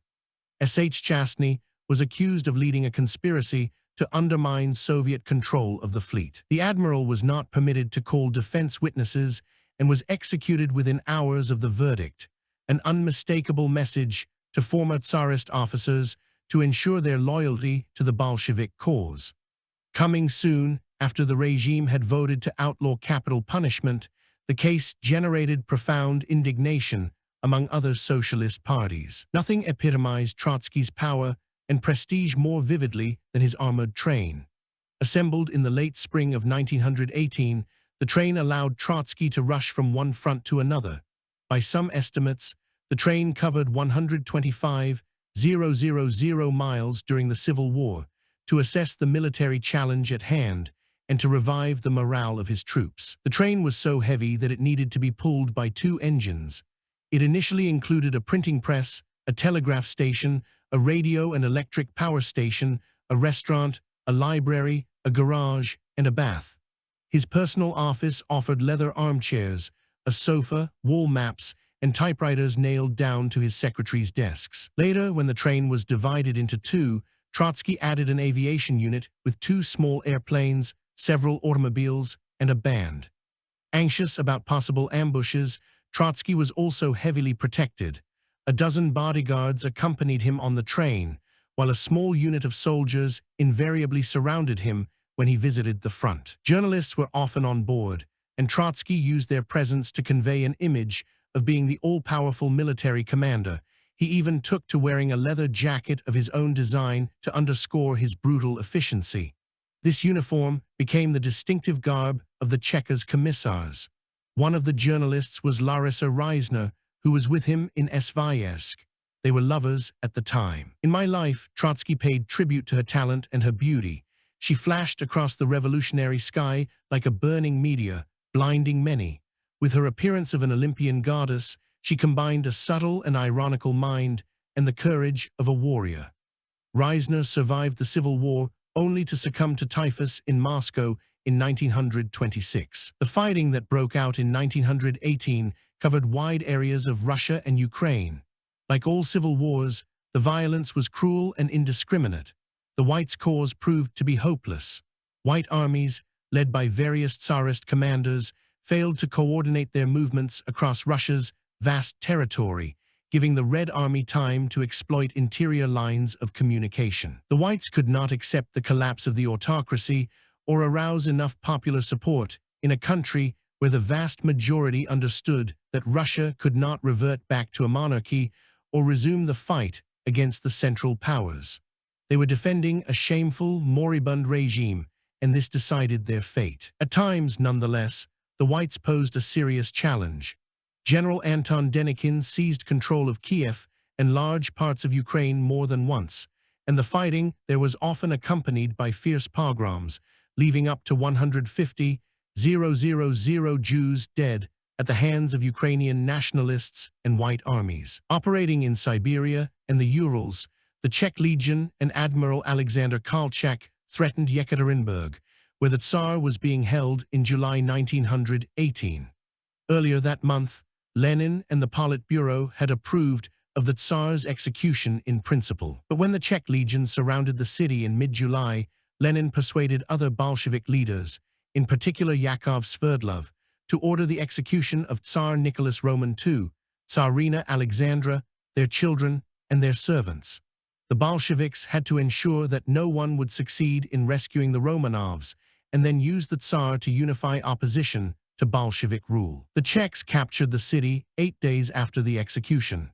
Trotsky's role in the executions is not entirely clear. He claimed that he learned about their fate only shortly after the murders.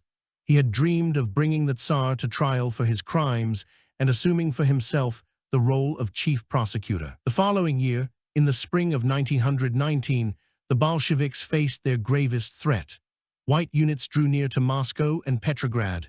Lenin was so unnerved that he considered abandoning the defense of the former imperial capital.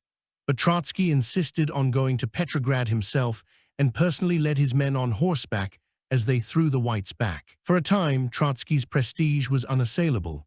Bertrand Russell visited Moscow in the spring of 1920. He saw Trotsky at the Bolshoi Opera and came away impressed with his good looks, lightning intelligence, and magnetic personality. For Russell, Trotsky had the vanity of an artist or actor, particularly when he acknowledged the cheers of the audience. Trotsky also charmed another British visitor, the sculptor Claire Sheridan, who was a first cousin to Winston Churchill. Sympathetic to the Bolsheviks, she came to Russia in the fall of 1920 to work on portrait busts of leading party figures, including Lenin and Trotsky. It seems likely that she had an affair with Trotsky. He is a charming personality with a keen, forceful, sensitive face and a particularly delightful voice, she wrote about him. We have discussed everything from Shakespeare, Shelley, and Sheridan to international politics to mutual personalities. He has the subtle mind of a Latin who can convey anything without actually expressing it. His talk is full of imagination and imagery. Of course, this place has spoilt one for brains. Everyone is so brilliant, but Trotsky is perhaps the most delightful to talk to that I have met yet. In My Life, Trotsky took pride in quoting a Cossack who had served in the Red Army. A White Guard writer had related how this Cossack faced taunts because of his service under the Jew Trotsky. The Cossack quickly retorted, "Nothing of the sort. Trotsky is not a Jew, Trotsky is a fighter. He's ours, Russian, the Cossack insisted. It is Lenin who is a communist, a Jew. Even Stalin acknowledged Trotsky's importance.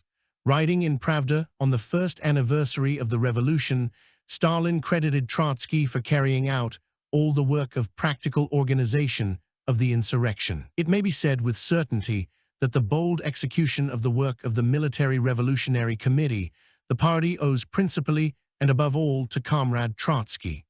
Fine words in 1918.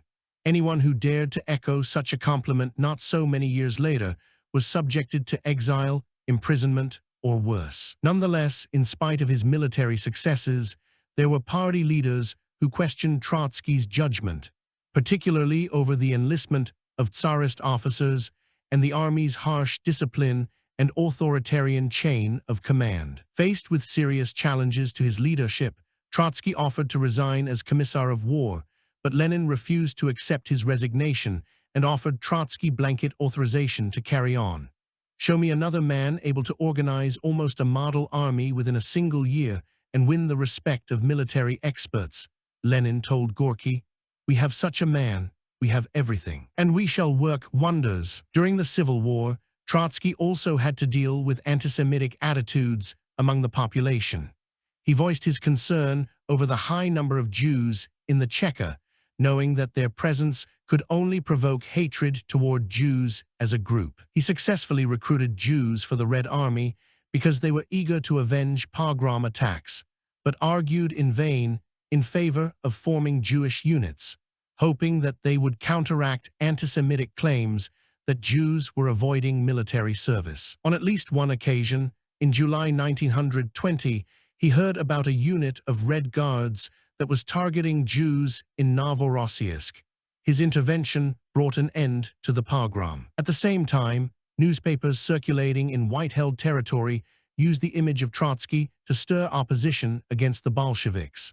Followers of Simon Petlura in Ukraine were known to scream down with Trotsky during their murderous attacks on Jewish towns. Black 100 leaflets claimed that Trotsky was turning churches into movie theaters but leaving synagogues alone. Another leaflet claimed that Lenin and Trotsky wanted to convert all the peasants into Jews and then circumcise them, while yet another described how the Jews were the carriers of Bolshevism, as if Bolshevism had infected their blood. In a country where Jews had been persecuted and marginalized for so long, it must have been unnerving for millions of people to see Jews among those in charge of the country. At one point, a delegation of Jews arranged to meet General Denikin, intending to plead for an end to the pogroms. Ordinary Jews, they told him, should not be held responsible for Trotsky any more than ordinary Russians should be held accountable for Lenin. But it was too convenient for whites and anti-Semites to subscribe to such logic, at least when it came to the Jews. Trotsky could be eloquent in the face of pogroms, but still express disdain for Jews' parochial interests. He had no desire, for example, to protect Jewish religious institutions. He could neither identify nor sympathize with the sensibilities that lay behind them. He had none of his own. Trotsky lacked Ahavat Yisrael, a love for the Jewish people, or a commitment to its historical continuity. The Jews were just another small, persecuted minority. As a child, he did not identify with his fellow Jews. As an adolescent in Odessa, he lived with a self-identified Jewish family, but absorbed little, if any, emotional attachment to his origin. When the allure of Marxism captured his imagination and his faith, Trotsky abandoned his Jewish identity. For him, it was a necessary step toward embracing all of humanity, or at least the proletariat. So he claimed that prejudice against the Jews was not a major factor in his hatred of the autocracy. So he could assert he was a Marxist and a Russian revolutionary, then deny his identity as a Jew. But his rejection of his Jewish origin was itself a form of engagement. As he spurned one messianic religion, he adopted an alternative utopian faith, one that was secular and far more dangerous. Trotsky spent a good deal of his adult life among Jews, in London, Paris, Vienna, New York, and Russia itself. His strategy, deliberate or unconscious, must have been relentless in order to withstand nostalgic attraction. Sitting in the Kremlin during and after the Civil War, he turned away delegations of Jewish communal and religious leaders who thought he might be open to special appeals. When Rabbi Jacob Mace of Moscow came to him for assistance, Trotsky declared, "I am not a Jew, I'm a Marxist internationalist. I have nothing in common with Jewish things and want to know nothing about Jewish things." In Trotsky's eyes, the Jewish petitioners were assuming an intimate connection that he refused to affirm. So he turned away appeals from observant Jews. They were an unwelcome reminder of his origin, a piece of his identity he thought he had left behind, as if he could resign from the Jewish people. After their meeting, Rabbi Mace was reported to observe, "The Trotskys make the revolutions, and the Bronsteins pay the bills." Zinoviev claimed that in 1918 rabbis in Odessa excommunicated him and Trotsky. Trotsky was neither ashamed of his Jewish origin nor ashamed to deny them. On party forms he wrote in Jew as his nationality. When he arrived in Mexico in January 1937, he wrote the word "nothing" in the blank on his Mexican passport for religious affiliation. Asterisk. As the Bolsheviks consolidated their hold on Russia, their repressive measures unsettled many one-time allies in Western Europe, Rosa Luxemburg and Karl Kautsky among them. Luxemburg and Trotsky had once shared a loathing for Lenin's insistence on a disciplined, centralized party. Now, in 1918, she understood where Lenin's tactics were taking Russia. "Without general elections," she wrote, "without unrestricted freedom of press and assembly, without a free struggle of opinion, life dies out in every public institution, becomes a mere semblance of life, in which only the bureaucracy remains as the active element. Public life gradually disappears.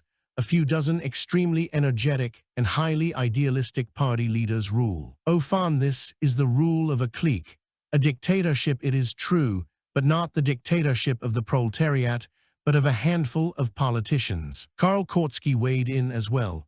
In 1918 and 1919, he published two pamphlets, The Dictatorship of the Proletariat and Terrorism and Communism.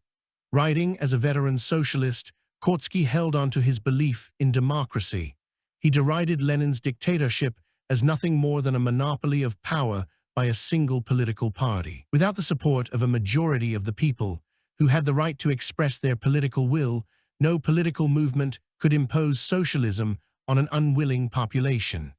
The attempt could only lead to an outright dictatorship, which would have to rely on force and intimidation, terror, to sustain its hold on power and bend society to its will. Kautsky struck a nerve. Both Lenin and Trotsky responded with pamphlets of their own. Trotsky did not flinch. In Terrorism and Communism, a title he copied from Kautsky, Trotsky did more than defend the use of force during a civil war. He argued that such methods were necessary for the creation of socialism. "Who aims at the end cannot reject the means," he argued. Yes, the Reds and the Whites both engaged in violence to achieve their goals, but what the Bolsheviks had in mind was so fundamentally aimed at benefiting everyone that their use of coercion should be justified, while similar methods on the part of reactionaries, who were serving only a relative few, deserved to be condemned. The integrity of motives was all that mattered. "A revolution," he declared, "is not decided by votes. Repression is the necessary means of breaking the will of the opposing side."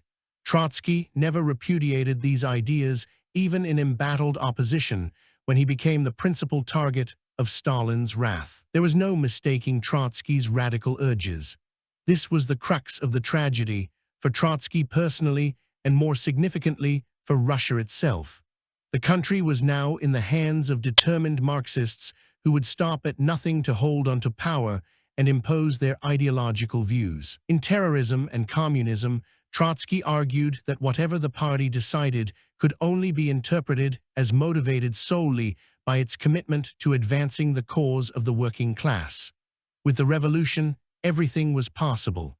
To defend the revolution, nothing was forbidden. Terrorism, too, could be employed in the name of the revolution.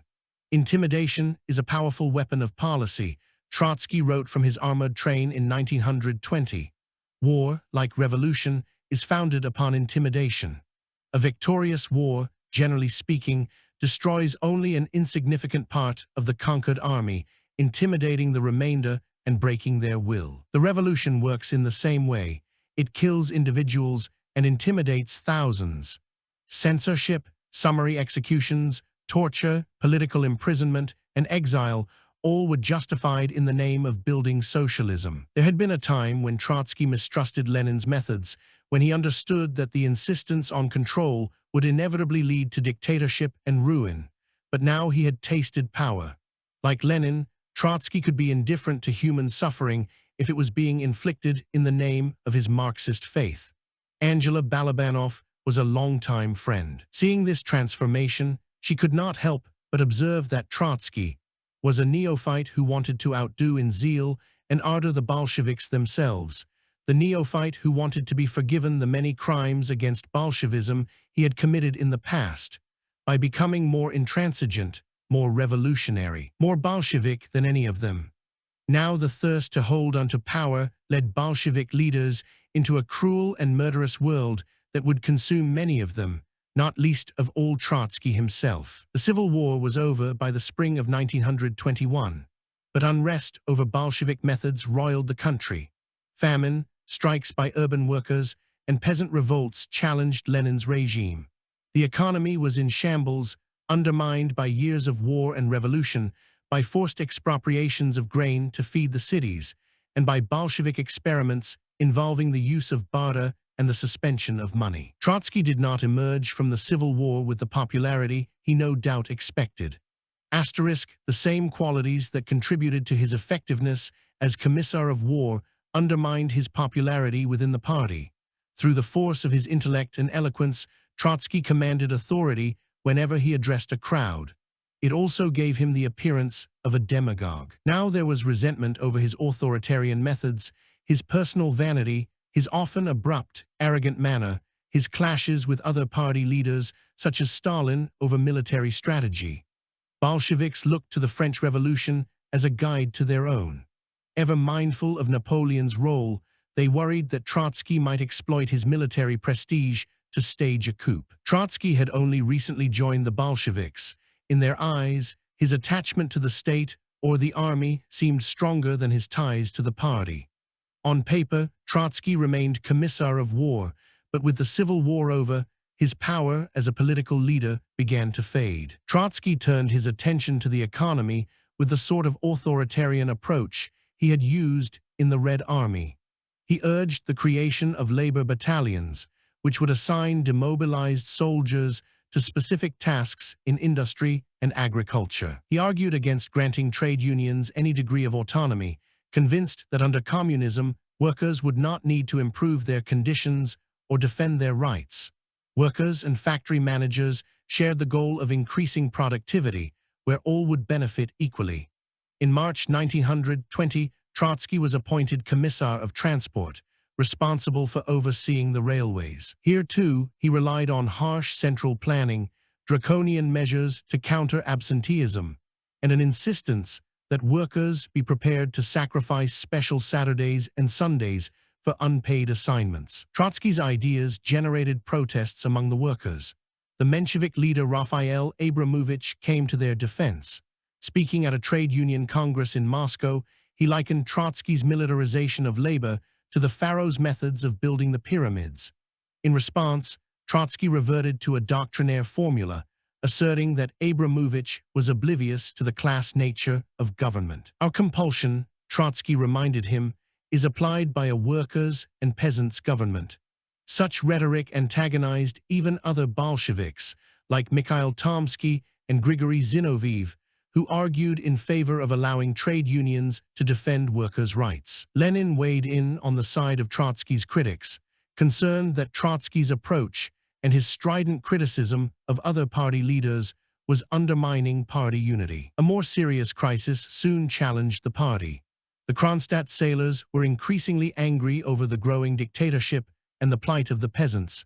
Secure in their fortified island bastion, they staged a mutiny and called for democratic rights.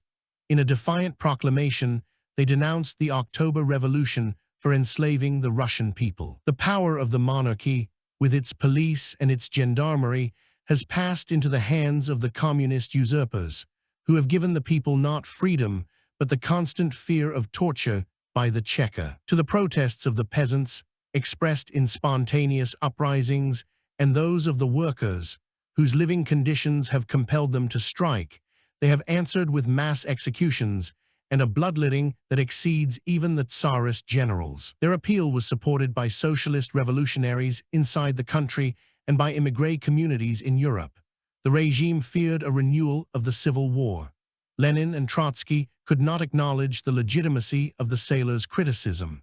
Instead, they denounced it as inspired by French counterintelligence and SR Black Hundred thinking. Trotsky was dispatched to Petrograd to lead the counterattack.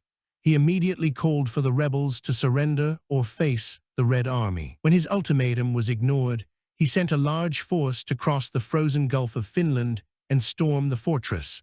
But the sailors, manning artillery and naval guns, shot out large holes in the ice, causing the troops, who were trying to advance during a blinding snowstorm, to fall in and drown by the hundreds. The Red Army regrouped. On March 16, determined to storm Kronstadt before the spring thaw made the fortress invincible, a much larger force of 50,000 troops crossed the open ice. This time they succeeded. The rebellion was suppressed. The surviving sailors were paraded through the streets of Petrograd. 2,000 were subsequently executed. Others succumbed to a more agonizing death in the new concentration camp in Solovki on an island in the White Sea. Trotsky's role in the Kronstadt rebellion haunted his life and reputation. There was no mistaking his willingness to kill to preserve the revolution. He and Lenin had engaged in a deliberate distortion of the rebels' motives to justify harsh suppression, claims Trotsky repeated in the years that followed. Once in exile, Trotsky did his best to avoid discussing the episode. He even denied participating in the assault on the fortress or in the reprisals that followed, while his followers, anxious to clear his name of any cloud, denied his involvement after his death. No one connected to Trotsky was interested in the truth. Trotsky hardly mentioned it in his memoirs and devoted a single sentence to Kronstadt in his book on Stalin, dismissing the sailors as a few dubious anarchists and SRs, who were sponsoring a handful of revolutionary peasants and soldiers in rebellion. The Kronstadt episode took place during the 10th Party Congress. Faced by multiple revolts among workers, peasants, and sailors, Lenin took two major steps. Knowing that he needed to repudiate war communism and revive the economy, Lenin initiated the new economic policy, NEP, a set of reforms that permitted the return of capitalist methods. Lenin also faced challenges from factions within the party. A workers' opposition, led by Alexandra Kollontai, objected to privileges the party had granted itself and called for greater democracy within both the party and society at large. Kollontai and her allies sought to take on the bureaucratic elite that was increasingly running the country. Lenin would have none of this. He argued for an end to factions within the party, making it illegal to organize opposition to official policies. His proposal passed with an overwhelming majority, a fateful development to which Trotsky lent his support. This decision not only undermined free discussion within the party, but also led to the creation of the post of General Secretary, whose job was to enforce party discipline and recruit new, loyal members. Lenin appointed Joseph Stalin to this position in April 1922. Stalin was little known at the time. Within a year, he used his post to guarantee his own control of the party. At times, Trotsky also went along with severe repression of cultural life. During the summer of 1922, he endorsed the forced exile of more than 200 leading intellectuals, who were branded as counter-revolutionaries and sent out of the country on 2 ships. Lenin had been planning this move for several months. The Bolsheviks were growing increasingly concerned over the example of poets, writers, and philosophers voicing their ideas about individual freedom and publishing independent journals, particularly in Petrograd. Infused with a sense of Christian humanism, individual thinkers like Nikolai Berdyaev and Semyon Frank were trying to imagine an alternative way forward for the country somewhere between the extremes of Russian autocracy and Bolshevik ideology. For the Bolsheviks, though there could be no tolerance for such subversive ideas. As Trotsky explained in an interview with the American journalist Louise Bryant, those elements whom we are sending or will send abroad are politically worthless in themselves, but they are potential weapons in the hands of our possible enemies. In the event of new military complications, all these unreconciled and incorrigible elements will turn into military political elements of the enemy, and we will be forced to shoot them. For Trotsky, these intellectuals were nothing more than a fifth column, but he encouraged Bryant to see their expulsion as an act of mercy and to defend the Bolsheviks in the Western press. In reality, the Bolsheviks understood and feared the values these intellectuals represented. Lenin and Trotsky had emerged from the same social and cultural milieu, but their extreme utopian vision separated them from others who retained a commitment to individual creativity and intellectual dissent. Such values had animated opposition to the Tsar, and Lenin and Trotsky could not allow this competing set of values to get in the way of the Bolsheviks' dehumanizing dogmas. Their extreme ideology was a betrayal of the moral tradition from which they had emerged. Although Trotsky was a genuinely sophisticated student of literature, he was not above engaging in shallow Marxist criticism. In 1922, hardline Marxist critics were training their sights on the poet Anna Akhmatova. She was recognized as one of the country's most accomplished poets. Even Pravda carried a sympathetic article about her, although her verse had no political content and conjured a world of private emotion. Trotsky waded into the controversy. In his collection Literature and Revolution, he took aim at both Akhmatova and Marina Tsvedeva, another poet whose verses had gained literary acclaim. One reads with dismay most of the poetic collections, especially those of the women. Here, indeed, one cannot take a step without God. The lyric circle of Akhmatova and Tsvedeva is very small. God is a very convenient and portable third person, quite domestic, a friend of the family who fulfills from time to time the duties of a doctor of female ailments. How this individual, no longer young, burdened with the personal, and too often bothersome errands of Akhmatova, Tsvedeva, and others, can manage in his spare time to direct the destinies of the universe is simply incomprehensible. To give Trotsky his due, he at least in theory advocated a non-doctrinaire approach to censorship. As he wrote in Literature and Revolution, art cannot live and cannot develop without a flexible atmosphere of sympathy around it. And in this volume's most widely quoted paragraph, he counseled patience. Art must make its own way and by its own means. The methods of Marxism are not the same as those of art. The party leads the proletariat, but not the processes of history. There are domains in which the party leads directly and commandingly. There are domains in which it only cooperates. There are domains, finally, in which it orientates itself. The domain of art is not one in which the party is called upon to command. Nonetheless, for Trotsky, political considerations could still override artistic sensibilities. No art that opposed the revolution could be tolerated, a principle that different censors interpreted according to different standards.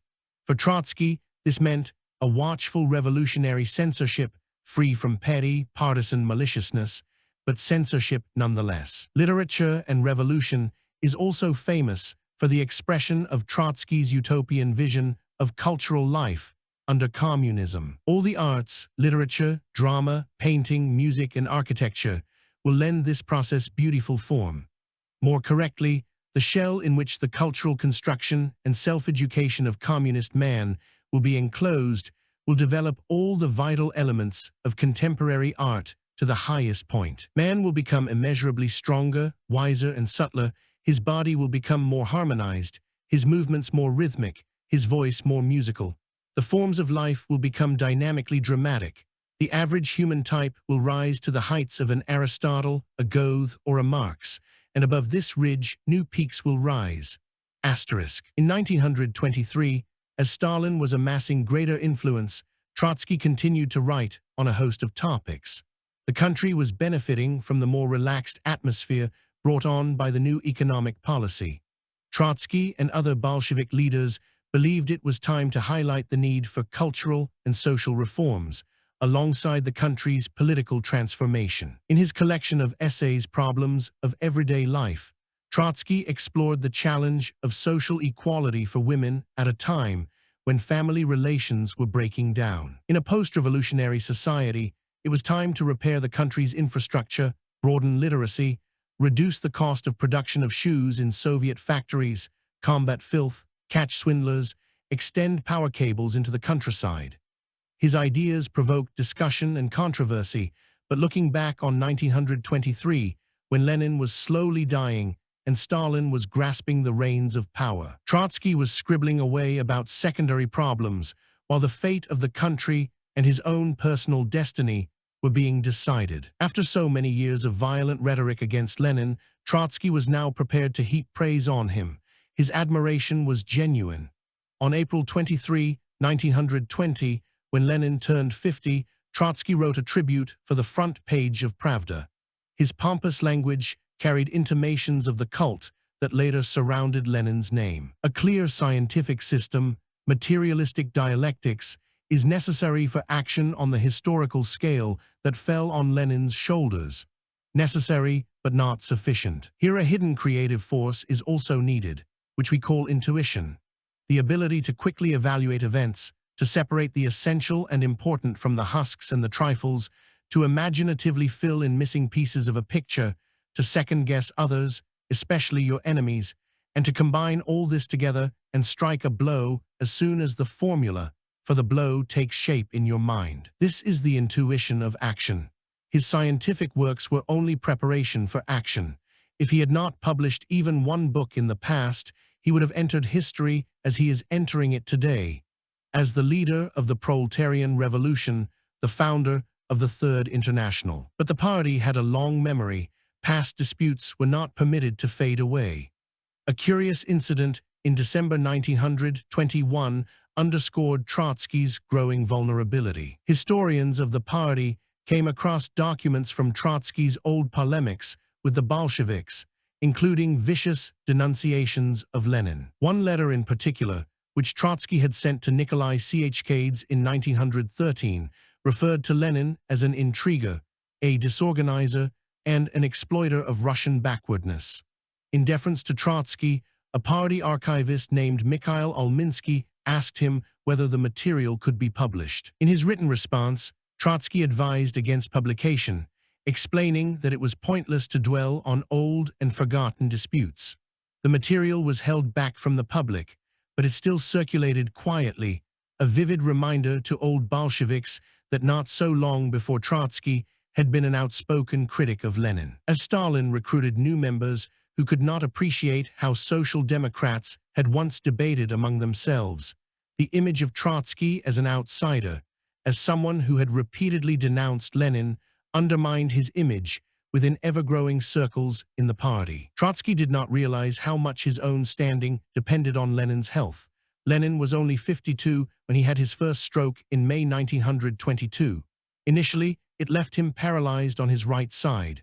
Trotsky did not even learn of Lenin's illness for 3 days until Bukharin sought him out to inform him.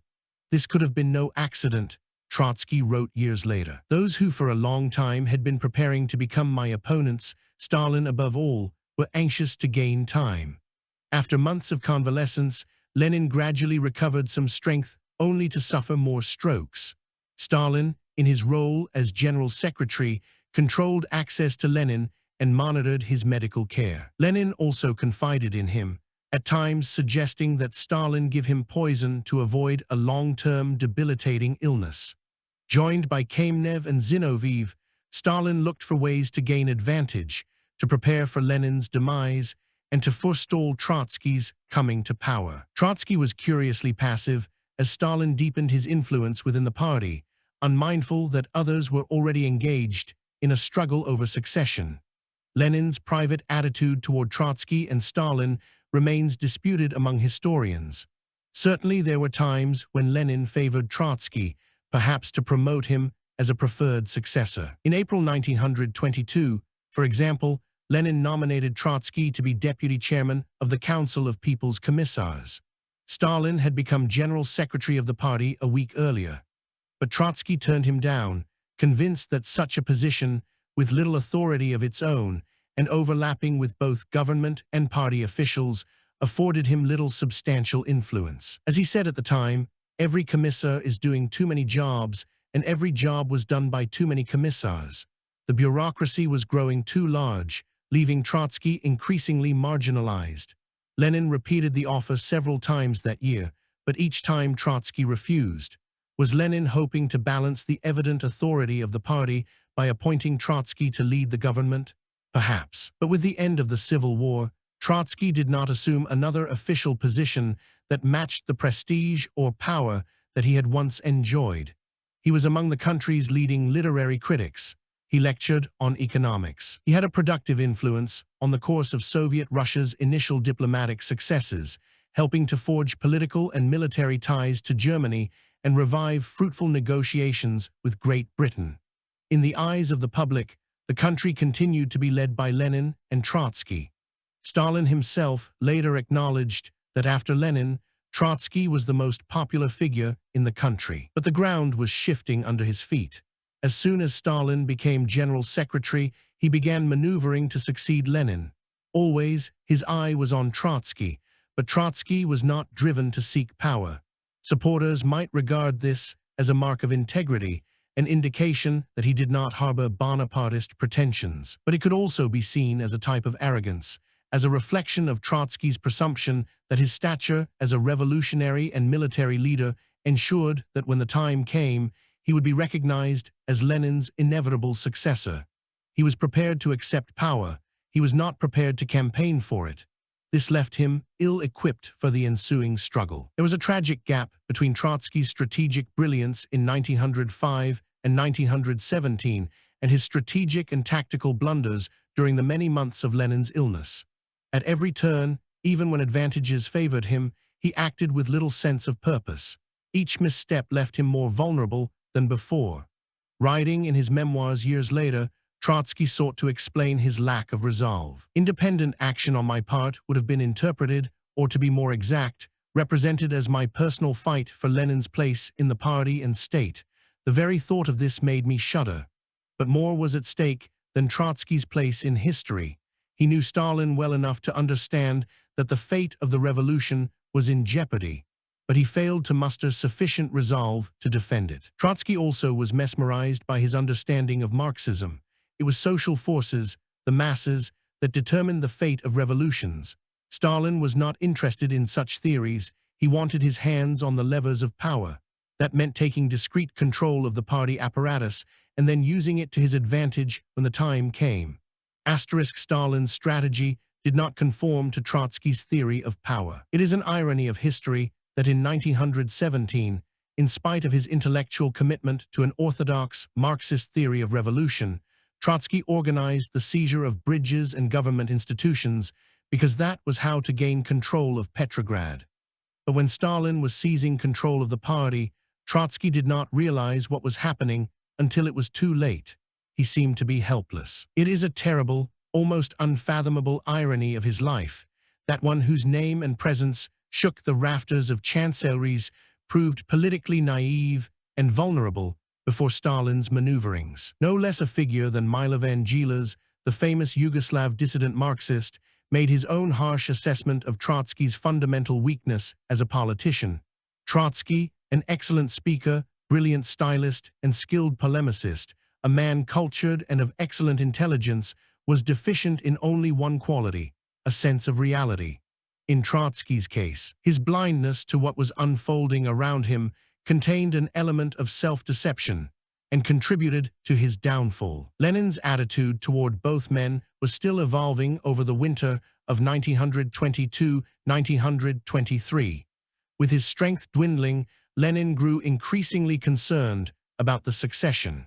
In December, he began to compose his political testament. Written as a letter to the next party Congress, it reviewed likely successors, veteran Bolsheviks like Zinoviev and Kamenev, Yuri Pyatakov and Bukharin, alongside both Stalin and Trotsky, and found each to be wanting in some degree. Sensing that Trotsky and Stalin would probably lead opposing sides in any significant political dispute, Lenin appeared reluctant to express a preference for either, hoping to avoid a major split within the party. Comrade Stalin, having become General Secretary, has concentrated unlimited power in his hands, and I am not convinced that he will always manage to use this power with sufficient care. On the other hand, Comrade Trotsky is characterized not only by outstanding talents. To be sure, he is personally the most capable person in the present Central Committee, but he also overbrims with self-confidence and with an excessive preoccupation with the purely administrative side of things. Unbeknownst to Lenin, one of his secretaries shared a copy with Stalin, who ordered her to destroy it, but copies remained in Lenin's safe. Within 10 days, Lenin felt the need to reconsider.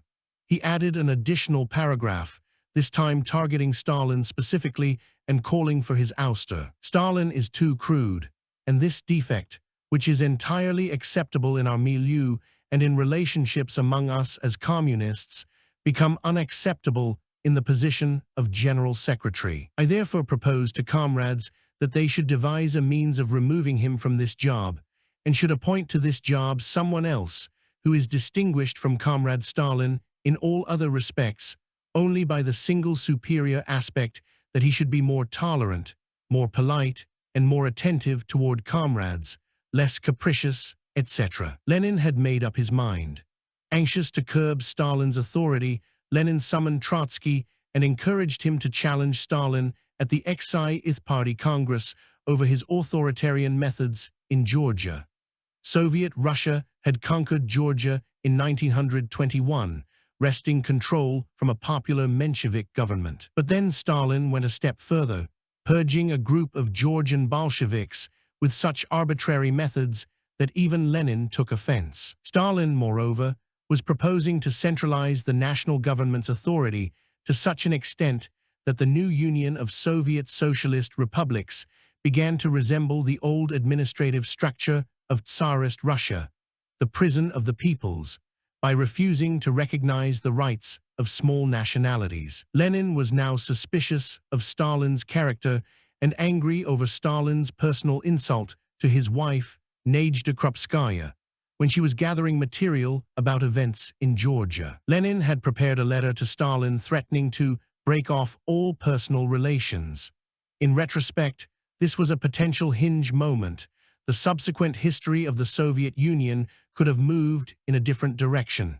But Trotsky failed to take on Stalin as Lenin wished him to. Satisfied that he and Lenin were in agreement and that Stalin would accept whatever terms he proposed, Trotsky merely asked Stalin to reword the text of his speech before the Congress, verbally mollify the Georgians, and express opposition to Great Russian chauvinism.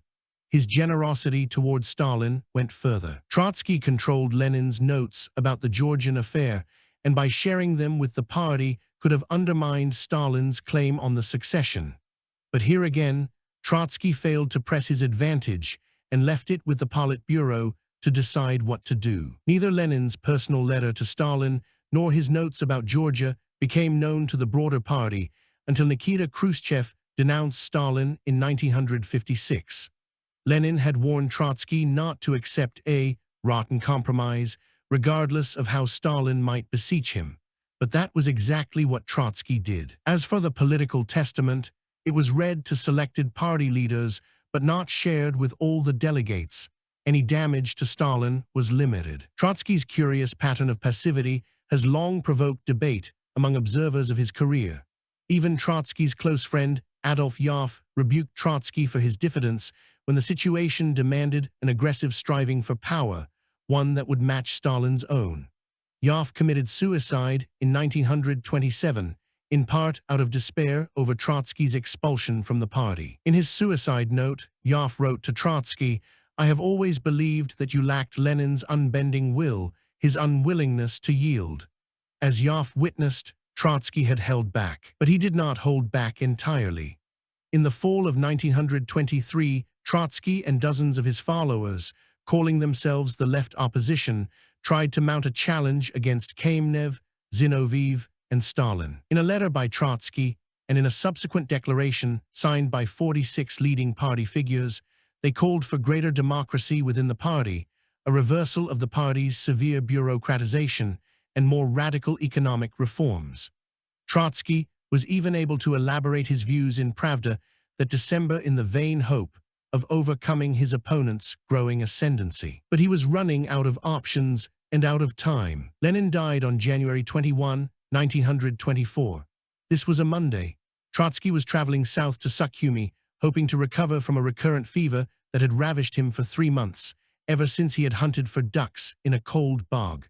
Stalin informed Trotsky of Lenin's death and also confirmed that the funeral would take place on Saturday, making it impossible for Trotsky to return to Moscow in time. Trotsky felt no political urgency to rush back and did not attribute transcendental importance to being present.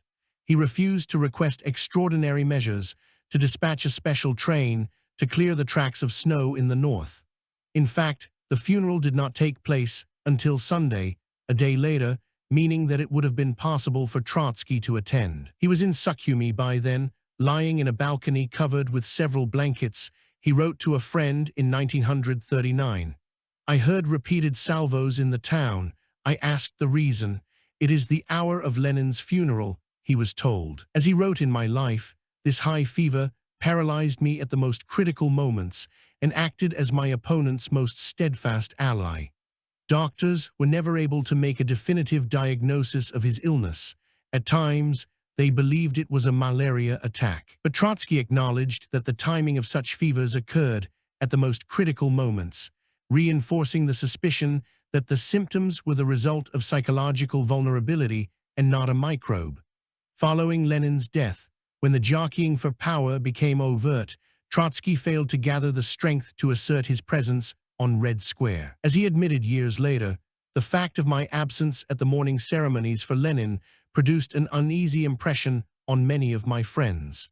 His physical weakness and lack of political resolve, combined with Stalin's treachery, undermined his stature in the country. By the time of Lenin's death, Stalin, Kamenev, and Zinoviev were the preeminent leaders in the Kremlin.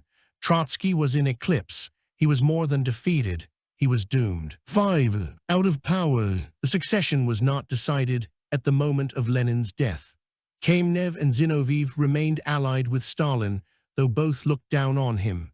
They were determined to prevent Trotsky from coming to power and were confident that their prestige among fellow Bolsheviks would guarantee their dominance. Kamenev, after all, led the party in Moscow, while Zinoviev headed the party in Leningrad and presided over the Comintern. Trotsky knew that he lacked a broad following within the party. Only days before Lenin's death, a party conference had denounced his views as a petty bourgeois deviation from Leninism. Hoping to restore his authority, he pledged his loyalty at the XII th Party Congress in May 1924. "I have never recognized freedom for groupings inside the party, nor do I recognize it now, because, under the present historical conditions, groupings are merely another name for factions." Then Trotsky tried to ingratiate himself with a party that was changing before his eyes. In the last analysis, the party is always right, because the party is the sole historical instrument the working class possesses for the solution of its fundamental tasks. I know that no one can be right against the party. It is possible to be right only with the party, and through it, since history has not created any other way to determine the correct position.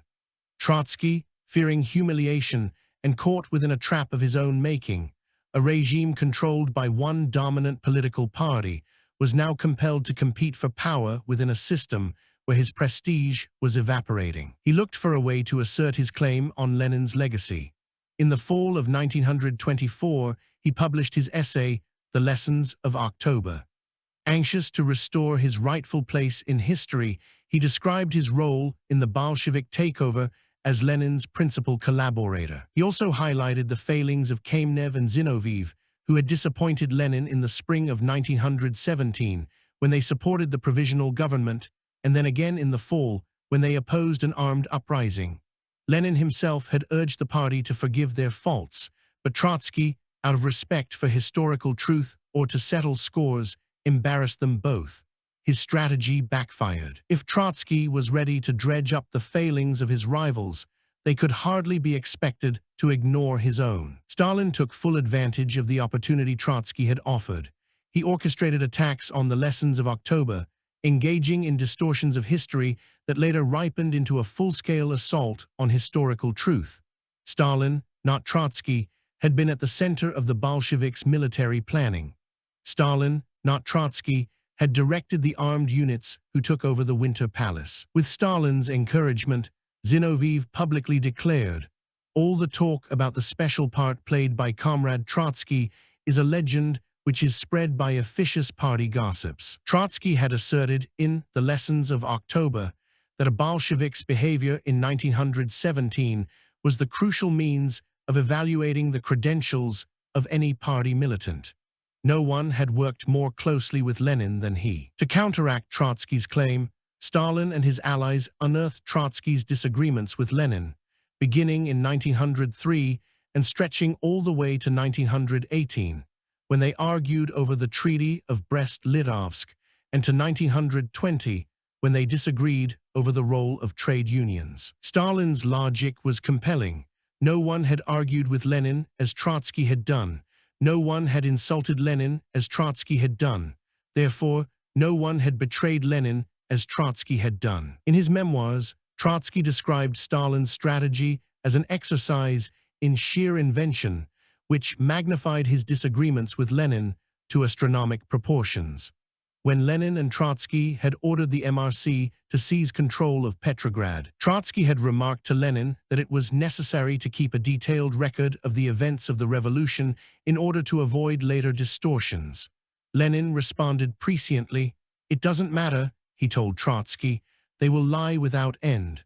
Lenin was right, but he did not anticipate that the lies would be directed by one of their own. In 1925, the year after Lenin's death, Kamenev published a collection of material focusing on Trotsky's arguments with Lenin.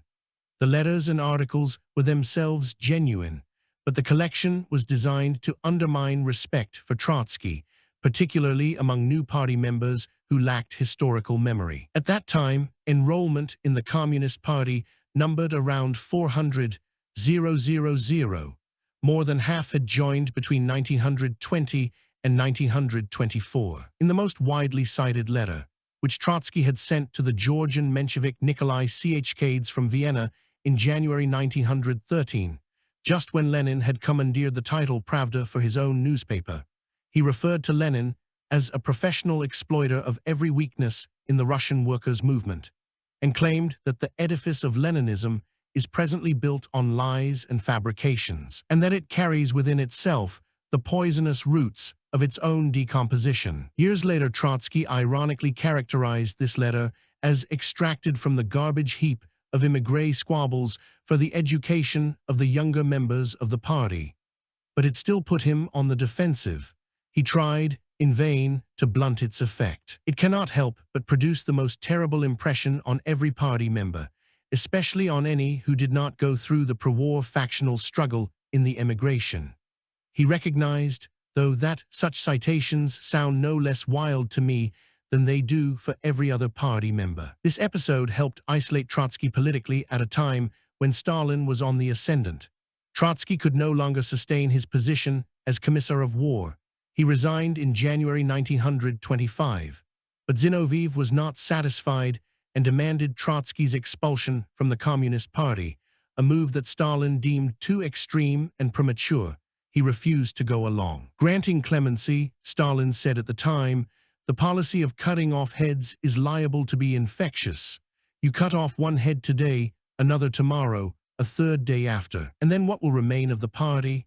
Stalin knew how to be patient and bided his time before making sure that his prophetic warning later came true. Neither Kamenev nor Zinoviev could take advantage of Trotsky's deepening political isolation. They sustained their alliance with Stalin, but were now joined by Nikolai Bukharin. He offered a theoretical foundation for NEP and a program of gradual economic development under a mixed system of private ownership and government controls. This program suited the country's mood after years of poverty and dislocation.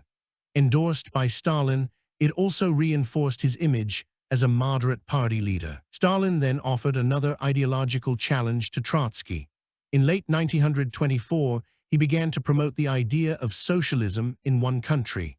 This contrasted with Trotsky's long-held belief, a belief Lenin had shared, that the revolution could not survive without the support of new socialist states in Europe. Here again, Trotsky found himself on unstable ground. He could no longer persuasively argue in defense of imminent revolution in Western Europe when the revolutionary wave had passed and showed no sign of reviving. Stalin argued otherwise. After years of upheaval, the country needed stability. After years of war and revolution, the country needed peace. It was Trotsky who advocated permanent revolution, as if the Soviet Union could not stand on its own feet without the assistance of outside forces. By denying the possibility of building socialism in one country, Trotsky appeared to question the capacity of the Soviet proletariat. Socialism in one country became a patriotic rallying cry, while the call for permanent revolution was turned into a radical and irresponsible act of adventurism. In the eyes of the party, Trotsky appeared trapped by a hopelessly optimistic belief in revolution. The country wanted peace. Trotsky offered glory. The arguments of both Trotsky and Stalin reflected the country's hopeless situation. The Soviet Union remained a poor, economically underdeveloped country in comparison with the countries of Western Europe. The proletariat had succeeded in gaining control of the government, but the development of a socialist system of agricultural and industrial production was still a long way off. Trotsky and Lenin as well had firmly believed that the revolution would spark similar upheavals elsewhere. But when that failed to happen, Stalin's contention that socialism could be built within the Soviet Union's own borders offered an alternative, and for many an attractive way forward. Stalin's argument also carried the additional advantage, once again, of making him appear to be a moderate figure whose policies matched the mood of the country. There was no indication of the extreme measures he would soon implement to carry out his plans. More important, Trotsky continued to underestimate Stalin.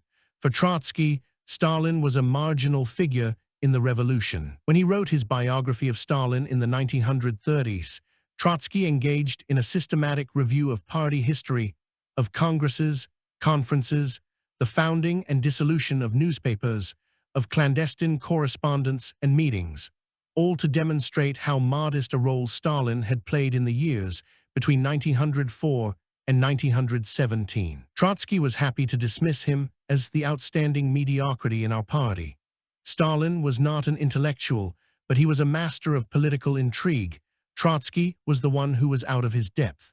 His brilliant essays and books did not endear him to rank-and-file party members, particularly new ones who were joining a party being shaped by Stalin's values. As Trotsky wrote in My Life, the apparatus was rapidly discovering that Stalin was flesh of its flesh.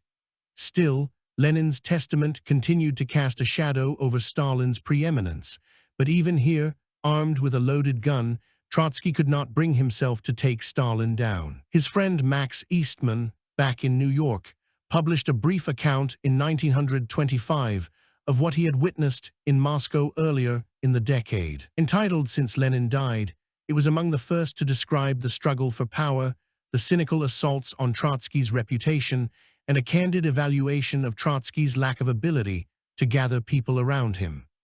At Trotsky's request, Eastman also included portions of Lenin's testament in the volume, hoping to gain the attention of the worldwide communist movement. But Trotsky, under pressure from the Politburo, disavowed Eastman's book and asserted that the testament was a fabrication.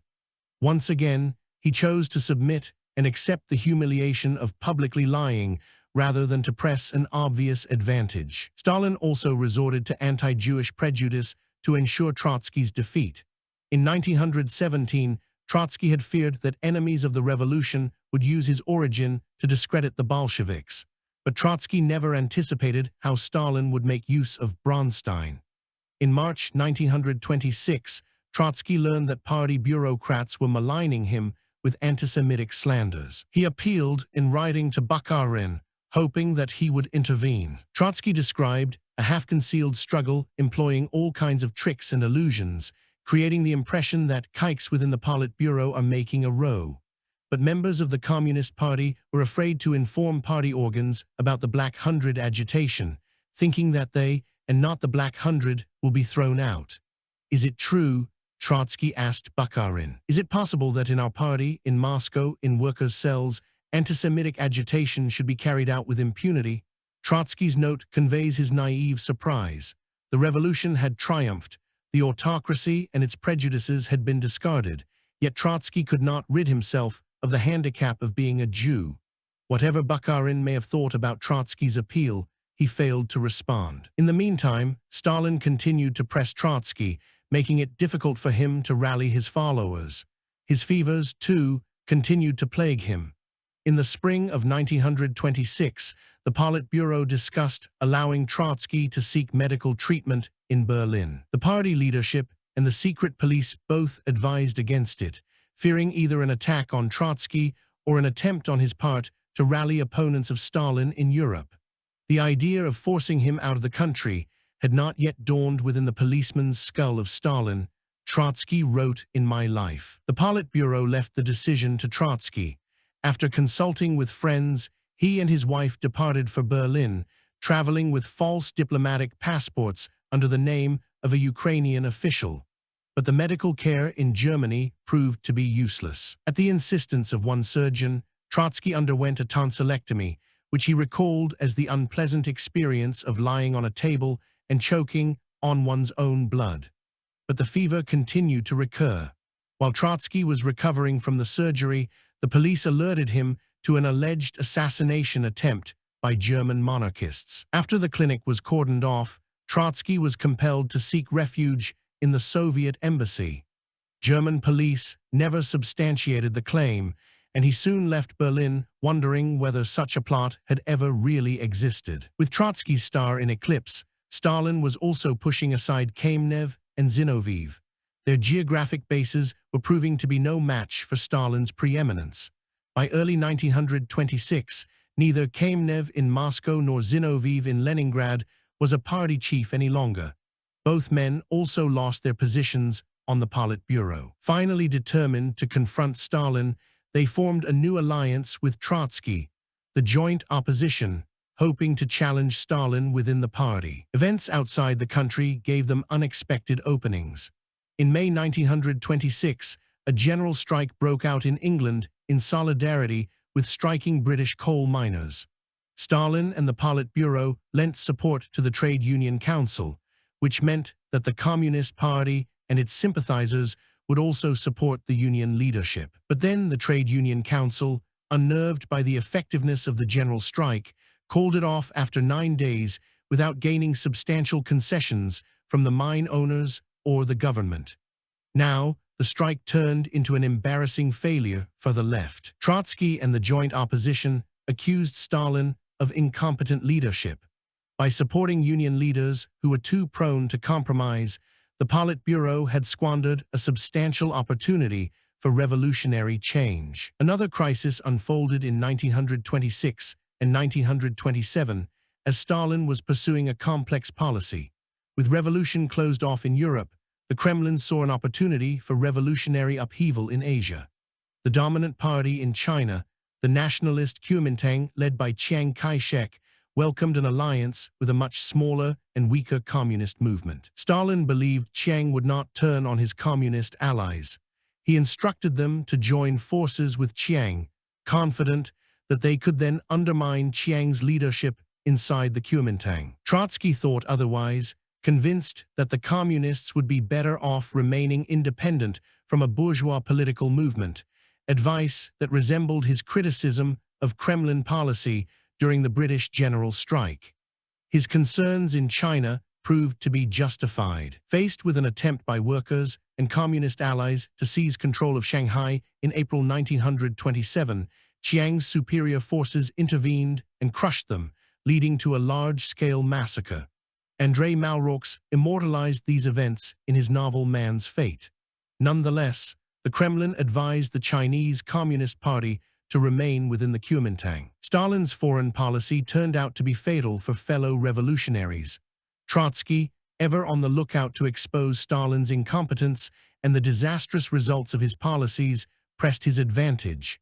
He wrote appeals, circulated letters, and otherwise campaigned to raise the issue within the party and the Comintern. His followers, though, were reduced to arranging informal meetings in factories, private apartments, and student dormitories. Trotsky may even have considered creating a new and separate party to rival Stalin's. None of this maneuvering led anywhere. The joint opposition continued to look for ways to undermine Stalin. One initiative was an attempt to get Lenin's testament published in the Soviet Union. When this failed, it was the joint opposition, no doubt with Trotsky's agreement, that passed along the full text to the West. Max Eastman first published the testament in the New York Times on October 18, 1926. Within days, Stalin went on the counteroffensive, denouncing the joint opposition as a social democratic deviation and insisting that its leaders recant their views. Trotsky was not intimidated. In front of members of the Central Committee, he condemned Stalin as the gravedigger of the revolution. Unnerved and furious, Stalin left the hall. The next morning, the Central Committee voted to remove Trotsky from the Politburo. His friends expressed their fears to him. Yuri Pyatakov warned that Stalin will never forgive him until the third and fourth generation. It was a prescient warning, but at the time, neither Trotsky nor his wife took it seriously. By the fall of 1927, Trotsky, Kamenev, and Zinoviev had been expelled from the party, along with hundreds of their followers. According to Trotsky, Nadezhda Krupskaya told a group of opposition figures in 1926 that Stalin would have imprisoned Lenin had he still been alive. That year, the director Sergei Eisenstein lampooned Trotsky in the iconic film October, his account of the revolution, portraying him as an effete intellectual figure who had had little impact on the events around him. Humiliated, neither Kamenev nor Zinoviev could go on outside the fold. They recanted their views, imploring Stalin to restore their party membership, a request he granted. Trotsky was forced to vacate his Kremlin apartment, but Stalin had something more drastic in mind for him: deportation from Moscow to Central Asia. Trotsky and his family did not submit easily. One of his followers, the revolutionary writer Victor Serge, visited Trotsky in the days before his exile. Watched day and night by comrades who were themselves watched by stool pigeons. Trotsky worked in a small room facing the courtyard and furnished only with a field bed and a table. Dressed in a well-worn jacket, active and majestic, his high crop of hair almost white, his complexion sickly, he displayed in this cage a stubborn energy. In the next room, messages which he had dictated were being typed out. In the dining room, comrades arriving from every corner of the country were received. He talked with them hurriedly between telephone calls. All might be arrested any moment. What next? Nobody knew, but all were in a hurry to benefit from these last hours, for surely they were the last. Trotsky and his family were scheduled to leave late on the evening of January 16, 1928. Thousands of his followers, alerted to the time, crowded the railroad tracks in front of the train that was supposed to take him away. The regime backed down and called to say that his deportation was being postponed for 2 days. But then armed officers came the next morning, catching Trotsky off guard. Trotsky barricaded himself in the apartment, refusing to give in and compelling the detachment to break down the door. One of the officers turned out to be a soldier who had served as a bodyguard for Trotsky during the war. Embarrassed and confused, he pleaded with Trotsky to shoot him. Trotsky could only comfort the fellow and encourage him to carry out orders. His passive resistance continued. He refused to dress himself, leaving his jailers no choice but to change his clothes. He refused to walk out on his own, compelling them to carry him out the door and down the stairs to the street. They took Trotsky and his family to the Kazan station, not the one where his followers had gathered the night before. Again, Trotsky refused to go on his own to the carriage. Again, he was carried by the armed escort. His sons were with him. His younger son, Sergei, struck one of the armed guards with his fist. His older son, Lev, tried to alert the railroad workers as if they might intervene or raise a protest, but no one lifted a finger. Trotsky had first come to Moscow in 1899, a young revolutionary, shunted from a prison in Odessa to another in Moscow, from where Tsarist policemen sent him and his wife to Siberia.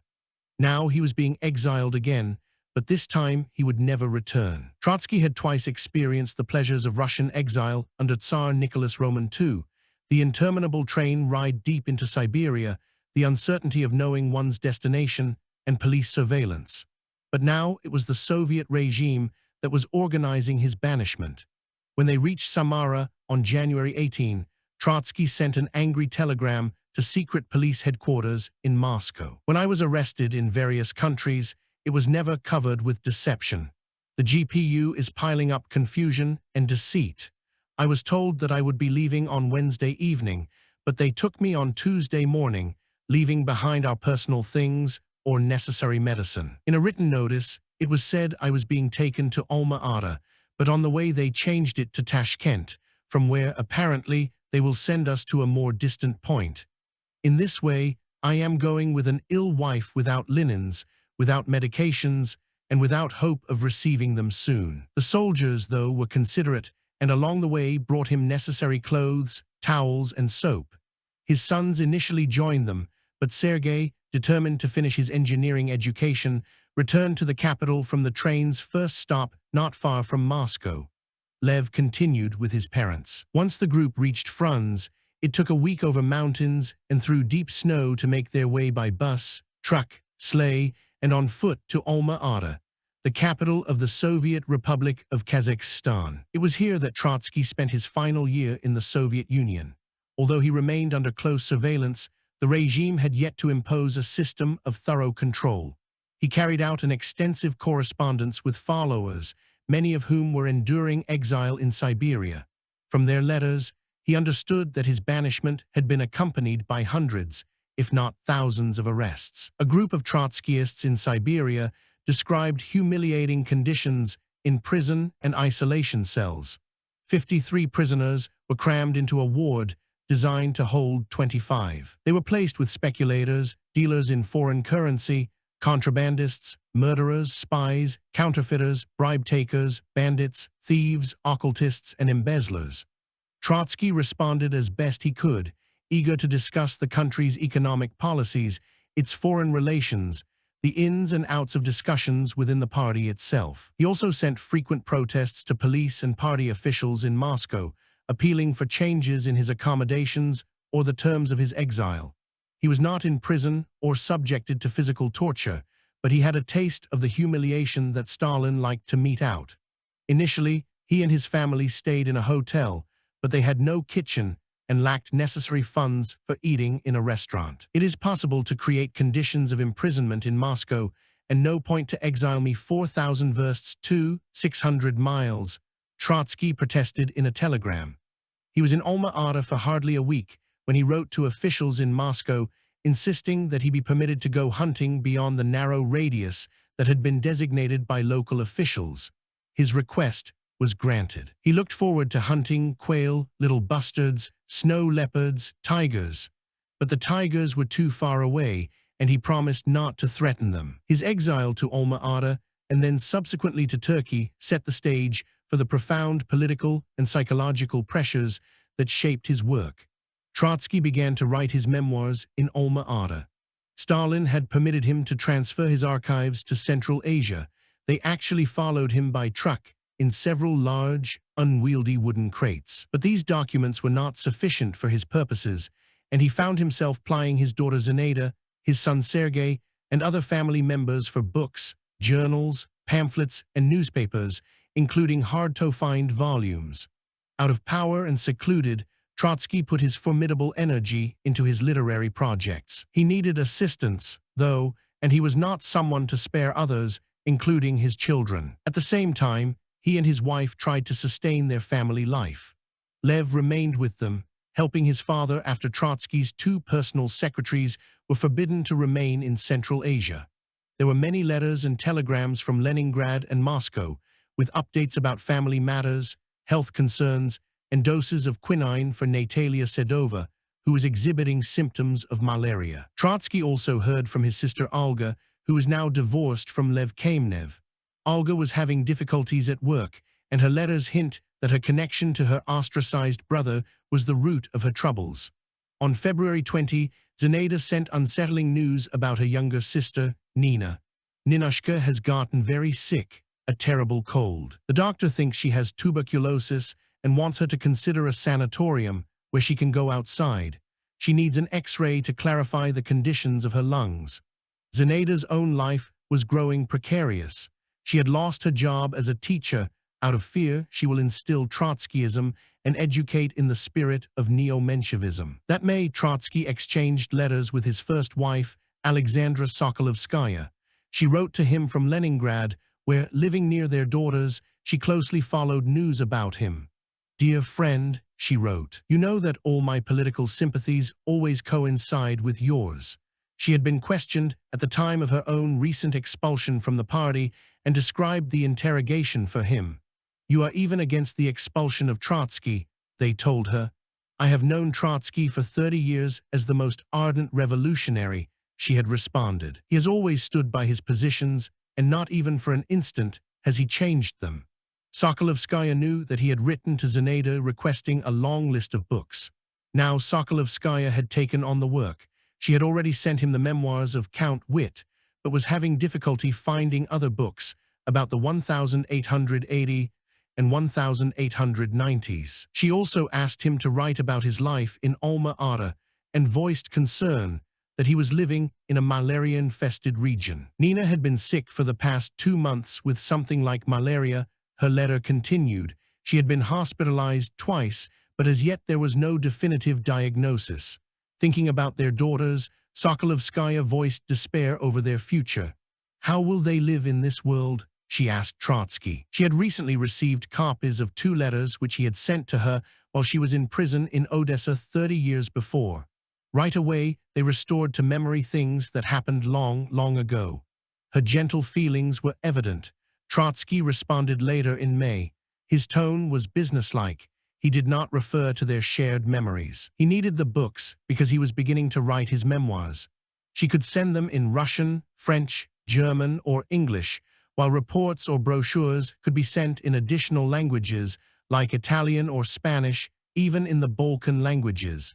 He was grateful for her assistance, but did not reciprocate her tenderness. 2 weeks later, Trotsky learned that Nina had died of tuberculosis in Leningrad.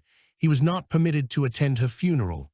She left a son and a daughter, while her husband, Man Nevelson, remained in Siberian exile. As the year progressed, Stalin began to shift his strategies. At the time of Trotsky's exile, Stalin was still allied with Bukharin, but by the summer of 1928, the regime had begun to adopt the extreme measures that led to the first 5-year plan: rapid industrialization, and most ominously, the forced collectivization of agriculture. Dubbed the Left Course, these policies resembled a more brutal version of Trotsky's own. By abandoning NEP, Stalin was initiating an impatient push for economic modernization at the expense of the peasants. The evolving political reality compounded Trotsky's personal tragedy. Not all his followers remained steadfast. Isolated in Alma-Ata, Trotsky learned about the compromises of one-time allies and friends. Yuri Pyatakov, Anton Antonovov-Sinko, Karl Radek, and Yevgeny Preobrazhensky, among others, made their peace with Stalin's policies and abandoned the opposition. News about other arrests reached him from Moscow and Kharkov, and from cities in Siberia. In June, a group of Moscow Trotskyists described for him the arrest of worker Bolsheviks in the capital. They decried the state of democracy in the party. "It is impossible to implant democracy from above and by decree," they wrote to him. "We need to throw out not only drunkards and bribe-takers, but all the bureaucrats and opportunists. And we need to immediately stop any acts of repression, exile, and arrests." By the fall, the regime began to tighten its controls on Trotsky himself. Between April and October, he had dispatched 800 political letters and 500 telegrams, while he had received 1,000 letters and 700 telegrams, most of them signed collectively. Each letter was copied and analyzed, then summarized for Stalin. The regime could no longer tolerate such a resolute connection between Trotsky and his followers. Letters and telegrams to and from friends and supporters were no longer delivered, and a courier who had been discreetly taking and delivering written messages was identified and arrested.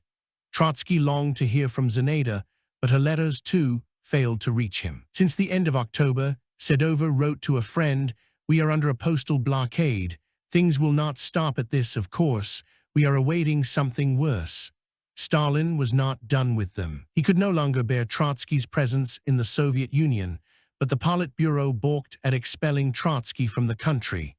At a meeting in mid-January, 3 members voted against expulsion, and according to some reports, Bukharin broke down in tears, overcome by guilt over his own earlier behavior toward Trotsky. Perhaps, as well, Bukharin experienced a feeling of foreboding over what Stalin would do next, to Trotsky, to himself, to any of them. Their opposition notwithstanding, Stalin pushed through the decision. Trotsky learned about the expulsion order on January 20, 1929. He was charged with counter-revolutionary activity expressing itself in the organization of an illegal anti-Soviet party, whose activity has lately been directed toward provoking anti-Soviet actions and preparing for an armed struggle against Soviet power. 2 days later, Trotsky, his wife, and their son Lev were taken by an armed escort and placed in a bus which took them to the Kurdai mountain range. Faced with heavy snowstorms, the group was assigned a special tractor to tow 7 vehicles through the Kurdai Pass. During the snowstorms, Trotsky reported, 7 men and a good many horses were frozen to death on the pass. We were obliged to transfer to sleighs. It took them 7 hours to travel 19 miles. A railway car brought them near Moscow, where, at his insistence, his younger son and Lev's wife were able to join them. Trotsky was informed that he was being expelled to Constantinople. He refused to acquiesce to the decree, insisting that he be sent to Germany. For some reason, the regime hesitated, leaving him and his family alone in a railway carriage for 12 days and nights while it sorted out what to do next. Food and fuel were delivered at regular intervals, but the exiles were not permitted to leave the train. They read French novels and a history of Russia, played chess, and received newspapers that told them about the arrests of hundreds of Trotskyists. It was only on February 8 that an official informed Trotsky of Germany's refusal to accept him. With or without his agreement, he was being taken to Turkey. It took 2 days for a larger train to carry them southward to Odessa, where Sergei bade them farewell and returned to Moscow. They would never see him again. The train brought them directly to the harbor, where they boarded a steamer, the Ilyich, Lenin's patronymic, which required the assistance of an icebreaker to move through the Black Sea for the first 60 miles. Trotsky and his wife, along with Lev, were the only passengers on board, accompanied by 2 secret police agents to ensure their isolation. The Kremlin remained silent about the expulsion, while rumors abounded in the Western press. European communist newspapers reported that Trotsky was leaving the country voluntarily, perhaps on an official or semi-official mission with a sizable entourage. This was deliberate misinformation. Late in January 1929, the New York Times began reporting on the arrest of Trotsky's followers. There was a war against Trotsky, leading to the arrest of waverers who stood at the crossroads. They would be sent to rigorous isolation.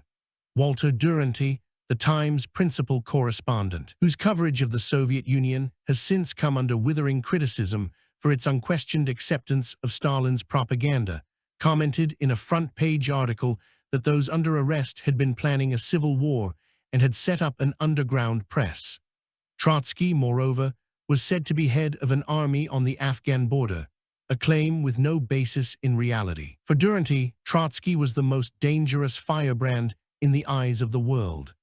In early February, Duranty cited official claims that Trotsky had been circulating subversive handbills and had established an underground railroad to distribute his letters. So Stalin had decided to exile him, much in the way Lenin had sent his former colleagues, like the Menshevik leaders Yuliy Mardov and Fyodor Dan, out of the country. Within days, the Times reported once more on the front page that Trotsky was missing on board a ship during a terrific blizzard and hurricane in the Black Sea. His whereabouts remained a mystery, and there were fears, or was it hopes, that he would not reach his destination alive. The truth was far more ordinary. The regime had made no announcement of its plans in order to prevent the kind of demonstrations that had occurred in Moscow when Trotsky was sent off to Alma-Ata. Stalin also wanted to keep his options open. He even considered Trotsky's request to be sent to Germany, and only after Germany refused entry to Trotsky was he spirited away to Turkey. As they arrived in Turkey, Trotsky was handed an envelope containing $1,500, an insulting amount of money to give to the leader of the revolution and the founder of the Red Army. But Trotsky was virtually penniless. He swallowed his pride and accepted the envelope. Upon arrival in Turkey, he protested the conditions of his exile, believing that Stalin and the government of Mustafa Kemal Atatürk were cooperating in a conspiracy against him. But Turkish officials guaranteed his safety and welcomed him as their guest. Hoping to save a revolution he had helped to make, Trotsky intended to rally like-minded radicals and communists in the West. Stalin, he was confident, could still be toppled. Exile. Politically, Trotsky was a spent force, yet he continued to command attention. The image of an exiled revolutionary, Lenin's closest collaborator, haunted the capitals and chancelleries of Europe. Trotsky fell back on a strategy that had once succeeded. He pulled together a new network of militant Marxists like himself to challenge the commissars in the Kremlin, in the same way that he and Lenin had confronted first the Tsar and then the provisional government. Trotsky, though, was not facing a crumbling, disoriented monarchy, but a ruthless machine that understood conspiracy firsthand, that had, in fact, gone through the same history as Trotsky. This time, a small group of disaffected, isolated revolutionaries did not stand a chance. Trotsky spent several weeks in the Soviet consulate in Constantinople, where, to his surprise, he was treated with deference and respect. The Western press was eager to hear from him. He obliged with articles in British and American newspapers, including 4 dispatches in the New York Times. Trotsky did not restrain himself. He described Stalin's successful maneuvers to gain power while Lenin lay dying, the conditions of his exile in Alma-Ata, and the arrests of other one-time Bolshevik leaders. He also repeated his description of Stalin as the gravedigger of the revolution. Only after these articles appeared did the Kremlin react publicly to Trotsky's expulsion. To explain its actions, Moscow newspapers claimed that Trotsky had employed illegal printing presses, wanted people to join anti-Soviet demonstrations, and was and remains a Menshevik. It is hard to believe that such flimsy accusations could have convinced a neutral observer of Trotsky's treachery. But Stalin was not concerned about Western public opinion. It was the communist movement that needed an explanation.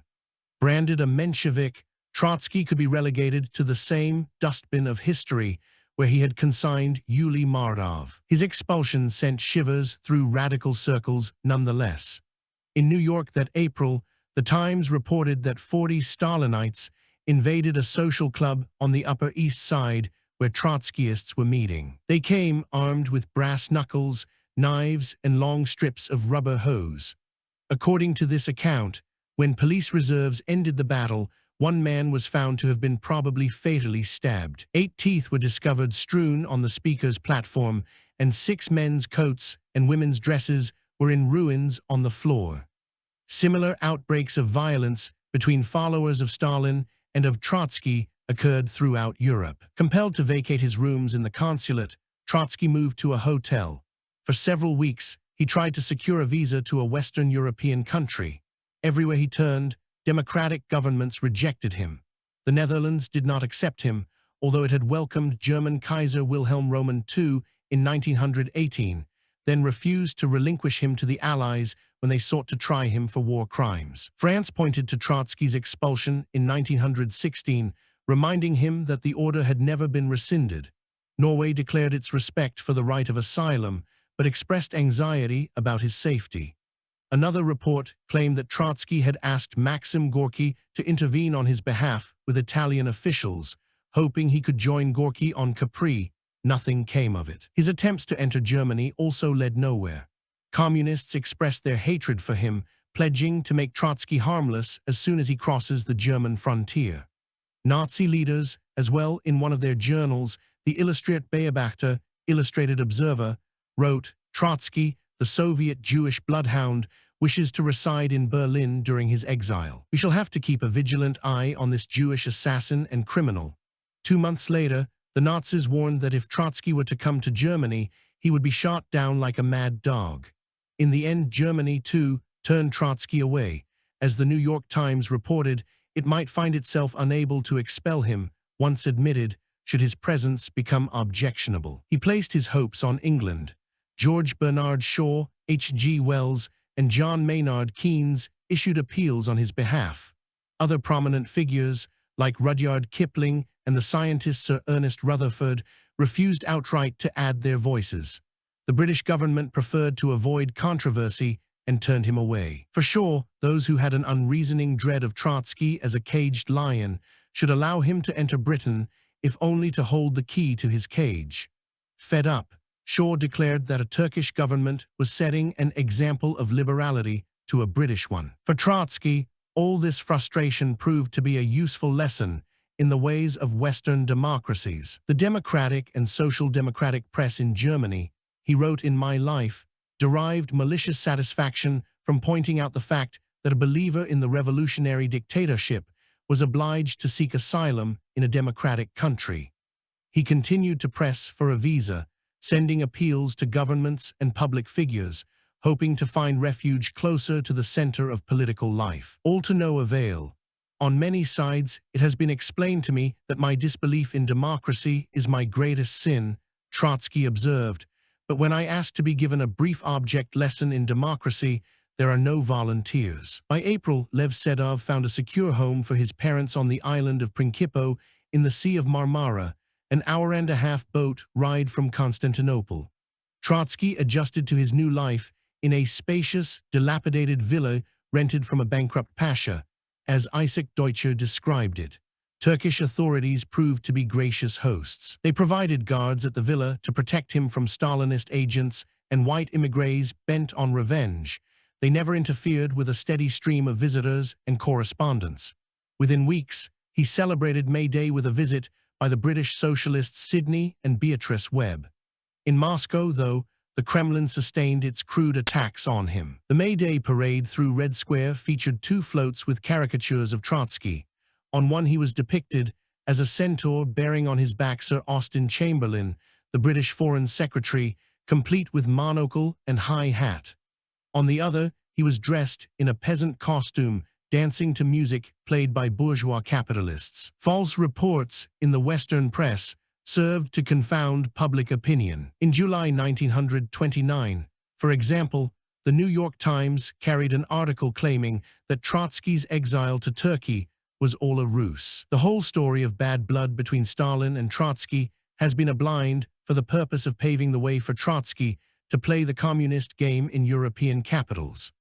The dispatch concluded that Trotsky was in constant communication with Stalin and would soon return to Moscow now that the scheme he and Stalin had cooked up to royal European countries had failed. Trotsky feared that the government of Kemal Atatürk would grow weary of hosting him, but Turkey remained a reliable haven. Trotsky remained there for 4.5 years, a time that proved to be unusually productive. After the Kremlin deprived him and his family of Soviet citizenship in February 1932, Turkey offered travel documents, making his subsequent trips possible. To earn a living, he arranged contracts for his memoirs and an account of the revolution. Western publishers paid him tens of thousands of dollars, enough for Trotsky to hire secretaries and translators, to employ a cook and a house cleaner, and to offer support to small groups of followers in the West. Over the next decade, Trotsky corresponded with dozens of them. He devoted considerable time to advising, encouraging, rebuking, orienting them left, orienting them right, all with the goal of trying to forge a viable movement. This was draining work, and only a determined revolutionary could sustain such an effort. To relax, he enjoyed the outdoors, taking long and strenuous boat rides to hunt on other islands or go deep-sea fishing. By July, Trotsky had started a new journal, the Bulletin of the Opposition, with the help of his son Lev. That summer, Lev made a futile attempt to secure permission to return to Moscow to see his wife and son, whom he had left behind, but his request was denied. The bulletin was designed to rally followers and expose the criminal nature of Stalin's regime. Although its print run never exceeded 1,000, it was read within party circles, carried into the Soviet Union by diplomats and journalists. Stalin is said to have read each issue carefully. Stalin, in fact, was obsessed with Trotsky. According to the late Dmitry Volkogonov, who had access to tightly controlled material from Stalin's archive, he ordered nearly everything by or about Trotsky in the Western press to be translated for him, and he read Trotsky's work in Russian with great attention, often highlighting passages and leaving comments on the margins. Trotsky used the bulletin as an outlet for information coming from the Soviet Union and for his own analysis of political crises. Its scores of issues related the story of a decade. In the initial issue, Trotsky published a report from followers who were enduring hard labor in a Siberian camp near Tobolsk. Later in 1929, Trotsky's close friend and collaborator Christian Rakovsky observed, from his place of exile, how Stalin's shift in policy, his left course, was demoralizing Trotskyists. Circulating the bulletin, corresponding with followers all over Europe and North America, Trotsky was reverting to a familiar kind of political action. No doubt he believed that careful strategic maneuvering could weaken Stalin. Writing My Life at that time, he recalled his first revolutionary pamphlets when he produced material for workers in Nikolaev. What a sorry, fantastic thing it would have seemed to imagine that we could, in this way, overthrow a mighty state that was centuries old. Why couldn't a similar strategy work again? Since 1897, he recalled, I have waged the fight chiefly with a pen in my hand. But Trotsky's writing never posed a threat to Stalin, even when Lev moved to Berlin in February 1931 to establish an editorial office for the bulletin. Just weeks before Lev's departure, Trotsky's older daughter, Zinaida, was able to reach Principo along with her 5-year-old son, Seva. Trotsky had invited her, and she hoped to find a place for herself within the opposition, to work alongside her father as her half-brother Lev was doing. She had to leave behind her husband, Platon Volkov, who was in exile, and a daughter from a previous marriage. The girl was being cared for by her grandmother, Alexandra Sokolovskaya, who was also raising the 2 children of the deceased Nina. The extended family was only beginning its march to Golgotha. During his years in Turkey, Trotsky watched 2 cataclysmic events unfold, one inside the Soviet Union and the other in Germany. With the advent of Stalin's first 5-year plan, Trotsky learned about the devastating effects of forced collectivization. This was an enormous and cruel exercise in social engineering, the forced transfer of millions of peasants who based their livelihoods on the cultivation of small plots of land onto collective farms. It caused chaos in the countryside and resulted in the deaths of millions of peasants, among them kulaks, who were accused, often unfairly, of owning too much property and exploiting other peasants. It was a party axiom that at some point it would be necessary to squeeze the peasants in order to feed the cities, gain necessary taxes to support industrial growth, and make it possible for now superfluous farmhands to move to urban centers, where they could work in new factories and power plants. Much of this economic strategy resembled Trotsky's own, but he had advocated gradualist domestic policies. In 1920, he had pushed for NEP-like reforms to the economy, a full year before Lenin initiated a similar program. As collectivization began in late 1929, Trotsky voiced misgivings about its human toll, insisting that it should take place through slow and voluntary measures. He called for an end to dekulakization and even endorsed market mechanisms, which had been part of NEP, as a way to move the economy forward. Such statements, though, were also meant to differentiate himself from Stalin. Trotsky never did explain how simple persuasion could make reluctant, tradition-bound peasants move from their small holdings to large collective farms. In reality, with the advent of the 5-year plan, many one-time followers abandoned their support for Trotsky and adopted Stalinism as their banner. recognizing that the plan's proclaimed goals, particularly the emphasis on rapid industrialization, matched Trotsky's earlier rhetoric. This apparent similarity between Trotsky's economic strategy from earlier in the 1920s and Stalin's left course made it impossible for Trotsky and his followers to join with Bukharin, who opposed the harsh, coercive elements of the first five-year plan. Such an alliance might have challenged Stalin's monopoly on power. Trotsky could also be inconsistent when it came to condemning the suffering associated with collectivization. Writing in 1936, he dismissed reports of mass violence. At the present time, he asserted, hardly anybody would be foolish enough to repeat the twaddle of liberals to the effect that collectivization as a whole was accomplished by naked force. Trotsky faced fewer ideological dilemmas as he watched Hitler's rise to power in Germany. Here he could readily see the failure of Stalin's policies. By the late 1920s, the Kremlin had begun to instruct Western communist parties to refuse to cooperate with social democrats, who were nothing more than social fascists, the ideological equivalent of the Nazis themselves. In Germany, this policy resulted in a great catastrophe. As Hitler's National Socialists grew in electoral strength, Stalin's policies emasculated the left by deliberately dividing communist from social democrat. The results were tragic and entirely foreseeable. Trotsky had nothing but contempt for Stalin's policies and the attitude of former supporters, like Karl Radek, who were now trumpeting Stalin's line. As Trotsky wrote in the Bulletin of the Opposition with his usual acerbic wit, the differences between blondes and brunettes are not as great. In fact, they are significantly less than the differences between a human being and an ape. Anatomically and physiologically, blondes and brunettes belong to the same species. They can belong to the same nationality, even to the very same family.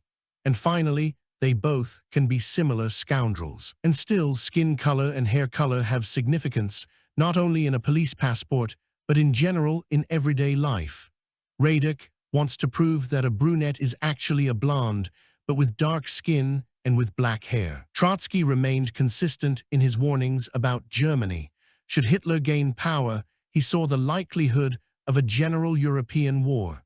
Hitler was well aware of Trotsky's premonition. In 1931, visited by editors from a conservative newspaper, Hitler ranted to them about his enemies, banging his fist on the table, sometimes shouting about the communists, the Vatican, the Jews, Freemasonry, the press, Karl Marx, Trotsky, and the city of Berlin. Cut off from the Soviet Union, living in semi-isolation, Trotsky devoted himself to writing.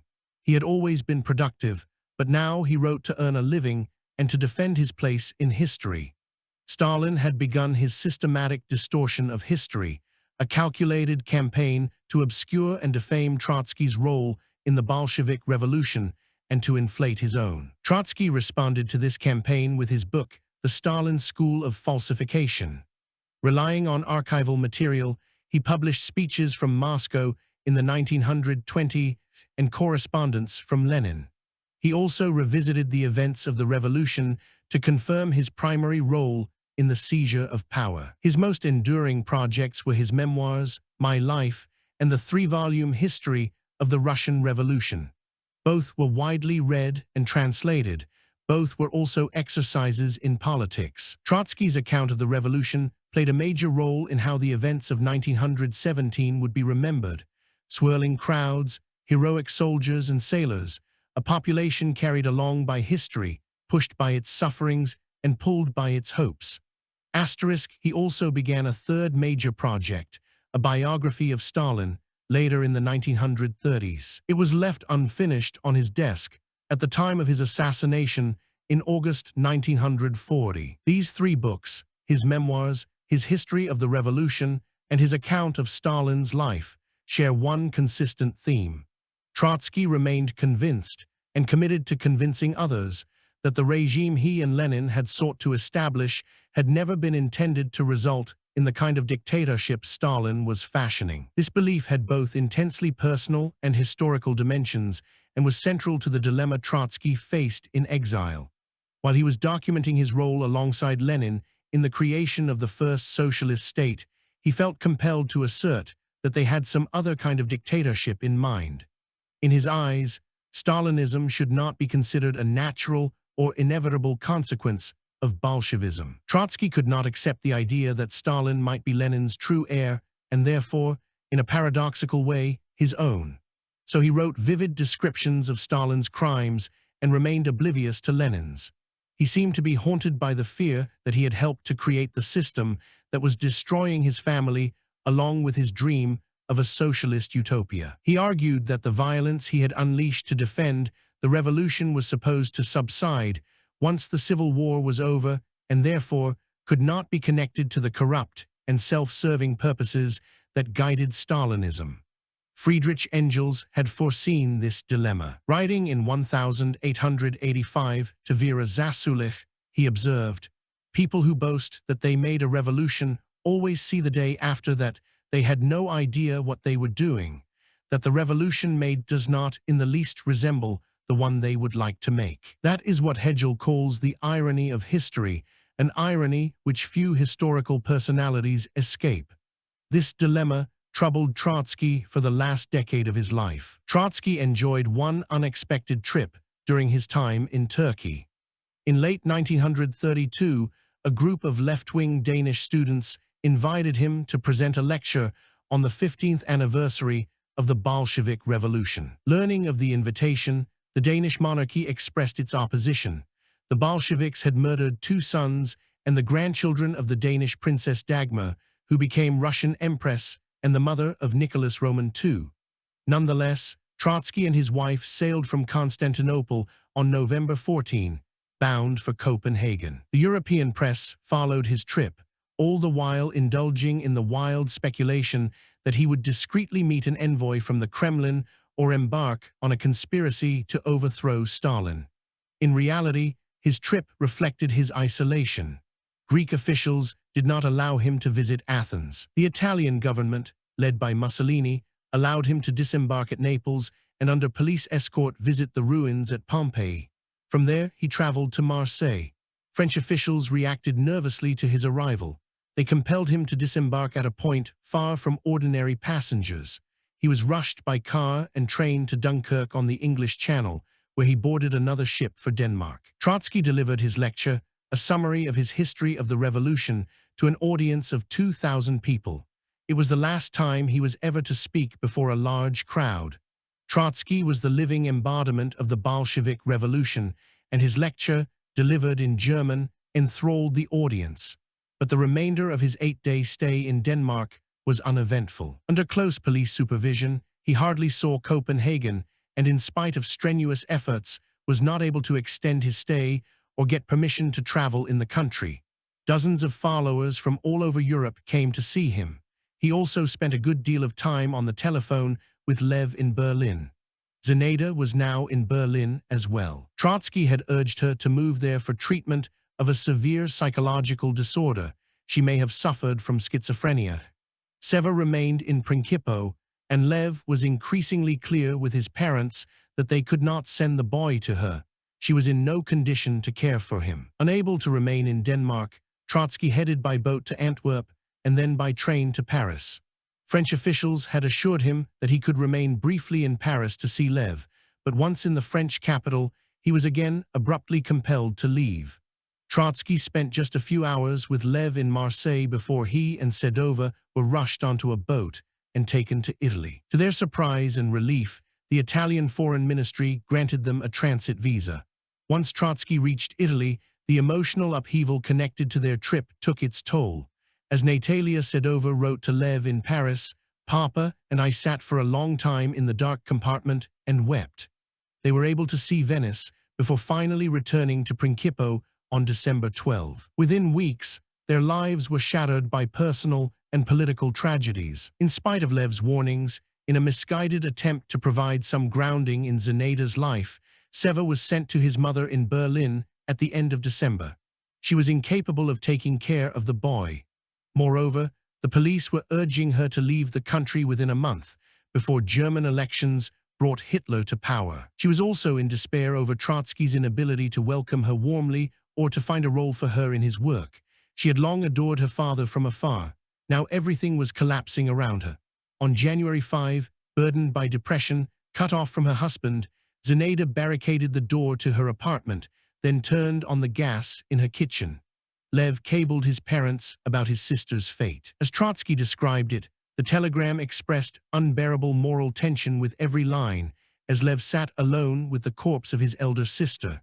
Lev was also able to telephone his brother in Moscow to break the news to him. It was the last time the doomed brothers spoke with each other. Trotsky blamed Stalin for Zinaida's death, emphasizing the loss of her homeland and her Soviet citizenship. He wrote to Zinaida's mother, Alexandra Sokolovskaya, to inform her of this latest calamity. "I strongly embrace your gray head and mix my tears with yours," he wrote to her. He and his wife went into seclusion, unable to leave their room, barely able to eat or communicate with the household. When Trotsky emerged a few days later, he looked much older, his hair much grayer. Sokolovskaya's reply reached him at the end of August. She, too, was in despair over the death of her radiant little dove. Looking at her grandchildren, she confided to Trotsky that she no longer believed in life and doubted that they would grow up. She held Trotsky responsible for Zinaida's death. Zinaida had needed more from him, more time, attention, and love. Sokolovskaya had recognized how fragile both Nina and Zinaida were in early 1928, when their father was sent to Alma-Ata and their physical and emotional well-being were in question. "How will they live in this world?" she had asked him. He had no answer. 5 years later, both daughters were dead. Events in Germany compounded his despair. By the end of January, Hitler had become Chancellor of Germany. Trotsky grew anxious for Lev. The Nazis banned the bulletin, and Lev, fearing for his life, went into hiding. He had to get out of Germany. Sometime in March, he was able to reach Paris. First from Turkey and then from France, where he moved in July 1933, Trotsky steadily composed denunciations of Hitler and of Stalin. With Hitler in power, the world of Versailles has finally turned into a madhouse, Trotsky wrote. It was Stalin's responsibility, for the politics of the Communist Party was a complete sham. Its leadership proceeded from the absurd notion that social democracy and National Socialism present two varieties of fascism, as if, following Stalin's ill-starred formula, they are not opposites, but twins. The Comintern liked to declare that its policies had been above reproach and dismiss the significance of Hitler's victory. But Trotsky knew better. In his eyes, Hitler's victory was a decisive setback to Europe's working class. Yes, 5 million communists still managed, each individually, to make their way to the polling booths, Trotsky wrote in the bulletin of the opposition. But in the factories and the streets their presence is not felt. The bureaucratic terror of Stalinism has paralyzed. There will even before the gangster terror of fascism has started its work. Trotsky had no illusions about Hitler, and he questioned whether Stalin would prove a reliable opponent of Nazism. But he was still loyal to the Soviet Union. In March 1933, Trotsky offered his personal assistance to members of the Politburo. Stalin, he wrote to them, was leading the country to disaster, and he compared him to Kerensky and to the Spanish dictator Primo de Rivera on the eve of their government's collapse. "I consider it my duty to make one more attempt to appeal to a feeling of responsibility of those who rule the Soviet government today." But no one responded. Although Trotsky's years in Turkey were the most productive of his time in exile, he longed to move closer to the center of European political life. He had lived in France before, and he was determined to seek asylum there. Assisted by numerous friends, Trotsky succeeded in having his expulsion order from 1916 rescinded. Permission to reside in France was granted, but the arrangements carried significant restrictions. He could not visit Paris, and he had to live in a southern district, refrain from public presentations, and from revealing his identity and accept close police supervision. It is hard to say whether such conditions were meant to protect Trotsky or reflected a genuine fear that he could overthrow the French Republic. With his wife and 3 secretaries, Trotsky reached Marseille in mid-July. From there, they moved to Saint-Palais, a small town on the Atlantic coast, where they stayed for several months. Lev insisted on such substantial precautions that neither the press nor Stalinist agents knew where Trotsky was. With Lev's assistance, several prominent writers and intellectuals came to visit. André Malraux spent an afternoon with Trotsky. Simone Weil also came by. They kept their visits discreet and did not divulge where they saw him. The French government, impressed by Trotsky's low profile, relaxed its restrictions and permitted him to move to Barbizon, closer to Paris. But concerns for his safety remained. To see him, visitors had to pass through an elaborate ring of security. One British leftist wrote a description of being taken to see Trotsky in 1934.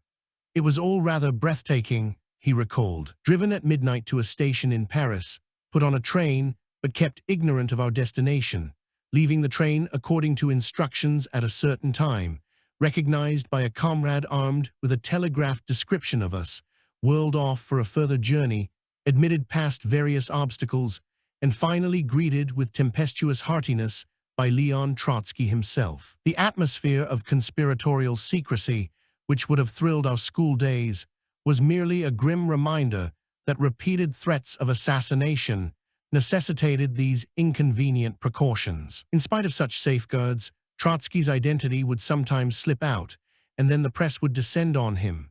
Hounded out of a refuge, he had to move from one city to another. Eventually, he and his wife lived quietly for almost a year in a remote village in the Alps, near Grenoble, without secretaries or bodyguards, in the home of a schoolteacher. He could read, but was hardly able to write at all. Trotsky was in France when he learned that his younger son, Sergei Sedov, had been arrested in Moscow in March 1935. Sergei was caught up in the wave of repression that emerged after the assassination of the Leningrad party leader Sergei Kirov on December 1, 1934. Within months, the party began a comprehensive purge of all former followers of Zinoviev, Kamenev, and Trotsky. Trotsky followed the aftermath of Kirov's murder with alarm, sensing that Stalin would exploit the incident for his own ruthless purposes. Sergei Sedov was an engineer. He had remained in the Soviet Union to pursue his studies, convinced that his indifference to politics provided a margin of safety. Following Sergei's arrest, the Kremlin voiced public assurances that he was not in a prison but under supervision in order to prevent contact with his parents. According to Sedova, they had exchanged only banal messages about each other's health. She tried to send some money to his wife, a librarian in Moscow, but the Norwegian bank returned the money because the beneficiary could not be found at the indicated address. Sergei's wife, too, was then arrested. For Sedova, the arrest of her son's wife was an act of personal vengeance. Then in early 1937, Trotsky disclosed another dimension to Sergei's arrest. The Soviet press was claiming that Sergei's family name was Bronstein and not Sedov, to emphasize its Jewish sound. As Trotsky noted, "My son is accused, not more nor less, of an attempt to exterminate workers. Is this really so far from the accusation against the Jews of using Christian blood?" As Trotsky knew all too well, Stalin had used antisemitism as part of his struggle for power against the opposition. The arrest of Sergei provided another cynical occasion. By February 1937, Sergei's whereabouts was still unknown. In an open letter addressed to the conscience of the world, Sedova said that Sergei had been arrested along with thousands of others, spent 8 months in a Moscow prison, and then was sent to Krasnoyarsk, where he was allowed to work in a factory. But this apparent compromise lent itself to a subterfuge, for it was in Krasnoyarsk that he was accused of preparing a mass poisoning of workers. In despair, Sedova made her public appeal for support, but Stalin would not be swayed. Whatever they suspected, Sergei's parents never learned the truth about his fate. He was executed on October 29, 1937, with a bullet to the back of his skull. Trotsky's stay in France was never entirely secure. Pressure to expel him came from communist militants and right-wing officials. Following Kirov's murder, El Humanité, the organ of the French Communist Party, declared that Trotsky's hands are covered with Kirov's blood. Trotsky feared that the shifting winds of internal French politics and diplomacy, the right-wing government of Edouard Daladier and Pierre Laval concluded an alliance with the Kremlin in the spring of 1935, would lead to his being deported. Possibly to the French island colony of Madagascar, since no other country was willing to accept him. In desperation, Trotsky asked for asylum in Norway, where a social democratic government had just come into power. After many appeals, Trotsky was granted a visa. He reached Norway on June 18, 1935, and quickly faced restrictions similar to those he had suffered in France. Given his notoriety, he could not find a suitable place to rent. It took a socialist editor, Konrad Knudsen, to offer him a quiet haven in his own home, in a small village 30 miles north of Oslo. As often happened, the tense uncertainties of Trotsky's life undermined his health. He was sick all summer, and by October had to be hospitalized for 6 weeks to recover from severe fatigue. Only then could Trotsky resume his writing. Within a year, he completed The Revolution Betrayed, his outspoken analysis of the Soviet Union at the height of Stalin's dictatorship.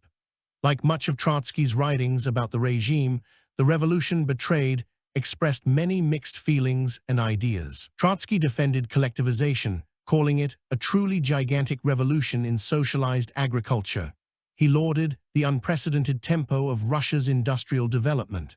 Socialism, he wrote, has demonstrated its right to victory not in the language of dialectics, but in the language of steel, cement, and electricity. But Trotsky also denounced the Kremlin's arbitrary violence. Perhaps he was thinking of his son, Sergei, when he wrote that many young people, who are outstanding and unsubmissive, are systematically destroyed, suppressed, or physically exterminated. This is a totalitarian regime of fear, lies, and flattery, which relies on concentration camps, isolation cells, and Siberian exile to intimidate the opposition and the broader population. He could not help concluding that Stalinism and fascism had a deadly similarity. Very few people at the time were willing to recognize the truth behind Trotsky's perceptive remark. For Trotsky, there were two fundamental reasons behind this tragedy. Lenin had not foreseen Russia's prolonged isolation after the first proletarian revolution had taken place.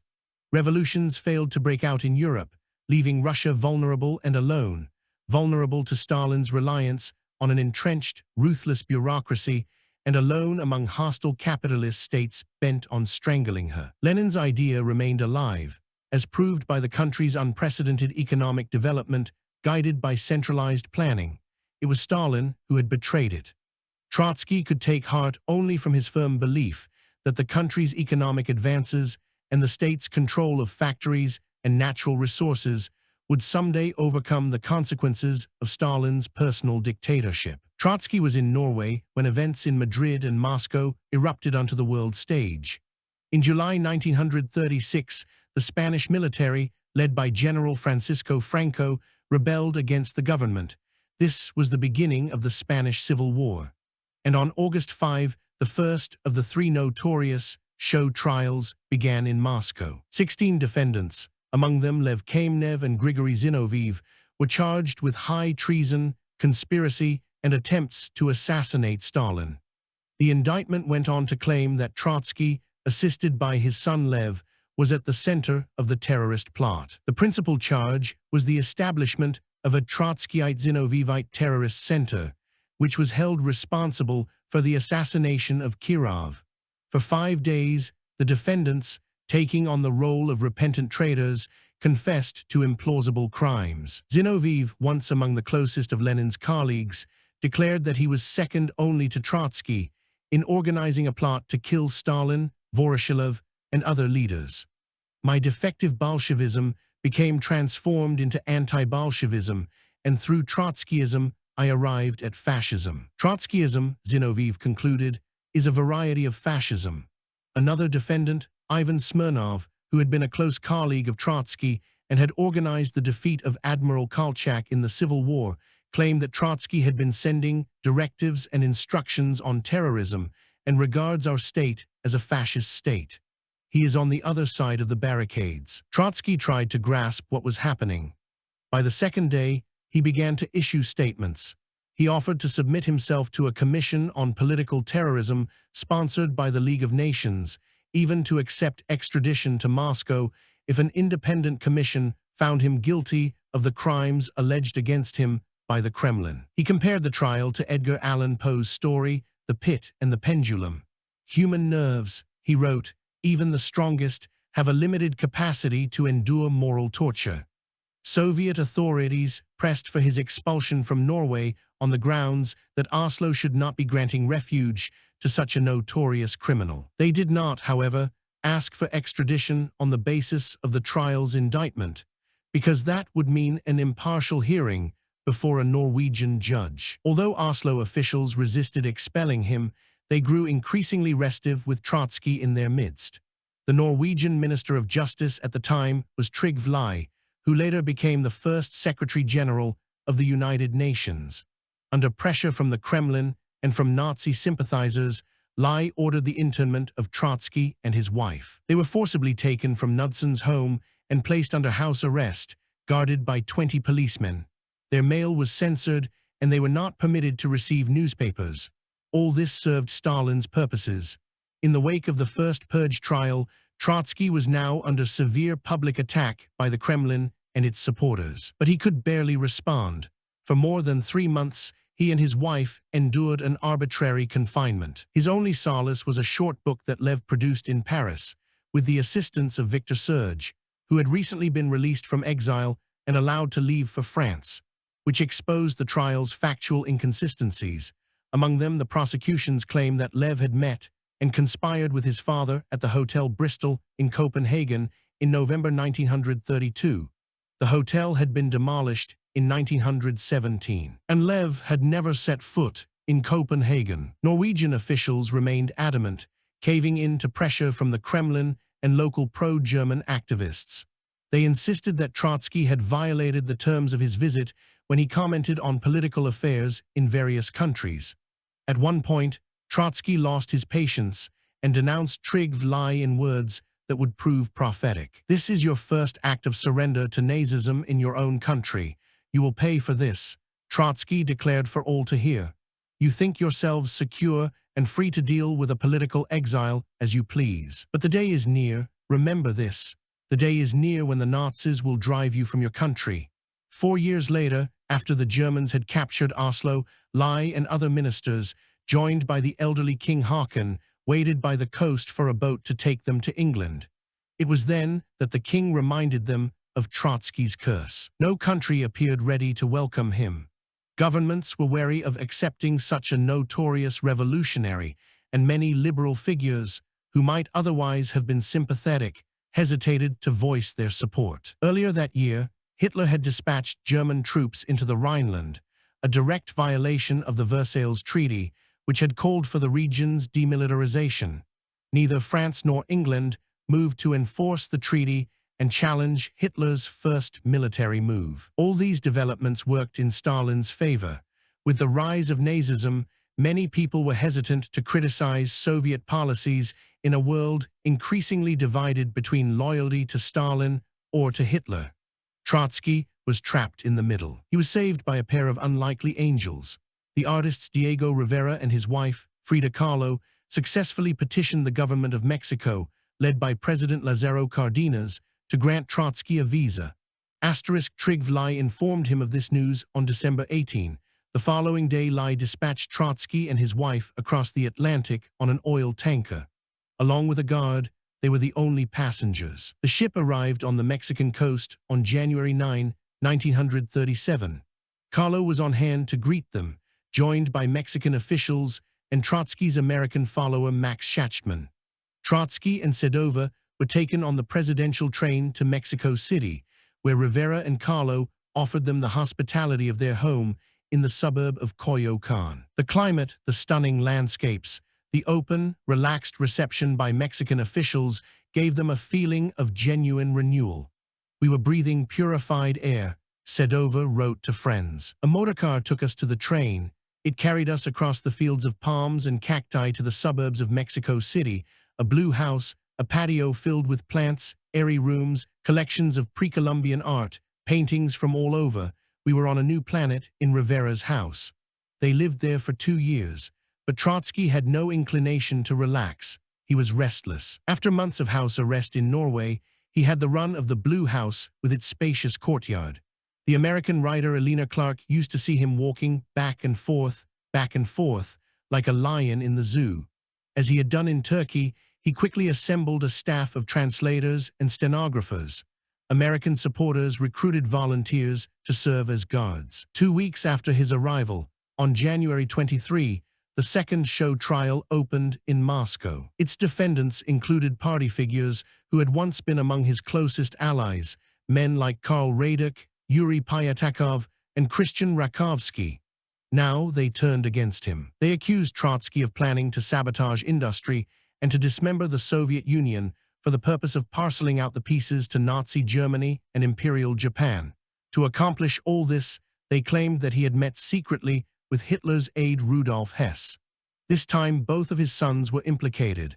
Lev was his father's principal henchman, while Sergei was attempting to poison workers. Based in Mexico, and with direct access to the American and international press, Trotsky threw himself into a rush of activity, issuing statements and sending myriad instructions to Lev in Paris and supporters in New York. He insisted on receiving clippings from old Soviet newspapers and other material to disprove the Kremlin's claims. It turned out to be easy to refute several self-incriminating claims of the defendants. Pyatakov, for example, claimed that he had flown from Berlin to Oslo in December 1935 with the sole purpose of seeing Trotsky to pursue their conspiracy. But Trotsky confirmed that not a single foreign airplane had landed in Oslo that entire month, a testament to the rudimentary nature of commercial aviation during those European winters. So, Pyatakov was forced by the GPU to fly to see me in an imaginary airplane, just as the Holy Inquisition forced witches to go to their rendezvous with the devil on a broomstick, Trotsky wrote. All the other confessions, especially insofar as they concern me, he insisted, are built upon the same miserable subterfuges and falsifications. But Stalin cannot stop. He resembles a man who drinks a salt solution to quench his thirst. Trotsky also pointed out the anti-Semitic dimension to the trials, in particular that the Soviet press had highlighted the original family names of Kamenev and Zinoviev, Rosenfeld and Radomyslsky. In New York, the Yiddish journalist B.Z. Goldberg responded with anger. The very fact that Trotsky has suddenly discovered Jews with a Jewish question, with Yiddish, and even with a Jewish territory, seems to me weird. In order to beat Stalin, Trotsky considers it right to make Soviet Russia anti-Semitic. For us, this is a very serious matter. We are accustomed to look to the Soviet Union as our sole consolation as far as anti-Semitism is concerned. Even Rabbi Stephen Wise, the most famous American rabbi of his generation, regarded Trotsky's claim of anti-Semitism against Stalin as a cowardly device. But Trotsky did not back down. In the face of often hostile remarks from Western apologists for the Soviet regime, he called for the establishment of an impartial international commission to review the evidence, seeking people who incontestably enjoy authority and public confidence. The Moscow trials, the increasing tensions in Europe, Trotsky's unexpected presence in Mexico, and his eloquent pleas of innocence exacerbated the confusion among many liberal and radical figures in America who were already conflicted over the decade's political and ideological dilemmas. For many intellectuals, the Great Depression and the triumphs of Hitler and Mussolini sapped their confidence in democracy, a confidence that the Roosevelt administration, for all its dynamic energy, could not restore. Living in Mexico, Trotsky was able to follow their debates in left-wing journals. It was not an easy relationship in either direction. Trotsky had little patience for reform-minded liberals, while radicals in New York, who wanted to regard Trotsky as one of their own, had difficulty realizing that, unlike themselves, he was a genuine revolutionary. Two American weeklies, The Nation and The New Republic, got under his skin with their credulous reaction to the Moscow trials. In an editorial in February 1937, The New Republic asked, "What do we actually know about the trials?"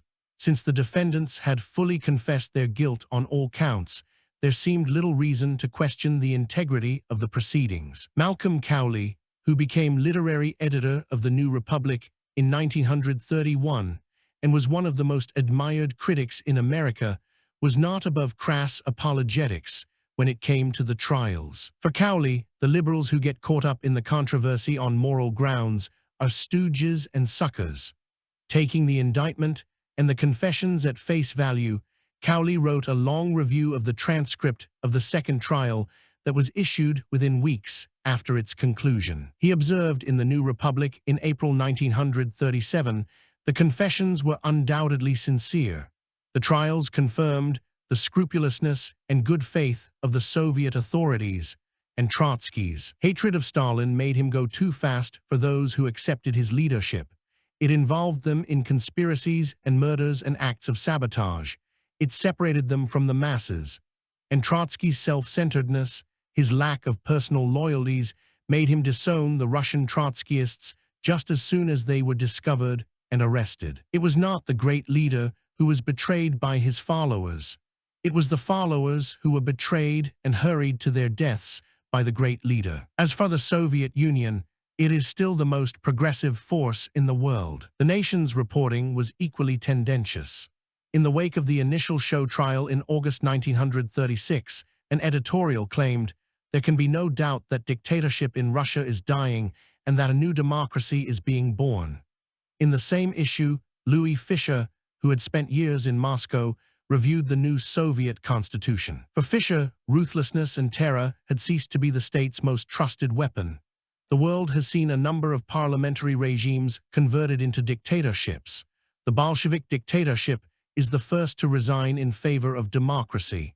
Later, in January 1937, the nation continued its naive, if not willfully misinforming, commentary. It cited the reports by Walter Duranty in the New York Times as reason to fully accept the defendant's confessions.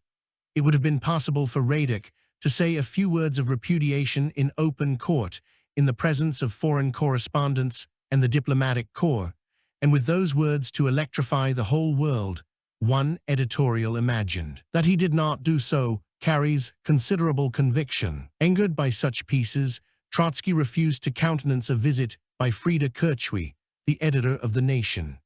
As he wrote to Herbert Solow in February 1937, "I cannot discuss personally with a man or woman who has doubts about my not being an ally of Hitler and the Mikado. I give her full authorization to suffer these doubts in her own home, but not in mine." Trotsky was determined to break the state of neutrality in regard to the nation and the new republic, to destroy their influence on radical thought. Their editors were bombastic, pretentious, and hypocritical, and stand in the way of every movement forward. Given what we know today, it is nearly impossible to put ourselves in the frame of mind that prevailed among certain intellectual circles in the West. Otherwise intelligent and critically minded writers and professors were so mesmerized by Stalin's Russia that they accepted outrageous accusations against men who had been among Lenin's closest collaborators, that they had wanted to assassinate Lenin and Stalin, to betray the country to Germany and Japan, to sabotage industry, derail trains, poison workers. Trotsky had to defend them all, even those, like Kamenev and Zinoviev, who had once conspired against him. Just months after he reached Mexico, Trotsky was in correspondence with the founders of Partisan Review, an anti-Stalinist journal that hoped to counter the influence of apologists for the Kremlin. He initially welcomed the new journal and accepted an invitation to contribute, hoping it would be pitilessly directed against the ideological poisons of both the Second and Third Internationals, poisons which are no less harmful in the sphere of culture, science, and art than in the sphere of economics and politics. But he soon understood that the journal's mix of political commentary and literary reviews was not to his taste. As he wrote to the critic Dwight MacDonald in January 1938, "It is my general impression that the editors of Partisan Review are capable, educated, and intelligent people, but they have nothing to say." Invited to participate in a symposium on Marxism, Trotsky saw no utility in contributing. Some of the contributors are political corpses. How can a corpse be entrusted with deciding whether Marxism is a living force? Trotsky also corresponded with the critic Philip Rave, who, like MacDonald, was an editor at Partisan Review. Trotsky recognized that the journal was independent of the Stalinist cast of mind. But independence alone is not sufficient, he warned Rav. Certain measures are necessary for the struggle against incorrect theory, other measures for the struggle against epidemic cholera. Stalinism is infinitely nearer to cholera than to false theory. The struggle must be intense, truculent, merciless. An element of fanaticism in this struggle is not only valid but salutary. We will leave it to the Philistines to ridicule fanaticism. Nothing great has been accomplished in history without fanaticism. The controversy over the trials provoked strenuous arguments. The philosopher Sidney Hook, who had once been a convinced Marxist, campaigned to refute the charges against Trotsky out of respect for the truth. In February 1937, Hook wrote to Albert Einstein at Princeton, asking for support of an international commission to examine the allegations. Einstein readily agreed that every accused person should be given an opportunity to establish his innocence, but he did not see how a public hearing could help Trotsky. When Hook persisted, even visiting Einstein to press his case, Einstein refused to endorse an appeal. He could only observe that both Stalin and Trotsky are political gangsters. But Trotsky's call for a commission of inquiry did not go unheeded. In March 1937, a delegation of Americans and Europeans, under the leadership of the philosopher John Dewey, arrived in Mexico to interview Trotsky and examine his material. The commission met in Rivera and Carlo's Blue House in the suburb of Coyoacán, where they took testimony for the better part of a week. Trotsky's testimony concluded the hearing. He spoke to the commissioners for almost 4 hours in flawed and halting English, determined to make up for his lack of fluency by speaking in a language they understood.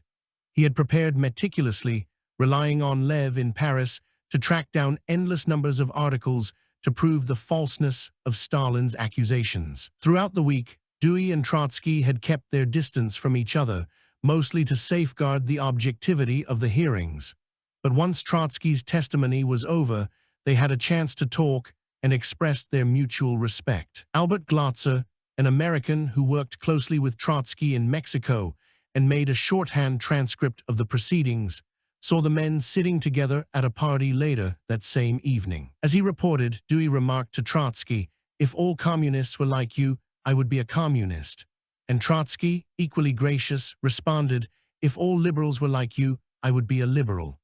The Dewey Commission issued its report later in the year, declaring the Moscow trials to be nothing more than a frame-up and Trotsky to be innocent of the charges against him. Dewey was well known in America, assuring news coverage of the Commission's report.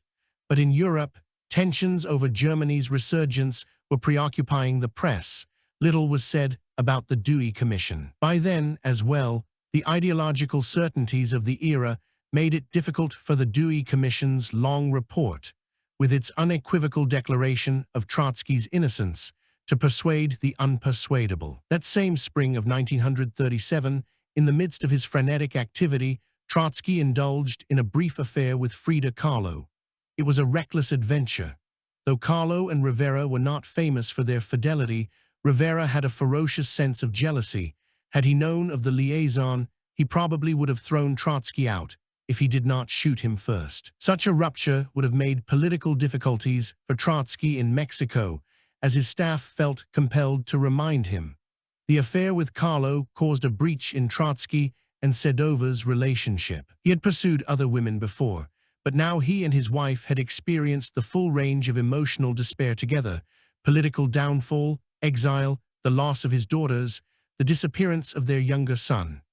At one point in July, Trotsky went off on his own, staying in a small hotel, all the while sending Sedova frequent letters expressing his chagrin and devotion. One letter was a playful and passionate expression of his love for her in graphic, erotic detail. In other letters and telephone calls, perhaps out of shame for his behavior and a desire to embarrass her over what might have been an episode of infidelity of her own, he reminded Sedova that a younger man had pursued her in 1918 when they were living in the Kremlin. It was all Sedova could do to deflect his continuing jealousy. They reconciled and resumed socializing with Rivera and Kahlo, enjoying picnics together as if nothing had happened. Lev continued to be his father's closest collaborator. In Paris, His job was to produce the bulletin of the opposition, to sustain contact with a host of supporters, and to carry out faithfully his father's numerous and insistent assignments. The Kremlin was aware of Lev's role and devised a way to compromise his work, dispatching a Russian immigrant named Mark Zaborowski to insinuate himself into Lev's circle of supporters. By the fall of 1936, Zaborowski came to assume major responsibilities, working with Lev on the bulletin, facilitating correspondence, maintaining files of material connected to the opposition. Zaborowski undoubtedly engineered the theft of Trotsky's archive in Paris in November 1936, when 190 pounds of files were stolen. This was not the first time the Kremlin succeeded in infiltrating Trotsky's circle. It is now known that several bodyguards Trotsky had accepted in Turkey were Kremlin agents, assigned to monitor him closely but to do him no harm. Over the winter of 1937-1938, Lev began to feel unwell. He was under tremendous pressure, from his father to work incessantly, from complications in his private life, from continuous lack of funds. He once complained to Trotsky that he sometimes did not even have the money to buy postage stamps, and from the broader political tensions of the era. In February, his doctors, suspecting appendicitis, urged him to undergo abdominal surgery. Using a pseudonym, he entered a small private clinic whose staff included Russian immigrants. The surgery went normally and Lev appeared to be recovering, but after several days he experienced excruciating pain and was found stumbling through the halls, shouting incomprehensibly and foaming at the mouth. Doctors tried to assist him, but he soon succumbed. Diego Rivera heard the news on the radio and rushed to locate Trotsky, who was staying with friends in another suburb. Once Rivera broke the news, Trotsky hurried back to Koyokan to tell his wife. The death of Lev Sedov was a crushing blow. His daughters deceased, Sergei imprisoned and presumed dead. Now all their children were gone. For Trotsky, Lev's death had particular consequences. He had not been the easiest father or collaborator. All the awkward difficulties that others experienced, Lev had endured with even greater intensity. Trotsky did not spare himself, was exacting in his demands on others, and was only grudgingly generous with his praise. As Elena Clark saw for herself, any inconvenience for him was a setback for the world. He frequently berated Lev about problems with the editing and printing of the bulletin, about tardy distribution. In February 1937, when Trotsky was gathering material about the Second Moscow trial, he sent a letter telling Lev that his work was so slovenly it bordered on treachery, then went on to allege, "It is difficult to say which are the worst blows, those from Moscow or those from Paris."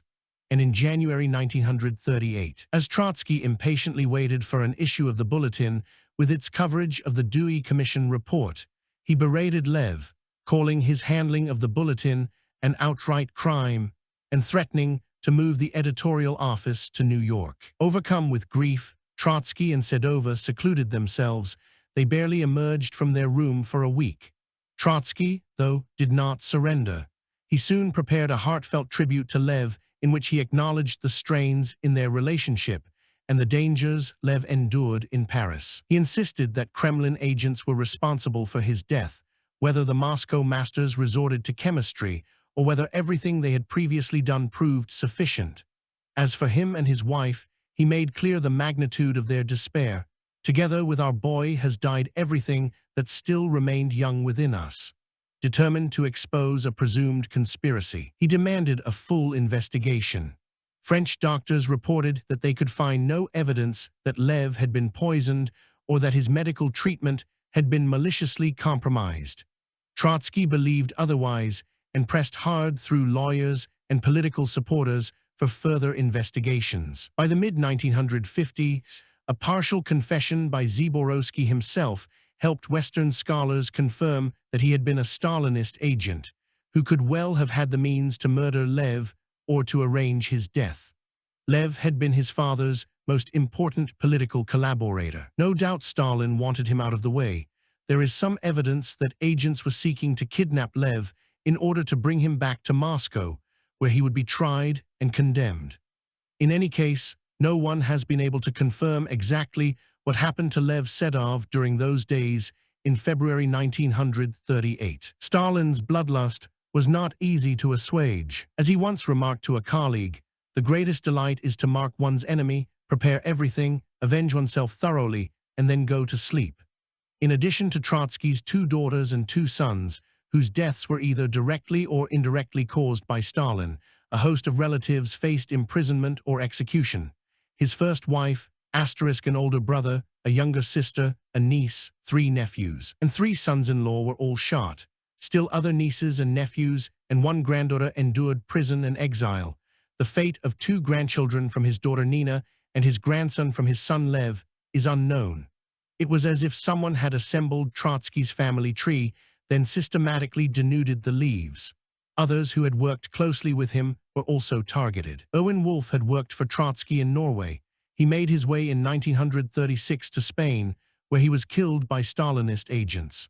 Rudolf Clement, a German immigrant who had served Trotsky as his secretary in France and then as secretary of the Fourth International, was kidnapped and murdered in Paris in the summer of 1938. His mutilated body was found in the Seine. Following the death of Zinaida in Berlin, her son Seva was looked after by his uncle Lev, who arranged homes and orphanages for him to live in. But after Lev's death, Seva was taken in by Lev's longtime companion Jean-Martin Molyneux, who had broken with the main group of Trotsky's followers. It required the strenuous efforts of activists and friends of Trotsky to secure control of Seva and arrange his travel to Mexico, where he joined his grandparents in August 1939. By then, he was 13 years old. Trotsky had once expressed concern that Seva was forgetting his Russian while he learned French and German in European schools. But after the boy reached Mexico, Trotsky understood that Seva should have the chance to enjoy a normal life. He instructed the entire household, including Sedova and the bodyguards, never to speak to Seva in Russian and never to discuss politics with him. Under the name Esteban Volkow, he grew up in Mexico City, attended a private school founded by Spanish refugees, studied chemistry, and became a researcher in the pharmaceutical industry. He married and raised 4 daughters. As the purge trials unfolded in Moscow, thoughtful figures on the left began to re-examine their understanding of Stalinism and its origins in Lenin's own extreme measures. Inevitably, this led to questions about Trotsky's exercise of power. Several of his critics, among them the anarchist Emma Goldman, pointed to his role in suppressing the Kronstadt rebellion in 1921. "It does not occur to Trotsky," Goldman wrote, "that one might detest the savage in the Kremlin and his cruel regime and yet not exonerate Leon Trotsky from the crime against the sailors of Kronstadt." Goldman refused to see any significant difference between Stalin and Trotsky. Stalin did not come down as a gift from heaven to the hapless Russian people, she insisted. He is merely continuing the Bolshevik traditions, even if in a more relentless manner. Another critic was the writer Victor Serge, one of a handful of followers who had the courage to challenge Trotsky. Born in Belgium, Serge had joined the Bolshevik cause in Petrograd in 1919. But after supporting Trotsky in the 1920s, he fell victim to Stalin's repressions and was arrested in 1933, then sent into exile in Orenburg. Supporters in the West rallied to his defense. Their efforts gained his release in 1936, and he was allowed to leave for Paris. Serge quickly established contact with Lev Sedov and began a correspondence with Trotsky in Mexico. But Serge soon came to understand that the opposition to Stalin was suffused with ideological intolerance when it needed to advocate political liberty. In Memoirs of a Revolutionary, Serge explained how he had implored Trotsky to include in the opposition's program a declaration of freedom for all parties accepting the Soviet system. The only problem which revolutionary Russia, in all the years from 1917 to 1923, utterly failed to consider was the problem of liberty. The only declaration which it had to make afresh, and which it never made, is the Declaration of the Rights of Man. In one of their exchanges in April 1936, shortly after Serge reached Paris, Trotsky expressed his long-standing hostility to the Mensheviks, the one-time allies of the Bolsheviks in the social democratic movement. They had broken with Lenin in 1917 over the question of one-party rule. Nonetheless, many of their cadres fought alongside the Bolsheviks against white forces during the Civil War. In subsequent years, they faced repression from both Lenin and Stalin, yet Trotsky sustained his animus toward them. Asked what the policy of the Fourth International would be toward the Mensheviks should it ever gain power, Trotsky did not hesitate to offer a cynical response. If the adherents of the Mensheviks would imprison and kill new Liebknechts, the German communist Karl Liebknecht had been murdered alongside Rosa Luxemburg in Berlin in 1919, then we, of course, would not pat the Mensheviks on the head. But the Mensheviks were not responsible for the murder of the German communist leaders, and few of them had joined the whites during the Civil War. This was nothing more than a demagogic response on Trotsky's part. He rejected Serge's criticism and broke off relations with him, but Serge was equally firm. In his memoirs, he wrote, "I came to the conclusion that our opposition had simultaneously contained two opposite lines of significance. For the great majority of its members, it had meant resistance to totalitarianism in the name of the democratic ideals expressed at the beginning of the revolution. For a number of our old Bolshevik leaders, it meant, on the contrary, the defense of doctrinal orthodoxy, which, while not excluding a certain tendency toward democracy, was authoritarian through and through." If Trotsky, in his exile from the USSR, had made himself the ideologist of a renewed socialism, critical in outlook and fearing diversity less than dogmatism, perhaps he would have attained a new greatness. But he was the prisoner of his own orthodoxy, the more so since the lapses into unorthodoxy were being denounced as treason. He saw his role as that of one carrying into the world at large a movement which was not only Russian but extinct in Russia itself, killed twice over, both by the bullets of its executioners and by changes in human mentality. In response to critics, Trotsky wrote Their Morals and Ours, a pamphlet he issued in early 1938 and dedicated to the memory of Lev Sedov. It echoed his ideas from 1919, when he defended the Bolsheviks' monopoly of power and resort to revolutionary terror. He again offered a broad defense of coercion in the service of political ideas, as long as they were the most commendable in his eyes. "A means can be justified only by its end," he wrote, "but the end in turn needs to be justified. From the Marxist point of view, which expresses the historical interests of the proletariat, the end is justified if it leads to increasing the power of man over nature and to the abolition of the power of man over man." For Trotsky, it was a matter of faith that class struggle was the only way to achieve universal freedom. Virtually any means, as long they were sincerely designed to further class struggle, could be justified. He remained, after all the tragedy and suffering that had touched his family, and after all the millions who had been destroyed by the revolution he had championed, a firm defender of the Bolshevik seizure of power and an opponent of orderly parliamentary democracy based on respect for civil liberties and minority rights. He remained convinced that justice could be established by means of a dictatorship, or at least the kind of dictatorship he had in mind, and he continued to refuse any moral responsibility for the loss of innocent life he and his ideas had caused. John Dewey felt the urge to respond to Their Morals and Ours. He knew and admired Trotsky, but he grasped the logical fallacy at the heart of Trotsky's argument. The selection of class struggle as a means has to be justified on the ground of the interdependence of means and end by an examination of actual consequences of its use. That it is such a means has to be shown not by deduction from a law, but by examination of the actual relations of means and consequences, an examination in which, given the liberation of mankind as end, there is free and unprejudiced search for the means by which it can be attained. But that was not how Trotsky saw things. His belief in class struggle had more in common with theological certainty, with the kind of faith that characterized religious belief, than with a scrupulous regard for scientific or historical examination. Although Dewey's essay disappointed him, he did not respond in print. George Orwell also weighed in. Writing in 1939, he was well aware of Trotsky's opposition to Stalin, but did not succumb to Trotsky's allure. He is probably as much responsible for the Russian dictatorship as any man now living, and there is no certainty that as a dictator he would be preferable to Stalin, though undoubtedly he has a much more interesting mind. The essential act, Orwell concluded, is the rejection of democracy, that is, of the underlying values of democracy. Once you have decided upon that, Stalin, or at any rate someone like Stalin, is already on the way. Emma Goldman, Victor Serge, John Dewey, George Orwell, each was a firm opponent of Stalinism, and each, in spite of regard for Trotsky's courage, parted company with him over questions of morality and democracy.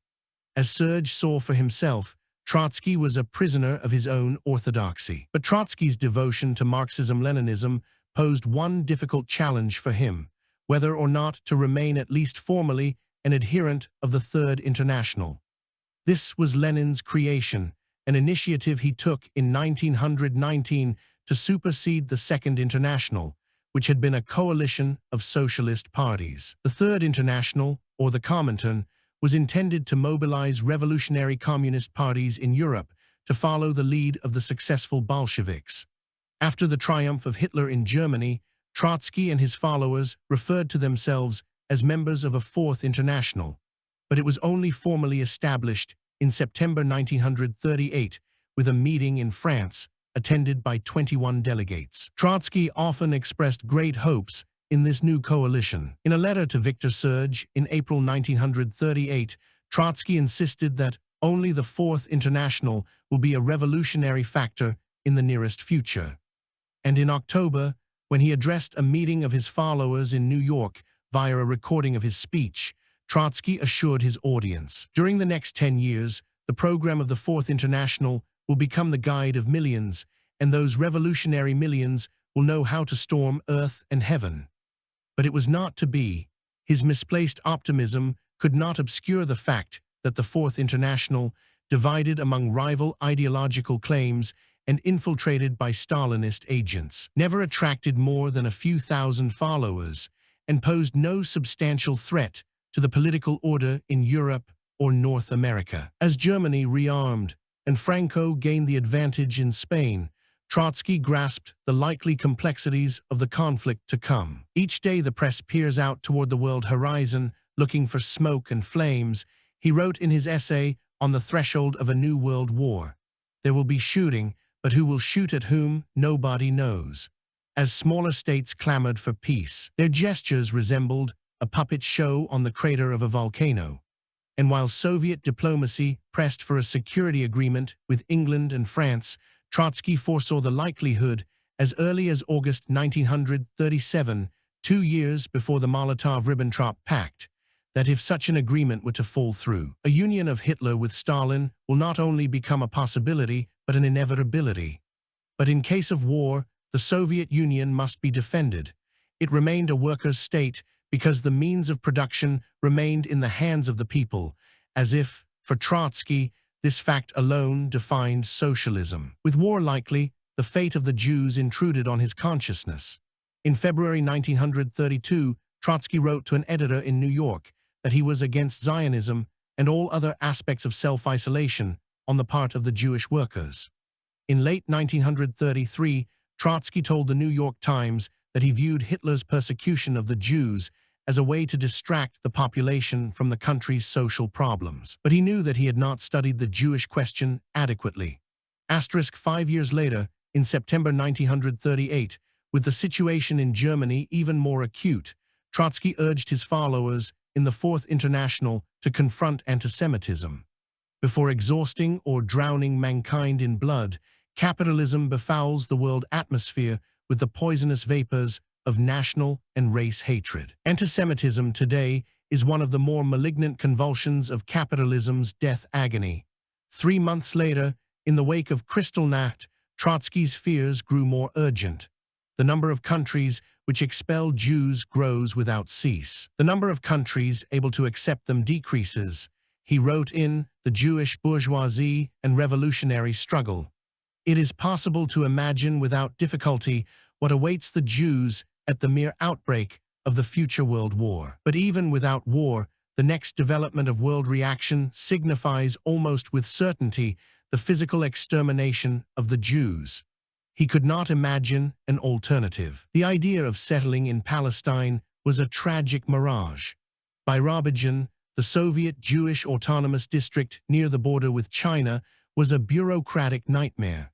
He expressed both profound anxiety over the fate of the Jews and obtuse ideological prescriptions of what they should do. Now more than ever, the fate of the Jewish people, not only their political but also their physical fate, is indissolubly linked with the emancipating struggle of the international proletariat. Only once, in January 1937, after he reached Mexico, when he responded to a series of questions from the New York Vorwärts, did Trotsky, mindful of the persecution of the Jews in Germany, back away from his long-held belief that they would assimilate within their countries of residence. Even under socialism, he now recognized the Jews might well need a temporary territorial solution. But a close reading of the interview and other letters and statements makes clear that this was a grudging recognition of reality and not a profound shift in his thinking or consciousness of himself as a vulnerable Jew.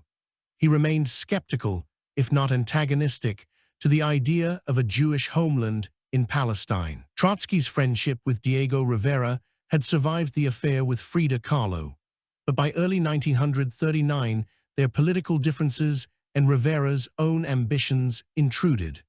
That year, Rivera began to nurture contact with marginal anarchist and labor union groups that were antagonistic to Trotsky. He announced his resignation from the Fourth International and denounced Trotsky for not supporting a left-wing candidate to succeed President Cardenas when he would have to leave office. Rivera then founded a new party of his own. Trotsky, who had pledged not to interfere in Mexico's internal affairs, concluded that he had to forego Rivera's patronage and leave the Blue House. After some effort, his staff found a suitable new home, a compound several blocks away on Avenida Vienna that could be cleaned and renovated within 2 months. Trotsky moved there in May, and it was from that address that he followed the outbreak of war in Europe. After the Molotov-Ribbentrop Pact of August 1939, the Soviet Union occupied eastern Poland, then demanded from Estonia, Latvia, and Lithuania, which had gained their independence after World War I, the right to station military forces within their borders, a demand they could not resist. By the spring of 1940, Stalin had incorporated the 3 Baltic states into the Soviet Union. Trotsky refused to condemn these moves, convinced of the need to defend the Soviet Union come what may. In November 1939, the war reached into Finland when Stalin invaded, feeling the need to extend the defense network around Leningrad. But the Finns gamely resisted, exposing the Red Army's ineptitude and thereby encouraging Hitler. Soviet forces prevailed only after 100 days of heavy fighting. Trotsky continued to defend Stalin's offensive, even claiming against all available evidence that the Red Army was intervening on behalf of an embattled Finnish proletariat.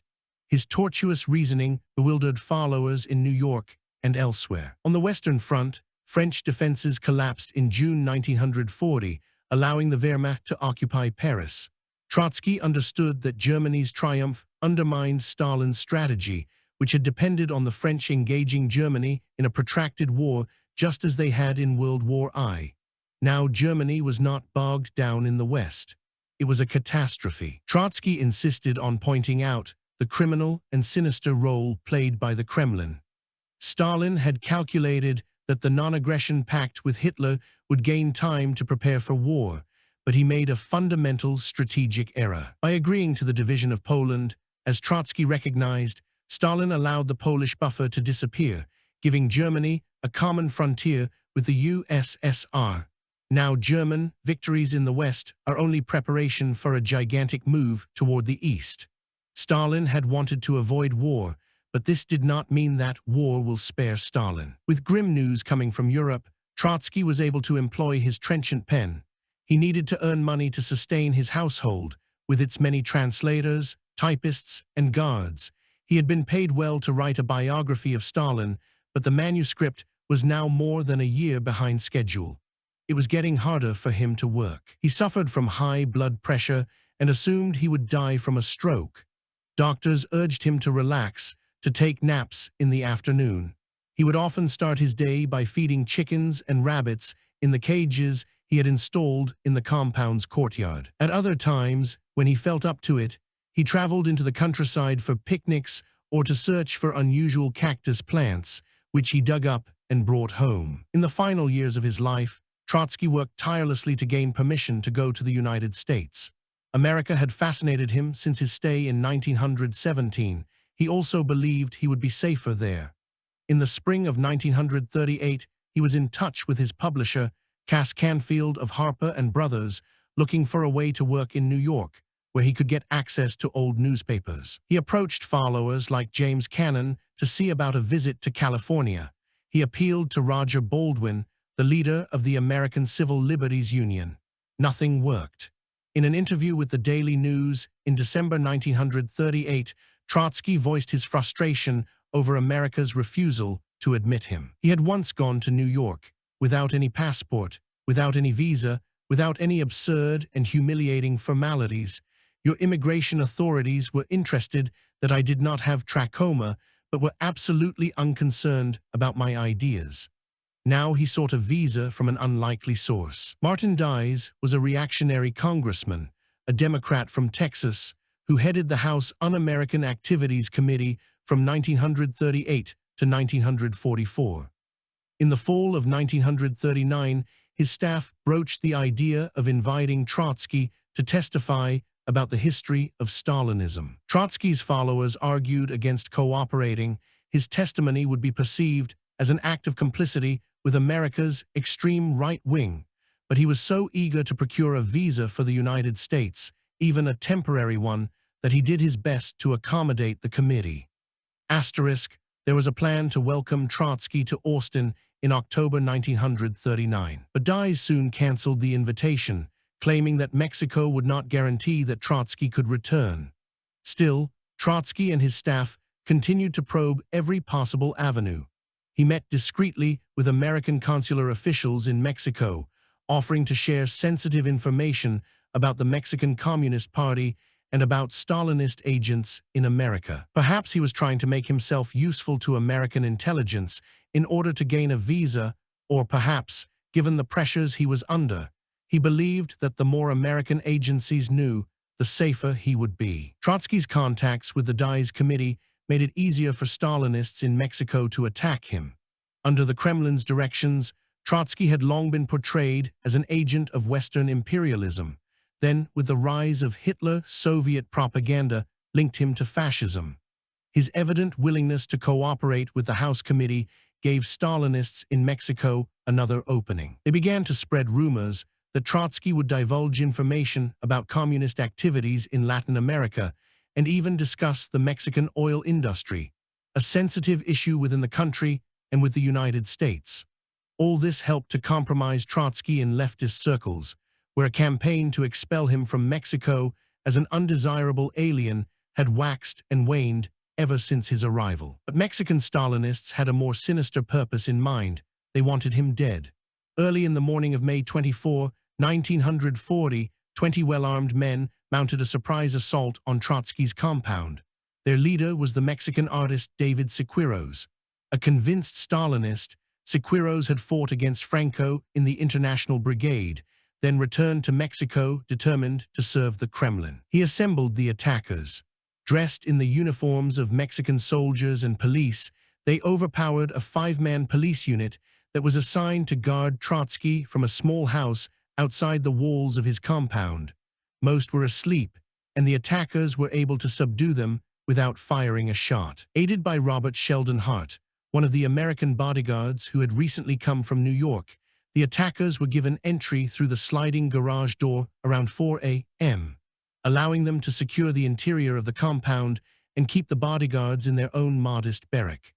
Determined to kill Trotsky, they sprayed automatic fire and threw incendiary bombs into the sleeping quarters. Sedova pushed Trotsky off the bed and lay on top of him. Plagued by insomnia, he had taken sleeping pills earlier that night, which made it difficult for him to wake up. Seva too fell off his bed onto the floor, where he cowered in a corner. Even so, he was grazed in the ankle by a bullet that went through his mattress. An incendiary bomb ignited a fire in his bedroom, which was next to his grandparents'. Sedova had to smother it with a blanket. The attack lasted about 15 minutes. The attackers fired more than 300 bullets before they fled, taking both of Trotsky's cars.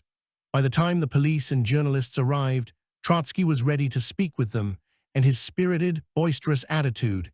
He had just survived a murderous attack with only minor scratches from flying glass, left police officials suspecting that the shooting had been staged. The investigation soon confirmed that Hart was now missing, presumably kidnapped by the attackers. But as evidence mounted against Hart, Trotsky insisted on defending him, even after his body was found in a hideout. The attack compromised Trotsky's standing. The police remained suspicious that he had staged the attack himself to counter any pressure he was under to leave the country. They questioned members of the household and took 2 of Trotsky's guards into custody, hoping they would accuse him. The communist press parroted the same story. A week after the assault, Trotsky appealed to President Cardenas. He had survived an enormous killing machine, while his grandson needed medical attention every day to heal the wound to his leg. But now the police were making an unjust mistake, turning the victims into the accused, he wrote. Cardenas intervened, ordering the release of Trotsky's men. Determined to fend off another attack, Trotsky arranged increased security around the compound. No typing was allowed between 10 p.m. and 7 a.m. At night, the guards were to stay awake, carry fully loaded guns, and make their rounds every 15 minutes. By June 22, the inventory of weapons included a shotgun, a Thompson submachine gun, and various rifles and pistols, including a .38 caliber Colt revolver for Trotsky and an automatic pistol for his wife. 5 days later, they considered asking permission for additional weapons: 12 hand grenades, 4 automatic rifles, 2 submachine guns, 4 gas masks, and 20 luminous rockets. All this was designed to thwart the kind of attack they had just survived.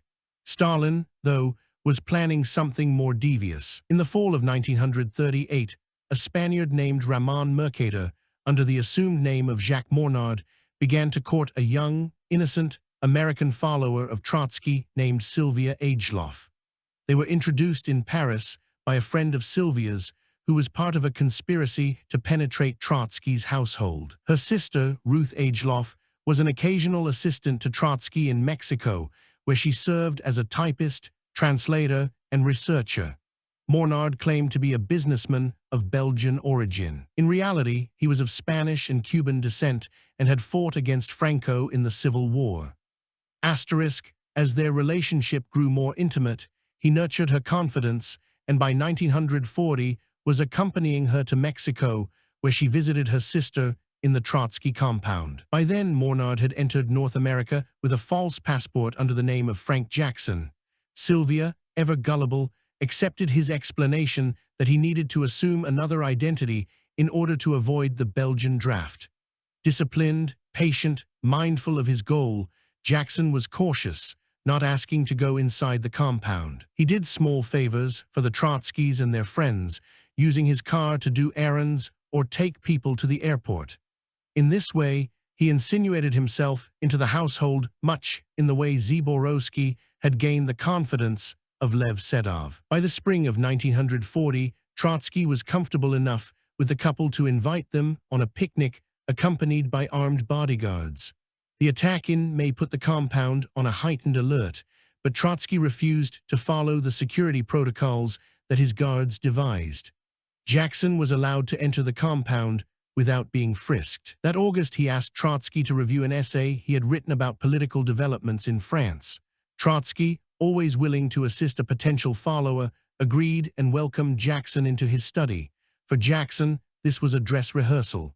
Trotsky was not impressed by the paper and expressed some frustration to his wife. A few days later, on August 20, Jackson returned to the compound. Although it was summer, he was dressed in a suit and an overcoat. Again, the guards did not search him. Jackson joined Trotsky in the courtyard, where Sedova noticed them near the rabbit cages.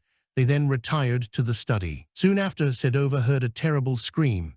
She rushed to the study, followed by the guards, where they found Trotsky, blood streaming around his face, standing over the prostrate Jackson. Trotsky told them that Jackson had shot him with a revolver and urged the guards not to harm him so he could talk. Severely injured, Trotsky was losing strength and was soon lying on the floor. The mode of attack became clear. While Trotsky read his paper, Jackson moved behind his chair and plunged an ice axe into his skull, assuming that the blow would quickly and silently kill Trotsky. But the old man stood and jumped on Jackson, wresting the axe from his hand and knocking him to the floor.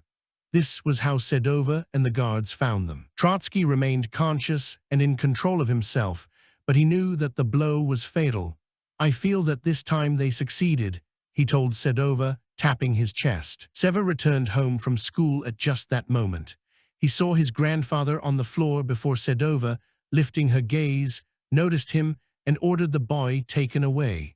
Trotsky had been working on his biography of Stalin that week. Some of the manuscript of the unfinished portion was in Trotsky's study, strung out in enormously long strips of many sheets pasted end to end. His American translator Charles Malamuth wrote the following year. In the struggle with the assassin, portions of the manuscript were not only splattered with blood, but utterly destroyed. Trotsky was rushed to a hospital. When the nurses began to undress him, he asked his wife to do it herself. Still conscious, he expressed his love for her, then whispered, "Please say to our friends that I am sure of the victory of the Fourth International. Go forward."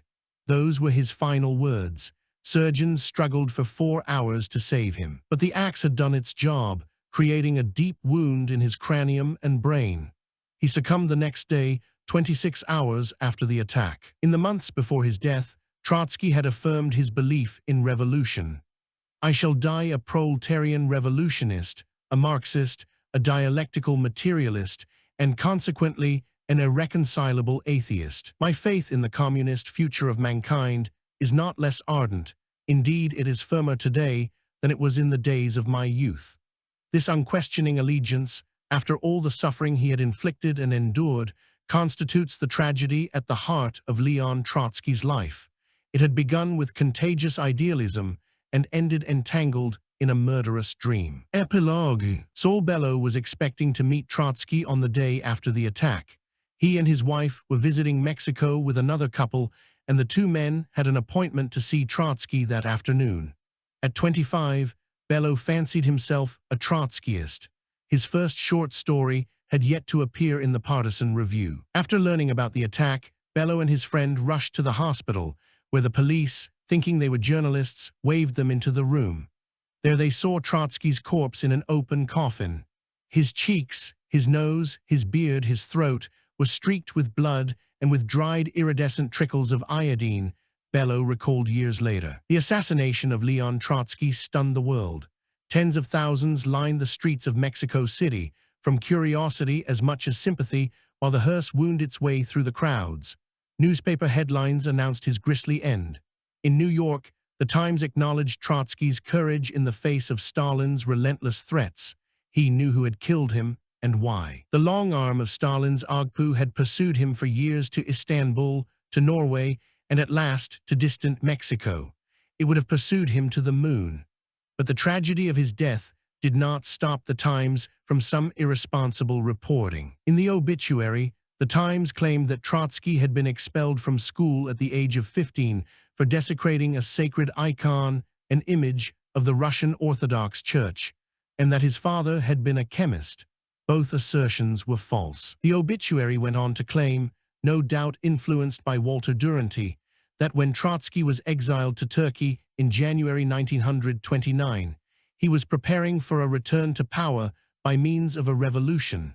This was shabby coverage for such a major historical figure, however controversial. And in an editorial, eager to avoid sentimentality, the newspaper painted him as a pathetic figure in his exile, his children dead, his money gone, his name reviled, his disciples shrunken to an oddly assorted band which called itself the Fourth International. In Moscow, predictably, the Soviet press outdid itself with lies, proclaiming the inglorious end of a murderer, traitor, and international spy. Pravda declared in the days following his death, Trotsky, having gone to the limits of human debasement, became entangled in his own net and was killed by one of his disciples. This became the party line for decades. Following his death, Trotsky's wife appealed to the U.S. government to permit his body to be taken to New York, where his followers could honor him. But the State Department refused. Trotsky was cremated, the ashes buried on the grounds of his final home, where a tall, imposing granite monument, decorated with a hammer and sickle, commemorates his memory only yards from where he was killed. The Mexican police interrogated Frank Jackson, who was initially treated in the same hospital where Trotsky lay dying. Jackson, aka Jacques Mornard, aka Ramon Mercader, kept to his story and never divulged information about his political masters.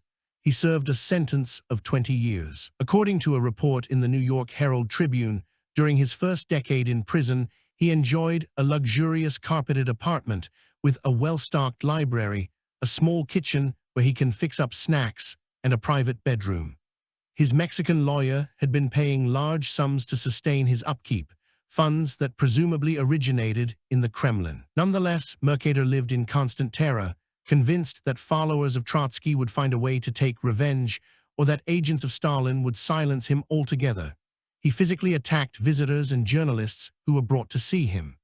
But in early 1952, a new warden transferred a large group of privileged inmates, including Mercader, from their special quarters to regular cells. After his release in 1960, Mercader was first taken to Castro's Havana, then to Prague, and finally to Moscow, where in a secret Kremlin ceremony, Leonid Brezhnev presented him with 3 major awards: Hero of the Soviet Union, the Order of Lenin, and the Gold Star. For the remainder of his life, Mercader divided his time between Havana and Moscow. He died in Cuba in October 1978 and was buried in Moscow. To this day, he has a place of honor in Russia's KGB Museum. David Siqueiros fared even better. It took Mexican police more than 4 months to catch up with him after his participation in the machine gun attack on Trotsky's compound. But when he was brought to trial, Siqueiros turned on the court, accusing former President Cardenas of harboring a counter-revolutionary whose presence in the country had compromised Mexico's stability and security. Siqueiros was acquitted of the major charges against him, including the murder of Robert Sheldon Hart and the attempted murder of Trotsky. President Manuel Avila Camacho allowed him to avoid prison by leaving the country for Chile, but he returned to Mexico in early 1943 and lived there until his death in 1974. In death as in life, Mexico treated him as a national treasure. It was Stalin, not Trotsky, who outlived his enemies. 10 months after Trotsky's death, Stalin, in the face of compelling intelligence that Hitler was planning an invasion, allowed the Wehrmacht to launch a surprise attack on the Soviet Union. But Moscow and its democratic allies prevailed in the end, leaving Stalin in control of Eastern Europe. Trotsky's prediction did not come to pass. Stalin and his regime survived the war, established the Warsaw Pact, and challenged the United States for political supremacy. Stalin died of natural causes in March 1953. Although his death shook the Kremlin, his heirs held on until 1991, when the Soviet Union followed the fate of its satellite regimes into the dustbin of history. Trotsky's followers did not fare as well as his enemies. A week after the signing of the Molotov-Ribbentrop Pact in September 1939, Trotsky predicted that the laboring masses will form a world socialist federation of nations headed by the Fourth International to replace the present systems of governments. But the Fourth International was never more than a ramshackle collection of orthodox Marxists, now critical of Stalin, now defending his heirs. It is a history of continuous quarreling among fewer and fewer people, with each group asserting that it, above all others, understood Trotsky's philosophy and was therefore entitled to claim his mantle. This writer once witnessed members of the Trotskyist Spartacist youth confront the Soviet-Ukrainian dissident Leonid Plyushch when he spoke at Harvard in the late 1970s. Brezhnev had forcibly confined Plyushch in a mental institution for his nonviolent activity. These young activists, so reverent of Trotsky and their understanding of the Bolshevik Revolution, could not acknowledge the simple truth of Plyushch's experience. In their own way, they were as detached from reality as their hero had been at times in his life. Even Natalia Sedova, who remained committed to preserving Trotsky's legacy, grew tired of his disciples' fervid attempts to make reality conform to their preconceived ideological notions. In 1950, when the leadership of the Fourth International hailed the Korean War as a fight against American imperialism, Sedova resigned from its executive committee. "I do not see his ideas in your politics," she wrote to them. There have been, however, serious-minded historians and political observers like Isaac Deutscher, for whom Trotsky's rejection of Stalin helped to sustain their faith in Marxism and a commitment to overcome Stalin's burdensome legacy on the buried soul of socialism. Stalin's heirs were also confounded by what to make of Trotsky. Under Mikhail Gorbachev's policy of glasnost, or greater openness, in the late 1980s, when the regime began to permit a more honest examination of Soviet history, it had difficulty coming to terms with Trotsky. His name was left out of the fourth edition of the Soviet Encyclopedic Dictionary in 1987, and Gorbachev himself, in his speech marking the 70th anniversary of the revolution that November, asserted that after Lenin's death, Trotsky displayed inordinate claims to leadership in the party, denied the possibility of building socialism in conditions of capitalist encirclement. While in foreign policy, he and his followers placed their faith in exporting revolution. Trotsky, in short, was an excessively self-assured politician who always vacillated and cheated. It was not until January 1989 that Moscow's Literaturnaya Gazeta, Literary Gazette, acknowledged that the Kremlin had been responsible for Trotsky's murder. His political legacy may be weak today, but Trotsky continues to inhabit the popular imagination. George Orwell created the image of the renegade and backslider Emmanuel Goldstein, the principal enemy of Big Brother in 1984, whose visage is projected onto screens throughout Oceania to provoke the hatred and fear of its citizens. Goldstein had been one of the leading figures of the party, almost on a level with Big Brother himself. But now he was the primal traitor, the earliest defiler of the party's purity. All subsequent crimes against the party, all treacheries, acts of sabotage, heresies, deviations, sprang directly out of his teaching. But Goldstein's writings still circulated secretly within the underground opposition, corrupting the life of Oceania as Stalin accused Trotsky of doing in Moscow. Hollywood and the movies have not forgotten him. Richard Burton played him in 1972 in a film by Joseph Losey. The movie Frida highlights her affair with Trotsky. And in 2010, the Canadian feature film The Trotsky tells the story of a high school student who models his life and forays into school politics on the life of Leon Trotsky. Popular music groups in Europe recall him in their lyrics, most notably in the hit song No More Heroes by the British group The Stranglers and in Jew and God by the French chanteur Serge Gainsbourg, who describes a catalogue of creative and revolutionary Jews from Jesus to Marx, Trotsky, and Einstein. Among literary works, Saul Bellow imagines the character Orgy March, 1953, happening upon Trotsky in a provincial Mexican city. Orgy is soon asked to assume the role of Trotsky's nephew in a scheme to assure the old man's security. The American writer Isaac Rosenfeld describes an intense dream in his short story, The World of the Ceiling, 1956. A consumptive Trotsky, newly escaped from Siberia, hiding subversive leaflets from marauding Cossacks on a Russian street. Trotsky's time in New York is the basis for a chapter in the novel End of the World News, 1983, by the British writer Anthony Burgess, and the American novelist Barbara Kingsolver places him in the Rivera Kahlo household in Mexico City in the Lacuna, 2009. Kingsolver has him tell one of the servants, "In 1917, I commanded an army of 5 million men. Now I command 11 hens." Nearly a century after the Bolshevik Revolution and decades after his death, Leon Trotsky and the ideas that animated his life and career seem increasingly remote.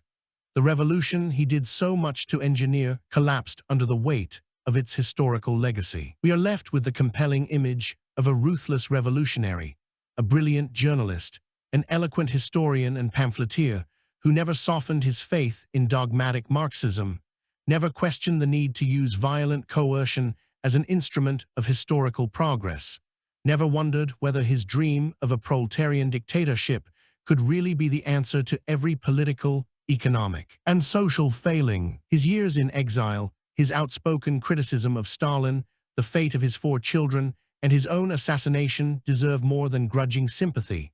Harassed, threatened, virtually defenseless, Trotsky became an all-too-human figure as both Soviet and Western political leaders scorned him.